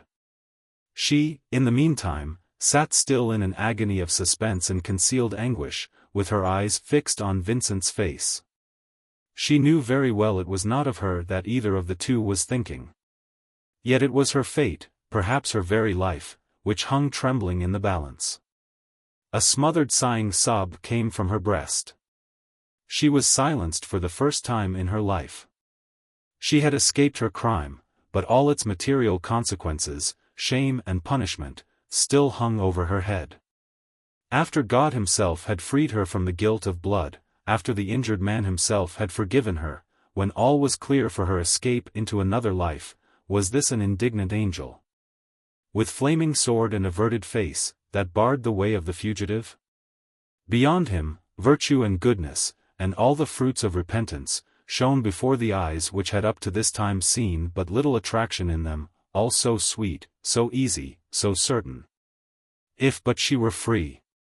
Her worn heart sighed to get forth into that way of peace. She could have fallen on her knees before the stern judge who kept her back, and held over her head the cloud of her own ill-doings, but dared not, in her paroxysm of fear and half-despair. A groaning, sighing sob, interrupted and broken, came from her exhausted breast. Just as she had recovered herself, as she had escaped, as remorse and misery had driven her to yearn after a better life, to be cast down again into this abyss of guilt and punishment. She trembled violently as she clasped her poor hands under her shawl. Composure and self-restraint were impossible in this terrible suspense. Her cry went to Fordham's heart. And, besides, he was in desperate haste, and could afford to sink his pride, and make an appeal for once. He made a step forward, and put out his hand with an entreating gesture. "Do you hear her?" he cried, suddenly. "You have had much to bear yourself, have pity on her. Let her off, leave her to God. She has been ill, and will die if you have no mercy. You who are a minister." In his energy his overcoat fell back for a moment, underneath he was in full dress, which showed strangely in that grey spring morning. Vincent turned round upon him with a smile. The young man's face was utterly pale, white to the lips. The bells were jangling joy in his ears. He was not master of himself. "We detain you, Mr. Fordham, you have other affairs in hand," he said. "I am a minister only, a dissenting minister, unworthy to have such an intercessor pleading with me." "But you, at least," cried poor Vincent, with an attempt at sarcasm, "do not want my pity. There is nothing between us that requires explanation. I will arrange with Mrs. Mildmay alone." He turned away and went to the window when he had spoken. There he stood, with his back to them, listening to the bells of St. Roque's, as they came and went in irregular breaks upon the wind. His heart was bursting with wild throbs of bitterness and despair. It was all he could do to keep the tumult down, and contain himself in that flush of passion. He turned away from them, and stood gazing out at that tedious window into the blank world. What did it matter? Let her escape if she would, let things go as they might. Nothing was of any further importance, certainly on earth, perhaps even in heaven. I will go away, I can do you no good, I should only lose my temper. And time presses, said Mr. Fordham, with a flush of resentment on his face, as he turned to the anxious woman behind him. What could he do? He could not quarrel with this angry man in his own house on such a day. He could not keep happier matters waiting. He would not risk the losing of his temper and his time at this moment of all others. He went away with a sensation of defeat, which for half an hour materially mitigated his happiness. But he was happy, and the happy are indulgent judges both of their own conduct and of others. As for the minister, he was roused again when he saw his rival jump into the cab at the door, and drive off alone down the street, which was lively with the early stir of day. The sun had just broken through the morning clouds, and it was into a ruddy perspective of light that the stranger disappeared as he went off towards Grange Lane. Strange contrast of fate! While Fordham hastened down into the sunshine to all the joy that awaited him there, Tozer, a homely, matter-of-fact figure in the ruddy light, was crossing the street towards the minister's door. Vincent went away from the window again, with pangs of an impatience and intolerance of his own lot which no strength of mind could subdue. All the gleams of impossible joy which had lighted his path in Carlingford had now gone out, and left him in darkness. And here came back, in undisturbed possession, all the meaner circumstances of his individual destiny. Salem alone remained to him out of the wreck of his dreams. Except when he turned back and discovered her, the one tragic thread in the petty history, this woman whose future life for good or for evil he held in his avenging hands. Mrs. Mildmay was still seated by the table. She had regained command of herself. She looked up to him with gleaming eyes when he approached her. "Mr. Vincent, I keep my parole, I am waiting your pleasure," she said, never removing her eyes from his face. It was at this moment that Mrs. Vincent, who had from the window of Susan's chamber seen the cab arrive and go away with some curiosity, came into the room. The widow wanted to know who her son's visitors were, and what had brought them. She came in with a little eagerness, but was brought to a sudden standstill by the appearance of Mrs. Mildmay. Why was this woman here? What had she to do with the minister? Mrs. Vincent put on her little air of simple dignity. She said, "I beg your pardon. I did not know my son was engaged," with a curtsy of disapproving politeness to the unwelcome visitor. With a troubled look at Arthur, who looked excited and gloomy enough to justify any uncomfortable imaginations about him, his mother turned away somewhat reluctantly. She did not feel that it was quite right to leave him exposed to the wiles of this designing woman, but the widow's own dignity was partly at stake. All along she had disapproved of this strange friendship, and she could not countenance it now. "Your mother is going away," said Mrs. Mildmay, with a restrained outcry of despair. "Is no one to be permitted to mediate between us? You are a man and cruel. You are in trouble, and you think you will avenge yourself. No, no, I don't mean what I say. Your son is a true knight, Mrs. Vincent, I told you so before. He will never be hard upon a woman. If I had not known that, why should I have trusted him? I came back, as he knows, of my own will. Don't go away. I am willing you should know the whole," said the excited woman, with a sudden pause, turning upon Vincent, her face blanching into deadly whiteness. "The whole, I consent, let her be the judge. Women are more cruel than men, but I saved her daughter, I am willing that she should hear it all." She sat down again on the seat from which she had risen. A certain comfort and relief stole over her face. She was appealing to the general heart of humanity against this one man who knew her secret. It might be hard to hear the story of her own sin, but it was harder to be under the stifling sway of one who knew it, and who had it in his power to denounce her. She ceased to tremble as she looked at the widow's troubled face. It was a new tribunal before which she stood. Perhaps here her provocations might be acknowledged, her soul acquitted of the burden from which it could never escape. As the slow moments passed on, and the minister did not speak, she grew impatient of the silence. "Tell her," she said, faintly. It was a new hope which thus awoke in her heart. But while Mrs. Mildmay sat waiting, and while the widow drew near, not without some judicial state in the poise of her little figure, to hear the explanation which she felt she was entitled to, Tozer's honest troubled face looked in at the door. It put a climax upon the confusion of the morning. The good butterman looked on in some surprise at this strange assemblage, recognizing dimly the haze of an excitement of which he knew nothing. He was acquainted, to some extent, with the needlewoman of Back Grove Street.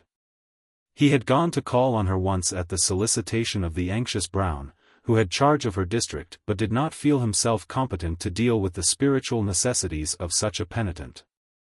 And Tozer remembered well that her state of mind had not been satisfactory, not what was to be looked for in a person as had the means of grace close at hand, and attended regular at Salem. He thought she must have come at this unlucky moment to get assistance of some kind from the minister, as if he had not troubles enough of his own, Tozer said to himself. But the deacon was not disposed to let his pastor be victimized in any such fashion. This, at least, was a matter in which he felt fully entitled to interfere. "Good mornin', ma'am," said the worthy butterman. "Good mornin', Mr. Vincent. It's cold, but it's seasonable for the time of year. What I wanted was a word or two with the pastor, ma'am, if he's disengaged." "It ain't what I approve," continued Tozer, fixing his eyes with some sternness upon the visitor, "to take up a minister's time in the morning when he has the work of a flock on his hands. My business, being such as can't wait, is different.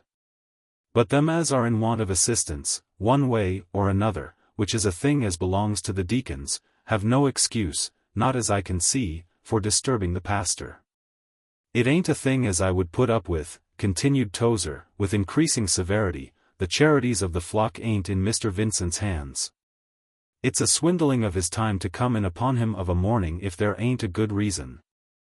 And, as far as I am concerned, it would be enough to shut my heart up again giving help, that's how it would work on me." Mrs. Mildmay was entirely inattentive to the first few words of this address, but the pointed application given by the speaker's eyes called her attention presently.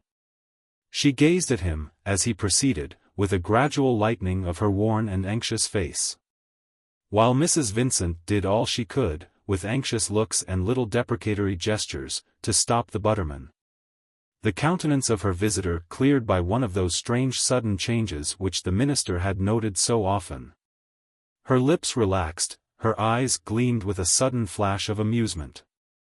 Then she glanced around, seeing with quick observation not only the absurdity of Tozer's mistake, but the infallible effect it had in changing the aspect of affairs.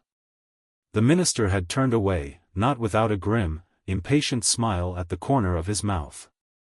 The minister's mother, shocked in all her gentle politeness, was eagerly watching her opportunity to break in and set the perplexed deacon right.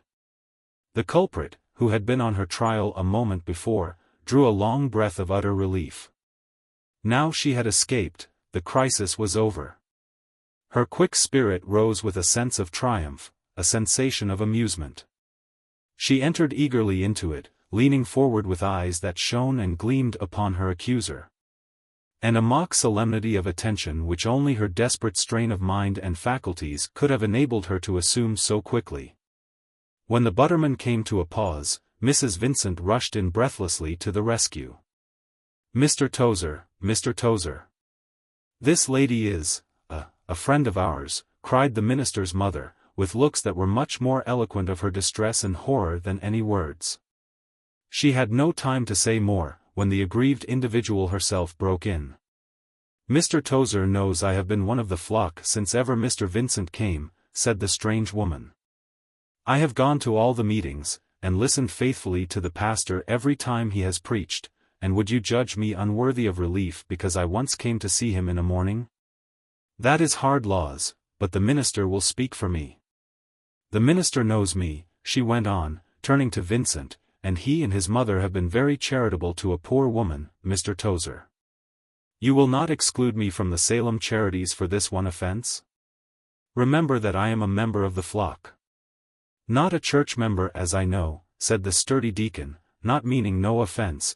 if I've made a mistake, one sitting, as far as I remember. But a lady, as is a friend of Mrs. Vincent's. Here Tozer paused, abashed but suspicious, not disposed to make any further apology. That moment was enough to drive this lighter interlude from the vigilant soul which, in all its moods, watched what was going on with a quick apprehension of the opportunities of the moment. All her perceptions, quickened as they were by anxiety and fear, were bent on discovering an outlet for her escape, and she saw her chance now. She got up wearily, leaning on the table, as indeed she needed to lean, and looked into Mrs. Vincent's face. "May I see my child?" she said, in a voice that went to the heart of the widow. The minister's mother could not resist this appeal. She saw the trembling in her limbs, the anxiety in her eye. "Arthur, I will see to Mrs. Mildmay. Mr. Tozer has something to say to you, and we must not occupy your time," said the tender little woman, in whose gentle presence there was protection and shelter even for the passionate spirit beside her. Thus the two went away together. If there had ever been any revengeful intention in Vincent's mind, it had disappeared by this time. He too breathed deep with relief. The criminal had escaped, at least out of his hands. He was no longer compelled to take upon himself the office of an avenger. Chapter 40. "I hope, sir, as I haven't said anything to give offense, it was far from my meaning," said Tozer. "Not as the person is a church member, being only a seat holder for one sittin', as is down in the books. I wouldn't have come over, not so early, Mr. Vincent, if it wasn't as I was wishful to try if you'd listen to reason about the meetin' as is appointed to be tonight. It ain't no interest of mine, not so far as money goes, nor nothing of that kind. It's you as I'm thinking of. I don't mind standing the expense out of my own pocket, if so be as you'd give in to make it a tea meetin'. I don't know as you'd need to do nothing but take the chair and make yourself agreeable. Me and Brown and the women would manage the rest. It would be a pleasant surprise, that's what it would be," said the good butterman. "And Phoebe and some more would go down directly to make ready, and I don't doubt as there's cakes and buns enough in Carlingford, Mr. Vincent, sir, if you'd but bend your mind to it and consent." "I am going out," said Vincent. "I have something to do, don't detain me, Tozer. I must have this morning to myself." "I'll walk with you, sir, if I ain't in the way," said the deacon, accompanying the young man's restless steps downstairs. "They tell me Miss is a deal better, and all things is going on well. I wouldn't be meddlesome, Mr. Vincent, not of my own will, but when matters is settling, sir, if you'd but hear reason. There can't nothing but harm come of more explanations. I never had no confidence in explanations, for my part, but pleasant looks and the urns smoking, and a bit of green on the wall, as Phoebe and the rest could put up in no time. And just a speech as was agreeable to wind up with, a bit of an anecdote. Or poetry about friends as is better friends after they've spoke their minds and had it out, that's the thing as would settle Salem, Mr. Vincent. I don't speak, not to bother you, sir, but for your good. There ain't no difficulty in it, it's easier a deal than being serious and opening up all things over again. And as for them as would like to dictate, I am not thinking of Salem," said the minister. "I have many other things to distract me. For heaven's sake, if you have any pity, leave me alone today." "But you'll give in to make it a tea meetin'," said the anxious butterman, pausing at his own door. Tozer did not make out the minister's reply.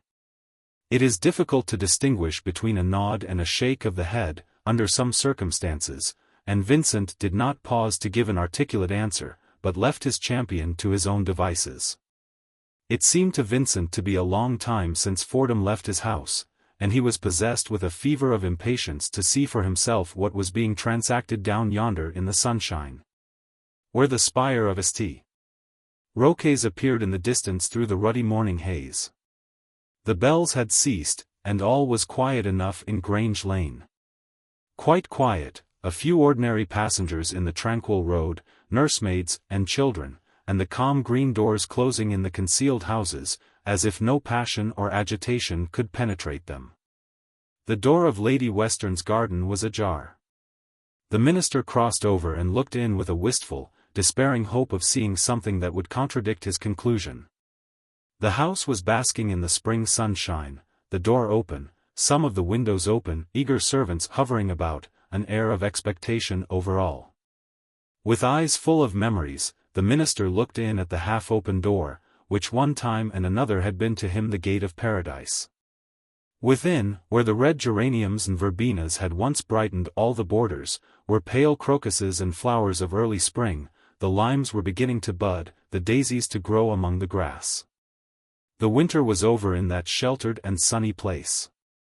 Nature herself stood sweet within the protecting walls, and gathered all the tenderest sweets of spring to greet the bride in the new beginning of her life.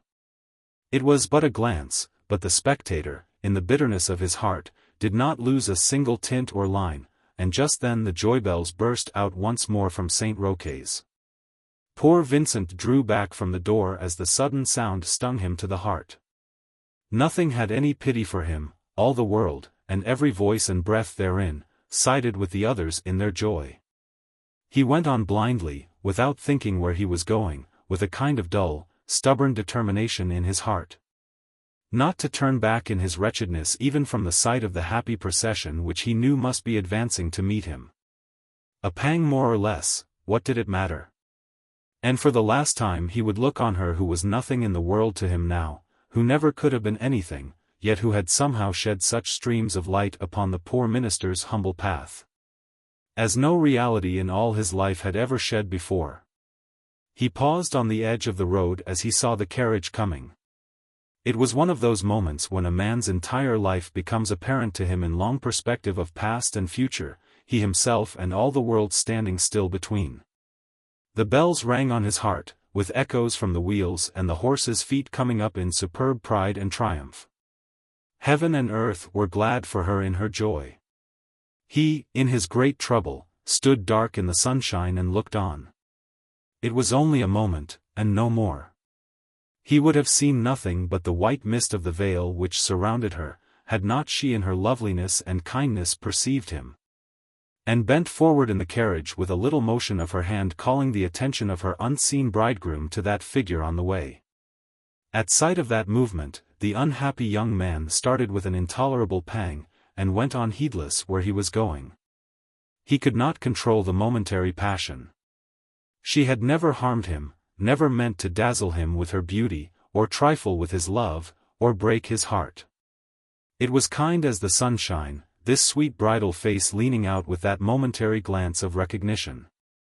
She would have given him her kind hand, her sweet smile as of old, had they met more closely. No remorseful consciousness was in her eyes. But neither the bells, nor the flowers, nor the sunshine, went with such a pang to poor Vincent's heart as did that look of kindness. It was all unreal then, no foundation at all in it. Not enough to call a passing color to her cheek, or to dim her sweet eyes on her bridal day. He went down the long road in the insensibility of passion, seeing nothing, caring for nothing, stung to the heart. No look of triumph, no female dart of conscious cruelty, could have given the poor minister so bitter a wound. All her treasured looks and smiles, the touch of her hand, her words, of which he had scarcely forgotten one, did they mean nothing after all? Nothing but kindness? He had laid his heart at her feet. If she had trodden on it he could have forgiven her, but she only went on smiling, and never saw the treasure in her way. And this was the end.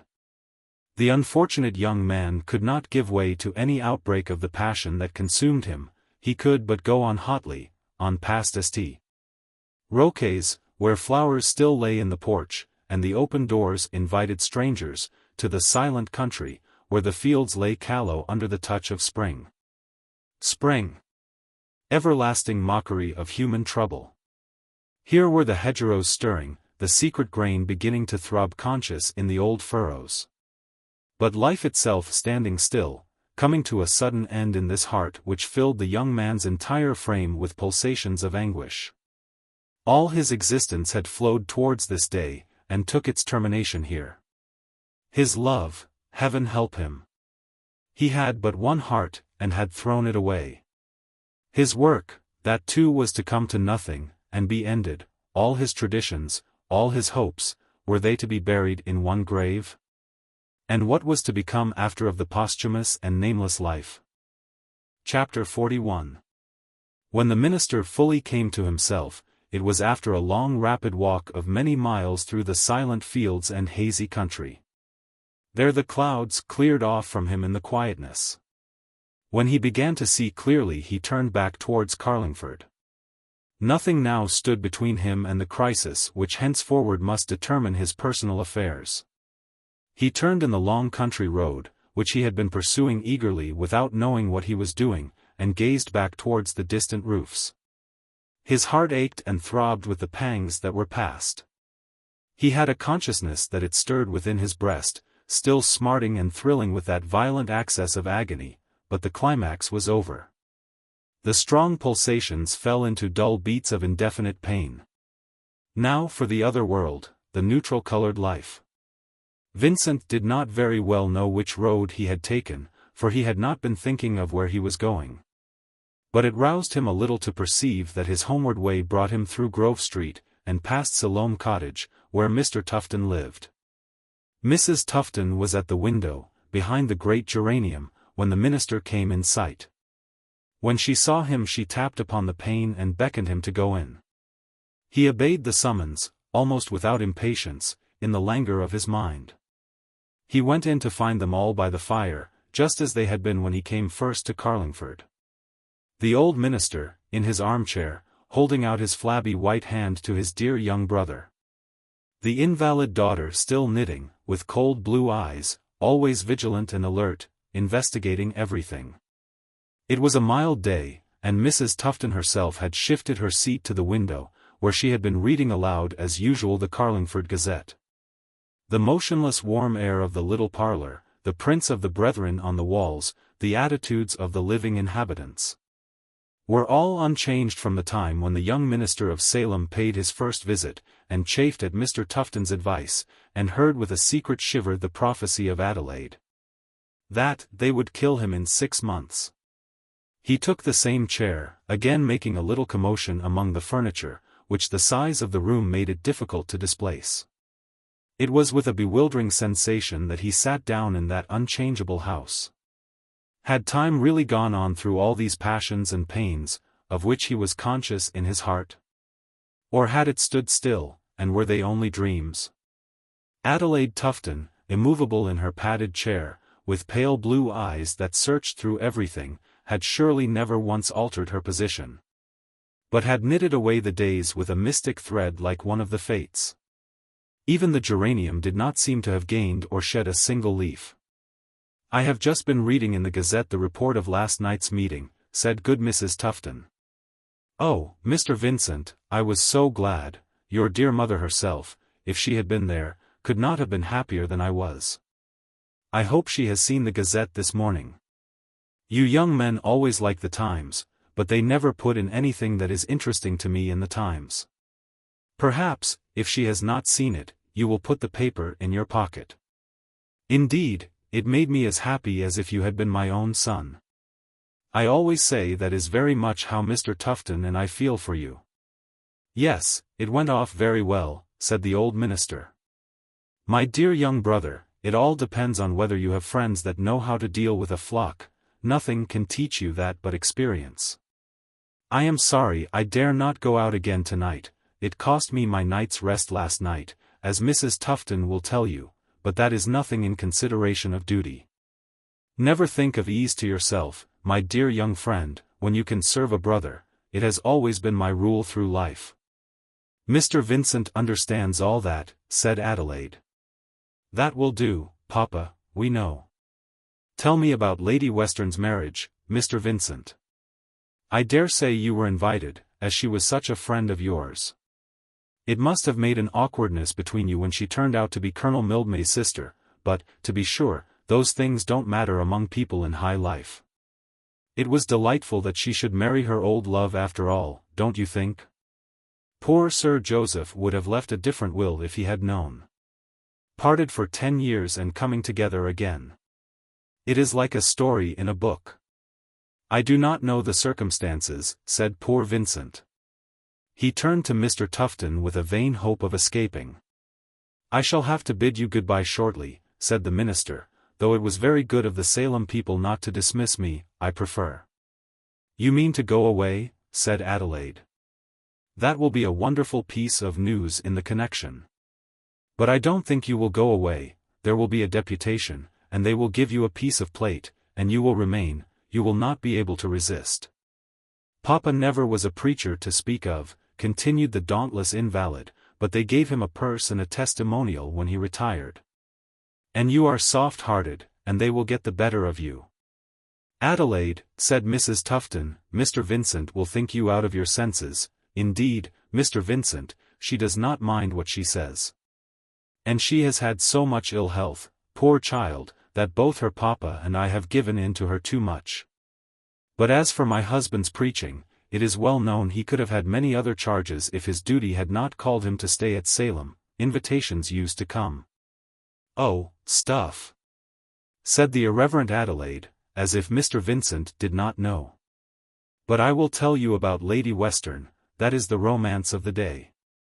Mr. Fordham was very poor, you know, when they first saw each other, only a poor barrister, and the friends interfered." "Friends always interfere," said the sick woman, fixing her pale eyes on Vincent's face as she went on with her knitting, "and they married her to old Sir Joseph Western. And so, after a while, she became the young dowager. She must have been very pretty then, she is beautiful now.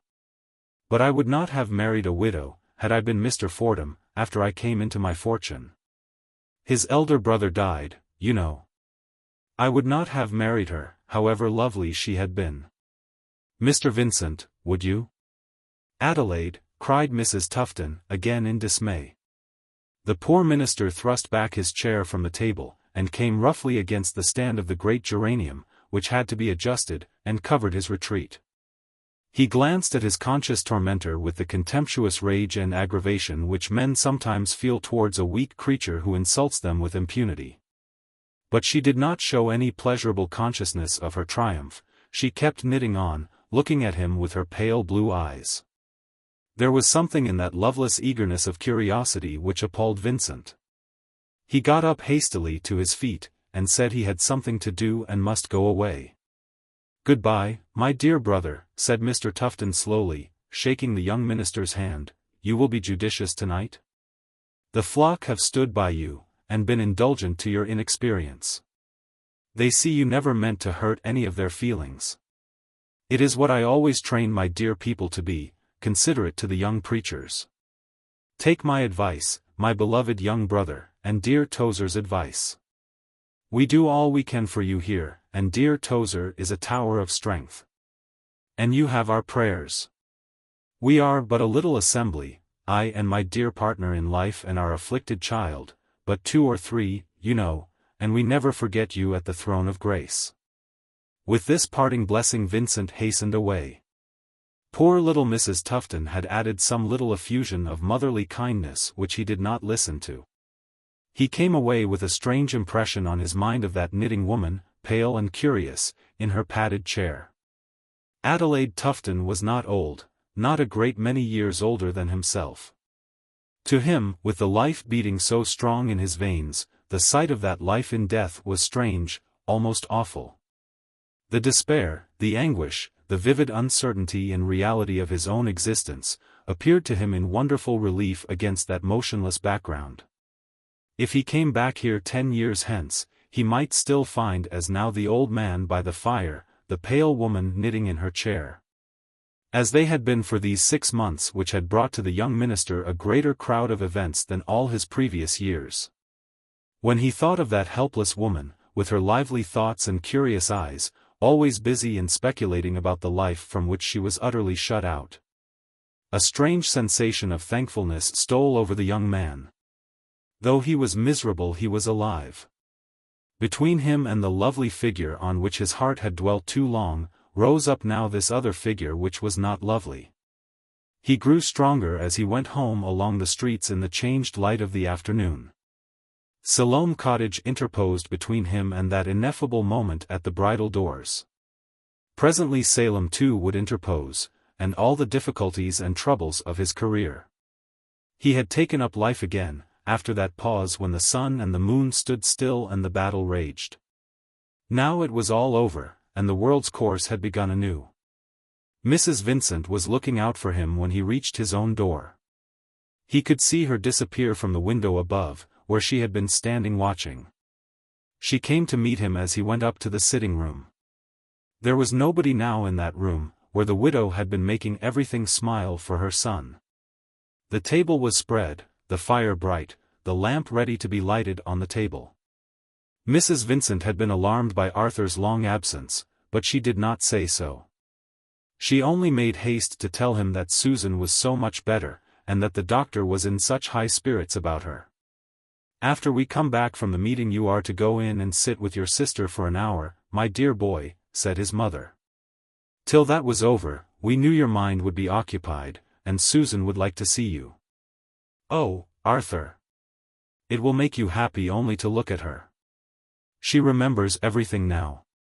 She has asked me even all about the flock, and cried with joy to hear how things had gone off last night, not for joy only," said the truthful widow, with indignation, too.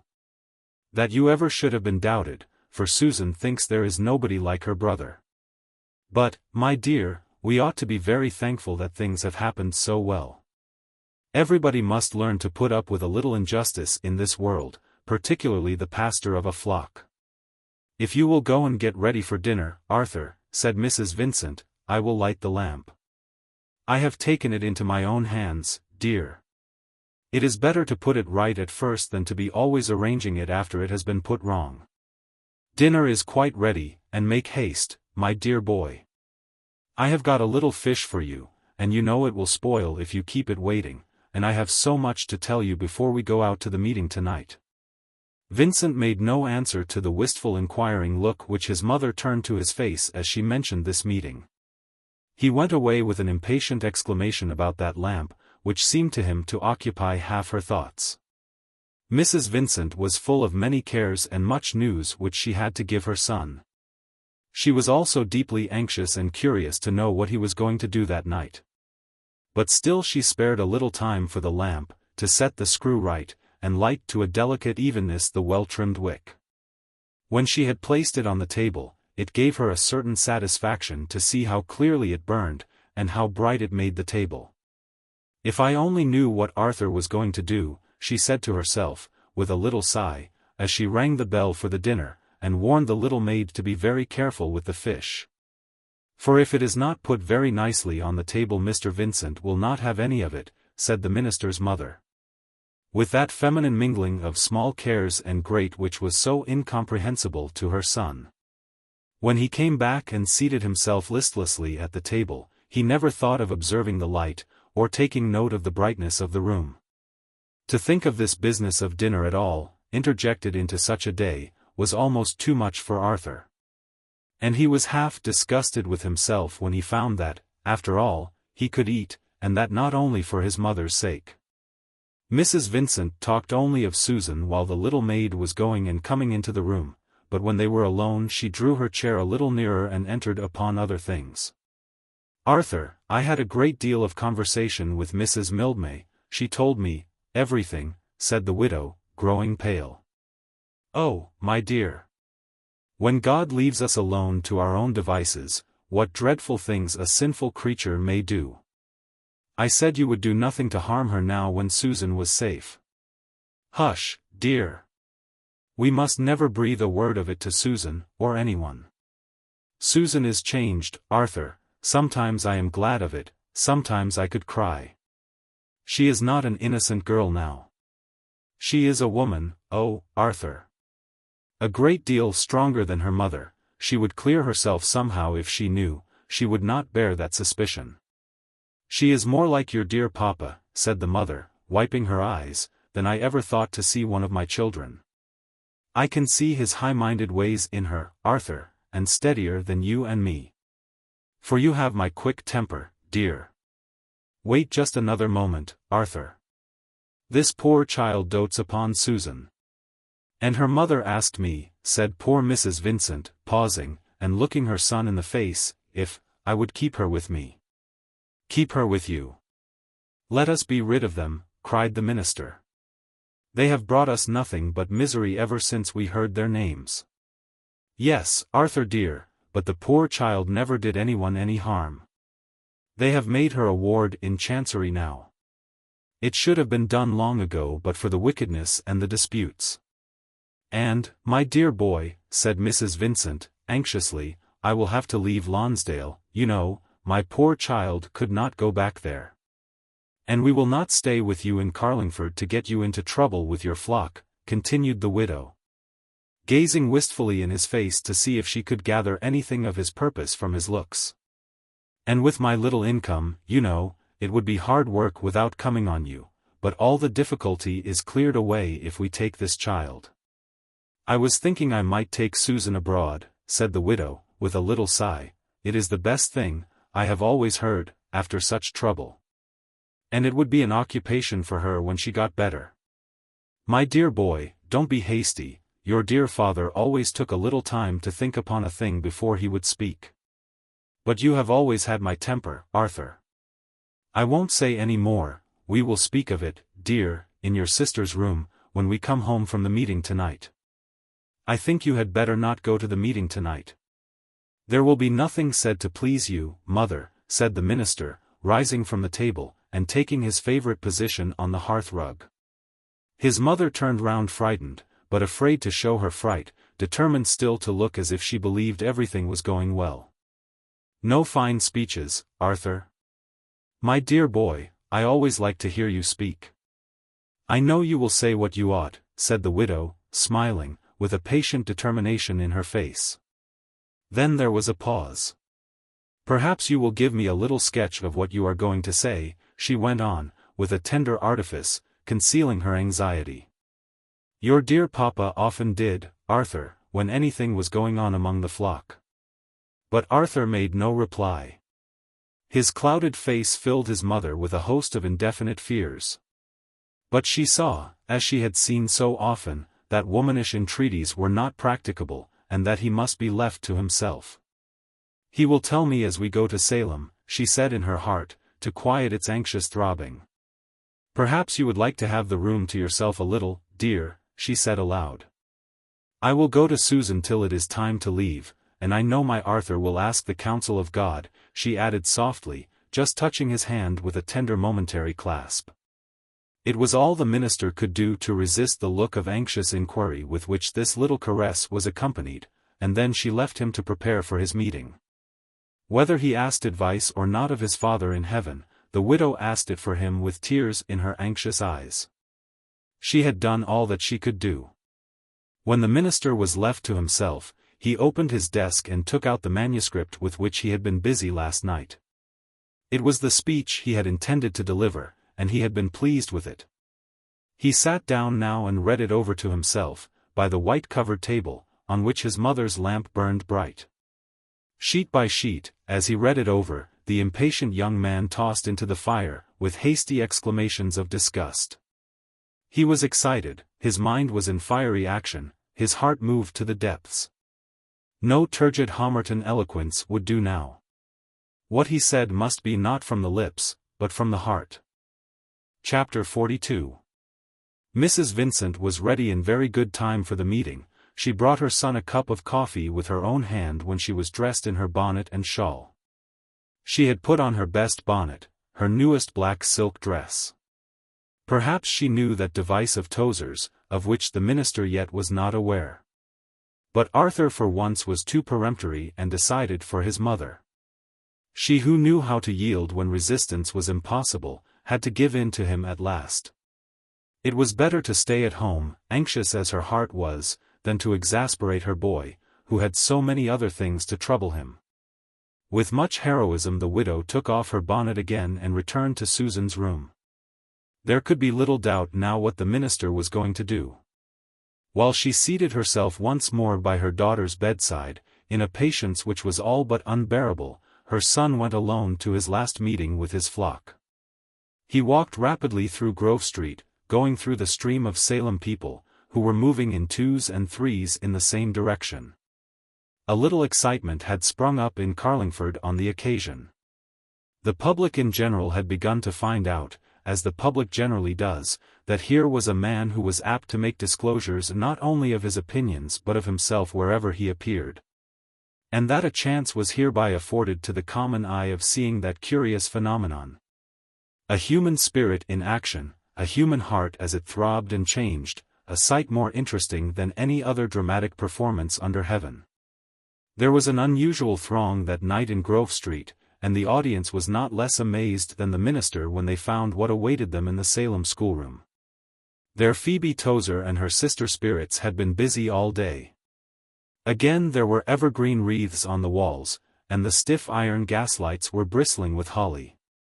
Phoebe's genius had even gone further than on the last great occasion, for there were pink and white roses among the green leaves. And one of the texts which hung on the wall had been temporarily elevated over the platform, framed in wreaths and supported by extempore fastenings. The doubtful security of which filled Phoebe's artless soul with many a pang of terror. It was the tender injunction, "Love one another," which had been elevated to this post of honor, and this was the first thing which met Vincent's eye as he entered the room. Underneath, the platform table was already filled with the elite of the flock. The ladies were all in their best bonnets in that favored circle. And Tozer stood glorious in his Sunday attire, but in his own mind privately a little anxious as to the effect of all this upon the sensitive mind of the minister, by the side of the empty chair which had been left for the president of the assembly. When Vincent was seen to enter, it was Tozer who gave the signal for a burst of cheering, which the pleased assembly, newly aware of the treat thus provided for it, performed heartily with all its boots and umbrellas. Through this applause the minister made his way to the platform with abstracted looks. The cheer made no difference upon the stubborn displeasure and annoyance of his face. Nothing that could possibly have been done to aggravate his impatient spirit and make his resolve unalterable could have been more entirely successful than poor Tozer's expedient for the conciliation of the flock. Angry, displeased, humbled in his own estimation, the unfortunate pastor made his way through the people, who were all smiles and conscious favor. A curt general bow and cold courtesy was all he had even for his friends on the platform, who beamed upon him as he advanced. He was not mollified by the universal applause. He was not to be moved to complaisance by any such argument. He would not take the chair, though Tozer, with anxious officiousness, put it ready for him, and Phoebe looked up with looks of entreaty from behind the urn. In the sight of all the people he refused the honor, and sat down on a little supernumerary seat behind, where he was not visible to the increasing crowd. This refusal sent a thrill through all the anxious deacons on the platform. They gathered round him to make remonstrances, to which the minister paid no regard.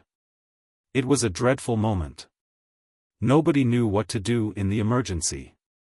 The throng streamed until there was no longer an inch of standing ground, nor a single seat vacant, except that one empty chair which perplexed the assembly. The urns began to smoke less hotly. The crowd gave murmurous indications of impatience as the deacons cogitated, what was to be done. The tea at least must not be permitted to get cold. At last Mr. Brown stood up and proposed feebly, that as Mr. Vincent did not wish to preside, Mr. Tozer should be chairman on this joyful occasion. The Salem folks, who thought it a pity to neglect the good things before them, assented with some perplexity, and then the business of the evening began. It was very lively business for the first half-hour. Poor Mrs. Tufton, who was seated immediately in front of the minister, disturbed by his impatient movements, took fright for the young man, and could not but wonder in herself how people managed to eat cake and drink tea in such an impromptu fashion, who doubtless had partaken of that meal before leaving home, as she justly reflected.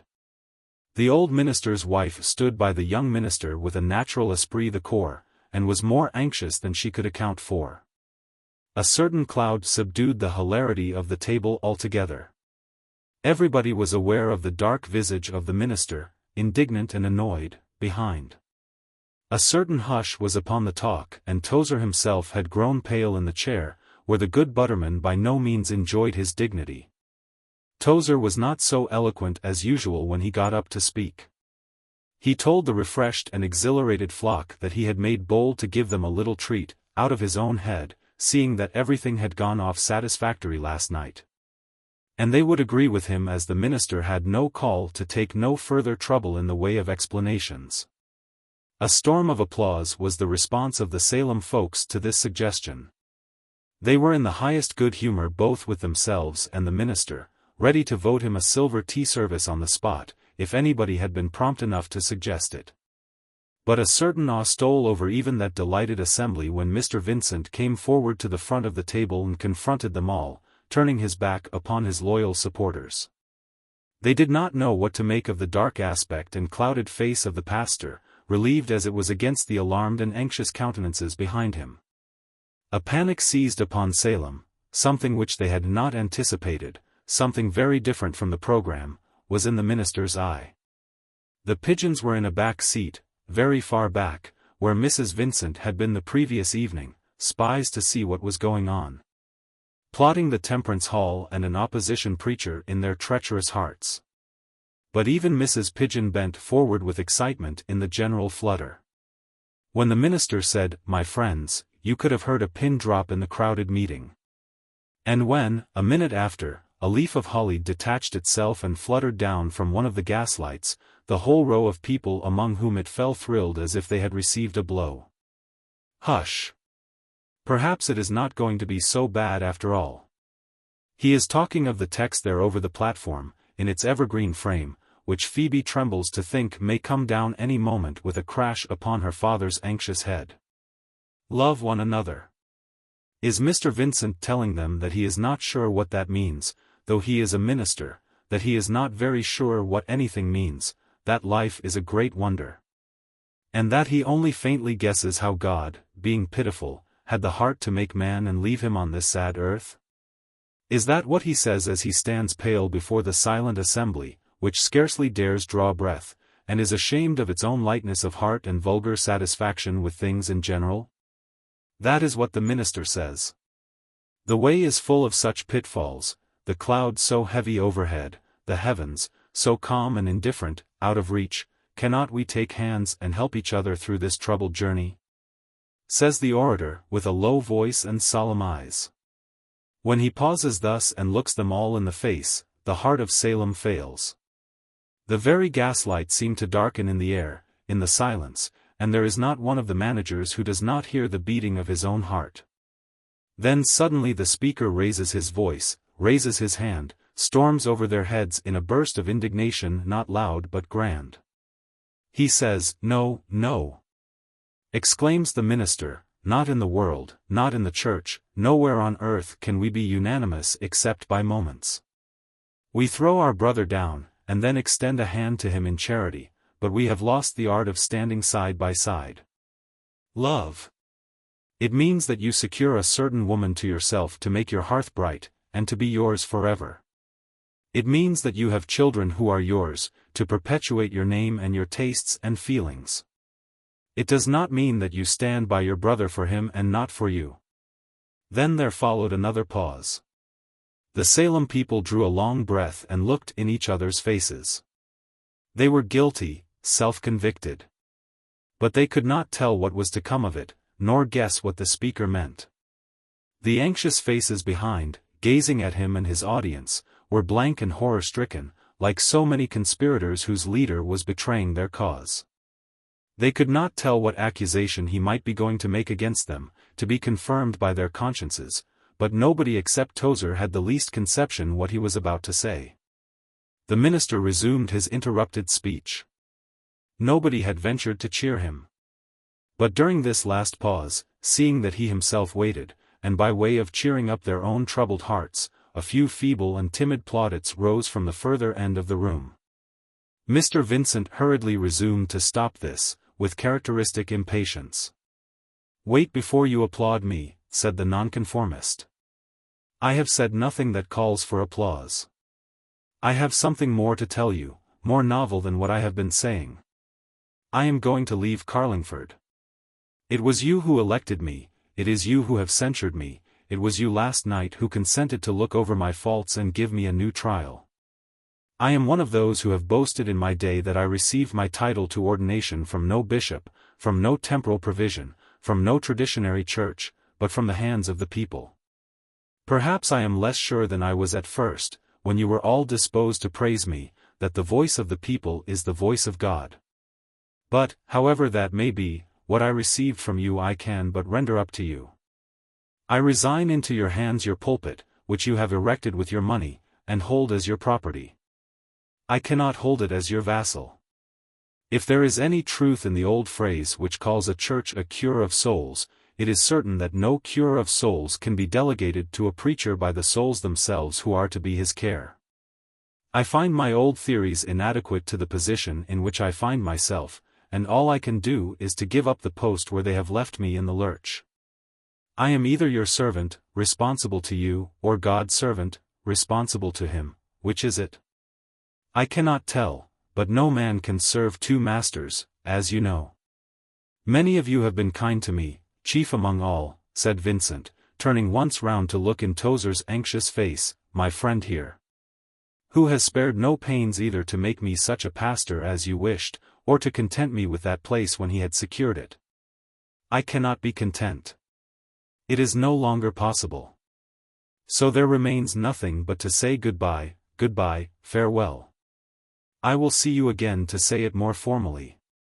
I only wish you to understand now that this is the decision I have come to, and that I consider myself no longer the minister of Salem from this night. Vincent drew back instantly when he had said these words, but not before half the people on the platform had got up on their feet, and many had risen in the body of the room. The women stretched out their hands to him with gestures of remonstrance and entreaty. He don't mean it, he's not going for to leave us, he's in a little pet, that's all, cried Mrs. Brown, loud out. Phoebe Tozer, forgetting all about the text and the evergreens, had buried her face in her handkerchief and was weeping, not without demonstration of the fact. Tozer himself grasped at the minister's shoulder, and called out to the astonished assembly that they weren't to take no notice. Mr. Vincent would hear reason. They weren't going to let him go, not like this. The minister had almost to struggle through the group of remonstrant deacons. You don't mean it, Mr. Vincent, said Mrs. Tozer. Only say as it's a bit temper, and you don't mean it. Phoebe, on her part, raised a tear-wet cheek to listen to the pastor's reply. But the pastor only shook his head, and made no answer to the eager appeals which assailed him. When he had extricated himself from their hands and outcries, he hastened down the tumultuous and narrow passage between the benches, where he would not hear anything that was addressed to him, but passed through with a brief nod to his anxious friends. Just as Vincent reached the door, he perceived, with eyes which excitement had made clearer than usual, that his enemy, Pigeon, had just got to his feet. Who shouted out that the pastor had spoken up handsome, and that there wasn't one in Salem, whatever was their inclination, as did not respect him that day. Though he paid no visible attention to the words, perhaps the submission of his adversary gave a certain satisfaction to the minister's soul. But he took no notice of this nor anything else, as he hurried out into the silent street, where the lamps were lighted, and the stars shining unobserved overhead. Not less dark than the night were the prospects which lay before him. He did not know what he was to do, could not see a day before him of his new career. But, nevertheless, took his way out of Salem with a sense of freedom, and a thrill of new power and vigor in his heart. Behind he left a most tumultuous and disorderly meeting. After the first outburst of dismay and sudden popular desire to retain the impossible possession which had thus slid out of their hands, after Tozer's distressed entreaty that they would all wait and see if Mr. Vincent didn't hear reason, after Pigeon's reluctant withdrawal of enmity and burst of admiration, the meeting broke up into knots, and became not one meeting, but a succession of groups, all buzzing in different tones over the great event. Resolutions, however, were proposed and carried all the same. Another deputation was appointed to wait on Mr. Vincent. A proposal was made to raise his salary, and a subscription instituted on the spot to present him with a testimonial. When all these things were concluded, nothing remained but to dismiss the assembly, which dispersed not without hopes of a satisfactory conclusion. The deacons remained for a final consultation, perplexed with alarms and doubts. The repentant pigeon, restored to them by this emergency, was the most hopeful of all. Circumstances which had changed his mind must surely influence the pastor. An additional £50 of salary, a piece of plate, a congregational ovation. Was it to be supposed that any dissenting minister bred at Homerton could withstand such conciliatory overtures as these? Chapter 43. But the deputation and the increased salary and the silver salver were all ineffectual. Arthur would not hear reason, as his mother knew. It was with bitter restrained tears of disappointment and vexation that she heard from him, when he returned to that conference in Susan's room, the events of the evening. It came hard upon the widow, who had invited her son to his sister's bedside that they might for the first time talk together as of old over all their plans. But though her heart ached over the opportunity thus thrown away, and though she asked herself with terror, what was Arthur to do now, his mother knew he was not to be persuaded. She smiled on Tozer next morning, ready to cry with vexation and anxiety as she was. "When my son has made up his mind, it will be vain for anyone to try to move him," said the widow, proud of him in spite of all, though her heart cried out against his imprudence and foolishness. And so it proved. The minister made his acknowledgments so heartily to the good butterman, that Tozer's disclaimer of any special merit, and declaration that he had but tried to do his duty, was made with great faltering and unsteadiness. But the nonconformist himself never wavered in his resolve. Half of Carlingford sat in tears to hear Mr. Vincent's last sermon. Such a discourse had never been heard in Salem. Scarcely one of the deacons could find a place in the crowded chapel to which all the world rushed. And Tozer himself listened to the last address of his minister from one of the doors of the gallery, where his face formed the apex and culminating point of the crowd to Mr. Vincent's eyes. When Tozer brushed his red handkerchief across his face, as he was moved to do 2 or 3 times in the course of the sermon, the gleam seemed to the minister, who was himself somewhat excited, to redden over the entire throng. It was thus that Mr. Vincent ended his connection with Salem Chapel. It was a heavy blow to the congregation for the time, so heavy that the spirit of the butterman yielded. He was not seen in his familiar seat for 3 full Sundays after, but the place was mismanaged in pigeons' hands, and regard for the connection brought Tozer to the rescue. They had Mr. Beecher down from Homerton, who made a very good impression. The subsequent events are so well known in Carlingford, that it is hardly necessary to mention the marriage of the new minister, which took place about 6 months afterwards. Old Mr. Tufton blessed the union of his dear young brother with the blushing Phoebe, who made a most suitable minister's wife in Salem after the first disagreeables were over. And Mr. Beecher proved a great deal more tractable than any man of genius. If he was not quite equal to Mr. Vincent in the pulpit, he was much more complaisant at all the tea parties. And, after a year's experience, was fully acknowledged, both by himself and others, to have made an it. Vincent meanwhile plunged into that world of life which the young man did not know. Not that matters looked badly for him when he left Carlingford, on the contrary, the connection in general thrilled to hear of his conduct and his speech. The enthusiasm in Homerton was too great to be kept within bounds. Such a demonstration of the rightful claims of the preacher had not been made before in the memory of man. And the enlightened nonconforming community did honor to the martyr. 3 vacant congregations at least wooed him to their pulpits. His fame spread over the country, but he did not accept any of these invitations. And after a while the eminent dissenting families who invited him to dinner, found so many other independencies cropping out in the young man, that the light of their countenances dimmed upon him. It began to be popularly reported, that a man so apt to hold opinions of his own, and so convinced of the dignity of his office, had best have been in the church where people knew no better. Such, perhaps, might have been the conclusion to which he came himself, but education and prejudice and Homerton stood invincible in the way. A church of the future, an ideal corporation, grand and primitive, not yet realized, but surely real, to become at one day, shone before his eyes, as it shines before so many. But, in the meantime, the nonconformist went into literature, as was natural, and was, it is believed in Carlingford, the founder of the Philosophical Review, that new organ of public opinion. He had his battle to fight, and fought it out in silence, saying little to anyone. Sundry old arrows were in his heart, still quivering by times as he fought with the devil and the world in his desert. But he thought himself almost prosperous, and perfectly composed and eased of all fanciful and sentimental sorrows, when he went, 2 or 3 years after these events, to Folkestone. To meet his mother and sister, who had been living abroad, away from him, with their charge, and to bring them to the little house he had prepared for them in London. And where he said to himself he was prepared, along with them, a contented but neutral-colored household, to live out his life. But when Mr. Vincent met his mother at Folkestone, not even the haze of the spring evening, nor the agitation of the meeting, which brought back again so forcibly all the events which accompanied the parting, could soften to him the wonderful thrill of surprise, almost a shock, with which he looked upon 2 of the party. The widow, in her close white cap and black bonnet, was unchanged as when she fell, worn out, into his arms on her first visit to Carlingford.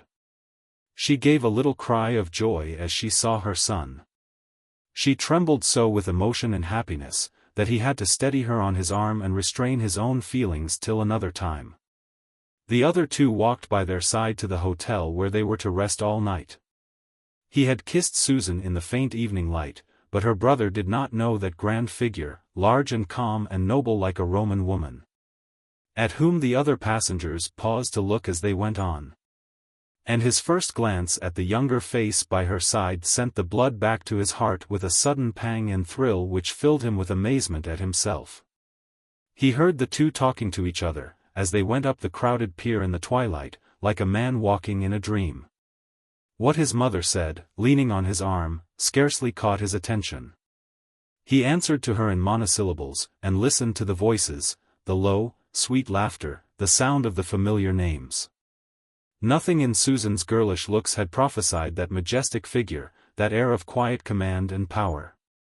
And a wilder wonder still attracted the young man's heart as he listened to the beautiful young voice which kept calling on Susan, Susan, like some sweet echo of a song. These 2, had they been into another world, an enchanted country? When they came into the lighted room, and he saw them divest themselves of their wrappings, and beheld them before him, visible tangible creatures and no dreams, Vincent was struck dumb. He seemed to himself to have been suddenly carried out of the meaner struggles of his own life into the air of a court, the society of princes.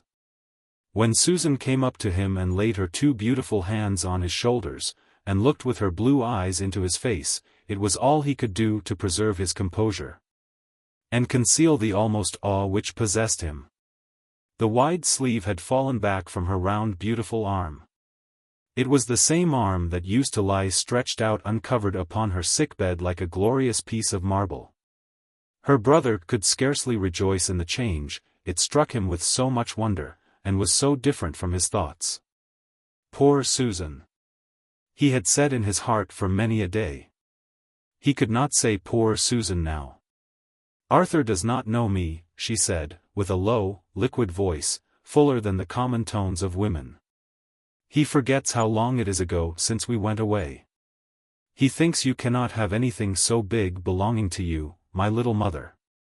But it is me, Arthur. Susan all the same. Susan perhaps, since you say so, but not all the same, said Arthur, with his astonished eyes. And I dare say you don't know Alice either, said his sister. I was little and Alice was foolish when we went away. At least I was little in Lonsdale, where nobody minded me. Somehow most people mind me now, because I am so big, I suppose. And Alice, instead of being foolish, is a little wise woman. Come here, Alice, and let my brother see you. You have heard of him every day for 3 years. At last here is Arthur. But what am I to do if he has forgotten me? I have forgotten neither of you, said the young man. He was glad to escape from Susan's eyes, which somehow looked as if they were a bit of the sky, a deep serene of blue. And the little Alice imagined he did not look at her at all, and was a little mortified in her tender heart. Things began to grow familiar to him after a while.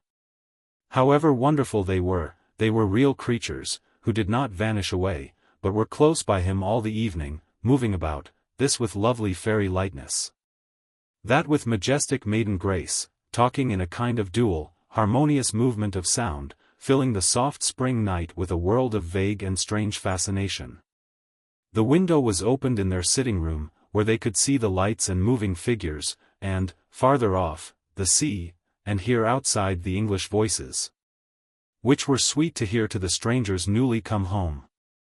Vincent, while he recovered himself, stood near this window by his mother's chair, paying her such stray filial attentions as he could in the bewilderment of his soul, and slowly becoming used to the two beautiful young women, unexpected apparitions, who transformed life itself and everything in it. Was one his real sister, strange as it seemed? And the other?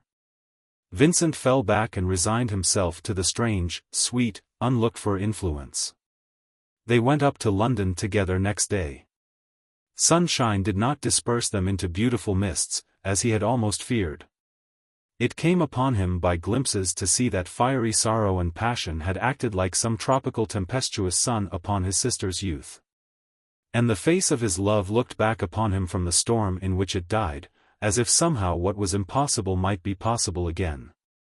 Mrs. Mildmay, a wandering restless soul as she was, happened to be absent from London just then. Alice was still to stay with her dearest friends. The nonconformist went back to his little home with the sensation of an enchanted prince in a fairy tale. Instead of the mud-colored existence, what a glowing, brilliant firmament. Life became glorious again under their touch. As for Mrs. Vincent, she was too happy in getting home, in seeing Susan, after all the anguishes and struggles which no one knew of fully but herself. Rising up in all the strength of her youth to this renewed existence, to feel as much distressed as she had expected about Arthur's temporary withdrawal from his profession. It was only a temporary withdrawal, she hoped. He still wore his clerical coat, and called himself clergyman in the Blue Book, and he was doing well, though he was not preaching. The nonconformist himself naturally was less sober in his thoughts. He could not tell what wonderful thing he might not yet do in this wonderful elevation and new inspiring of his heart. His genius broke forth out of the clouds. Seeing these two as they went about the house, hearing their voices as they talked in perpetual sweet accord, with sweeter jars of difference, surprised the young man's life out of all its shadows.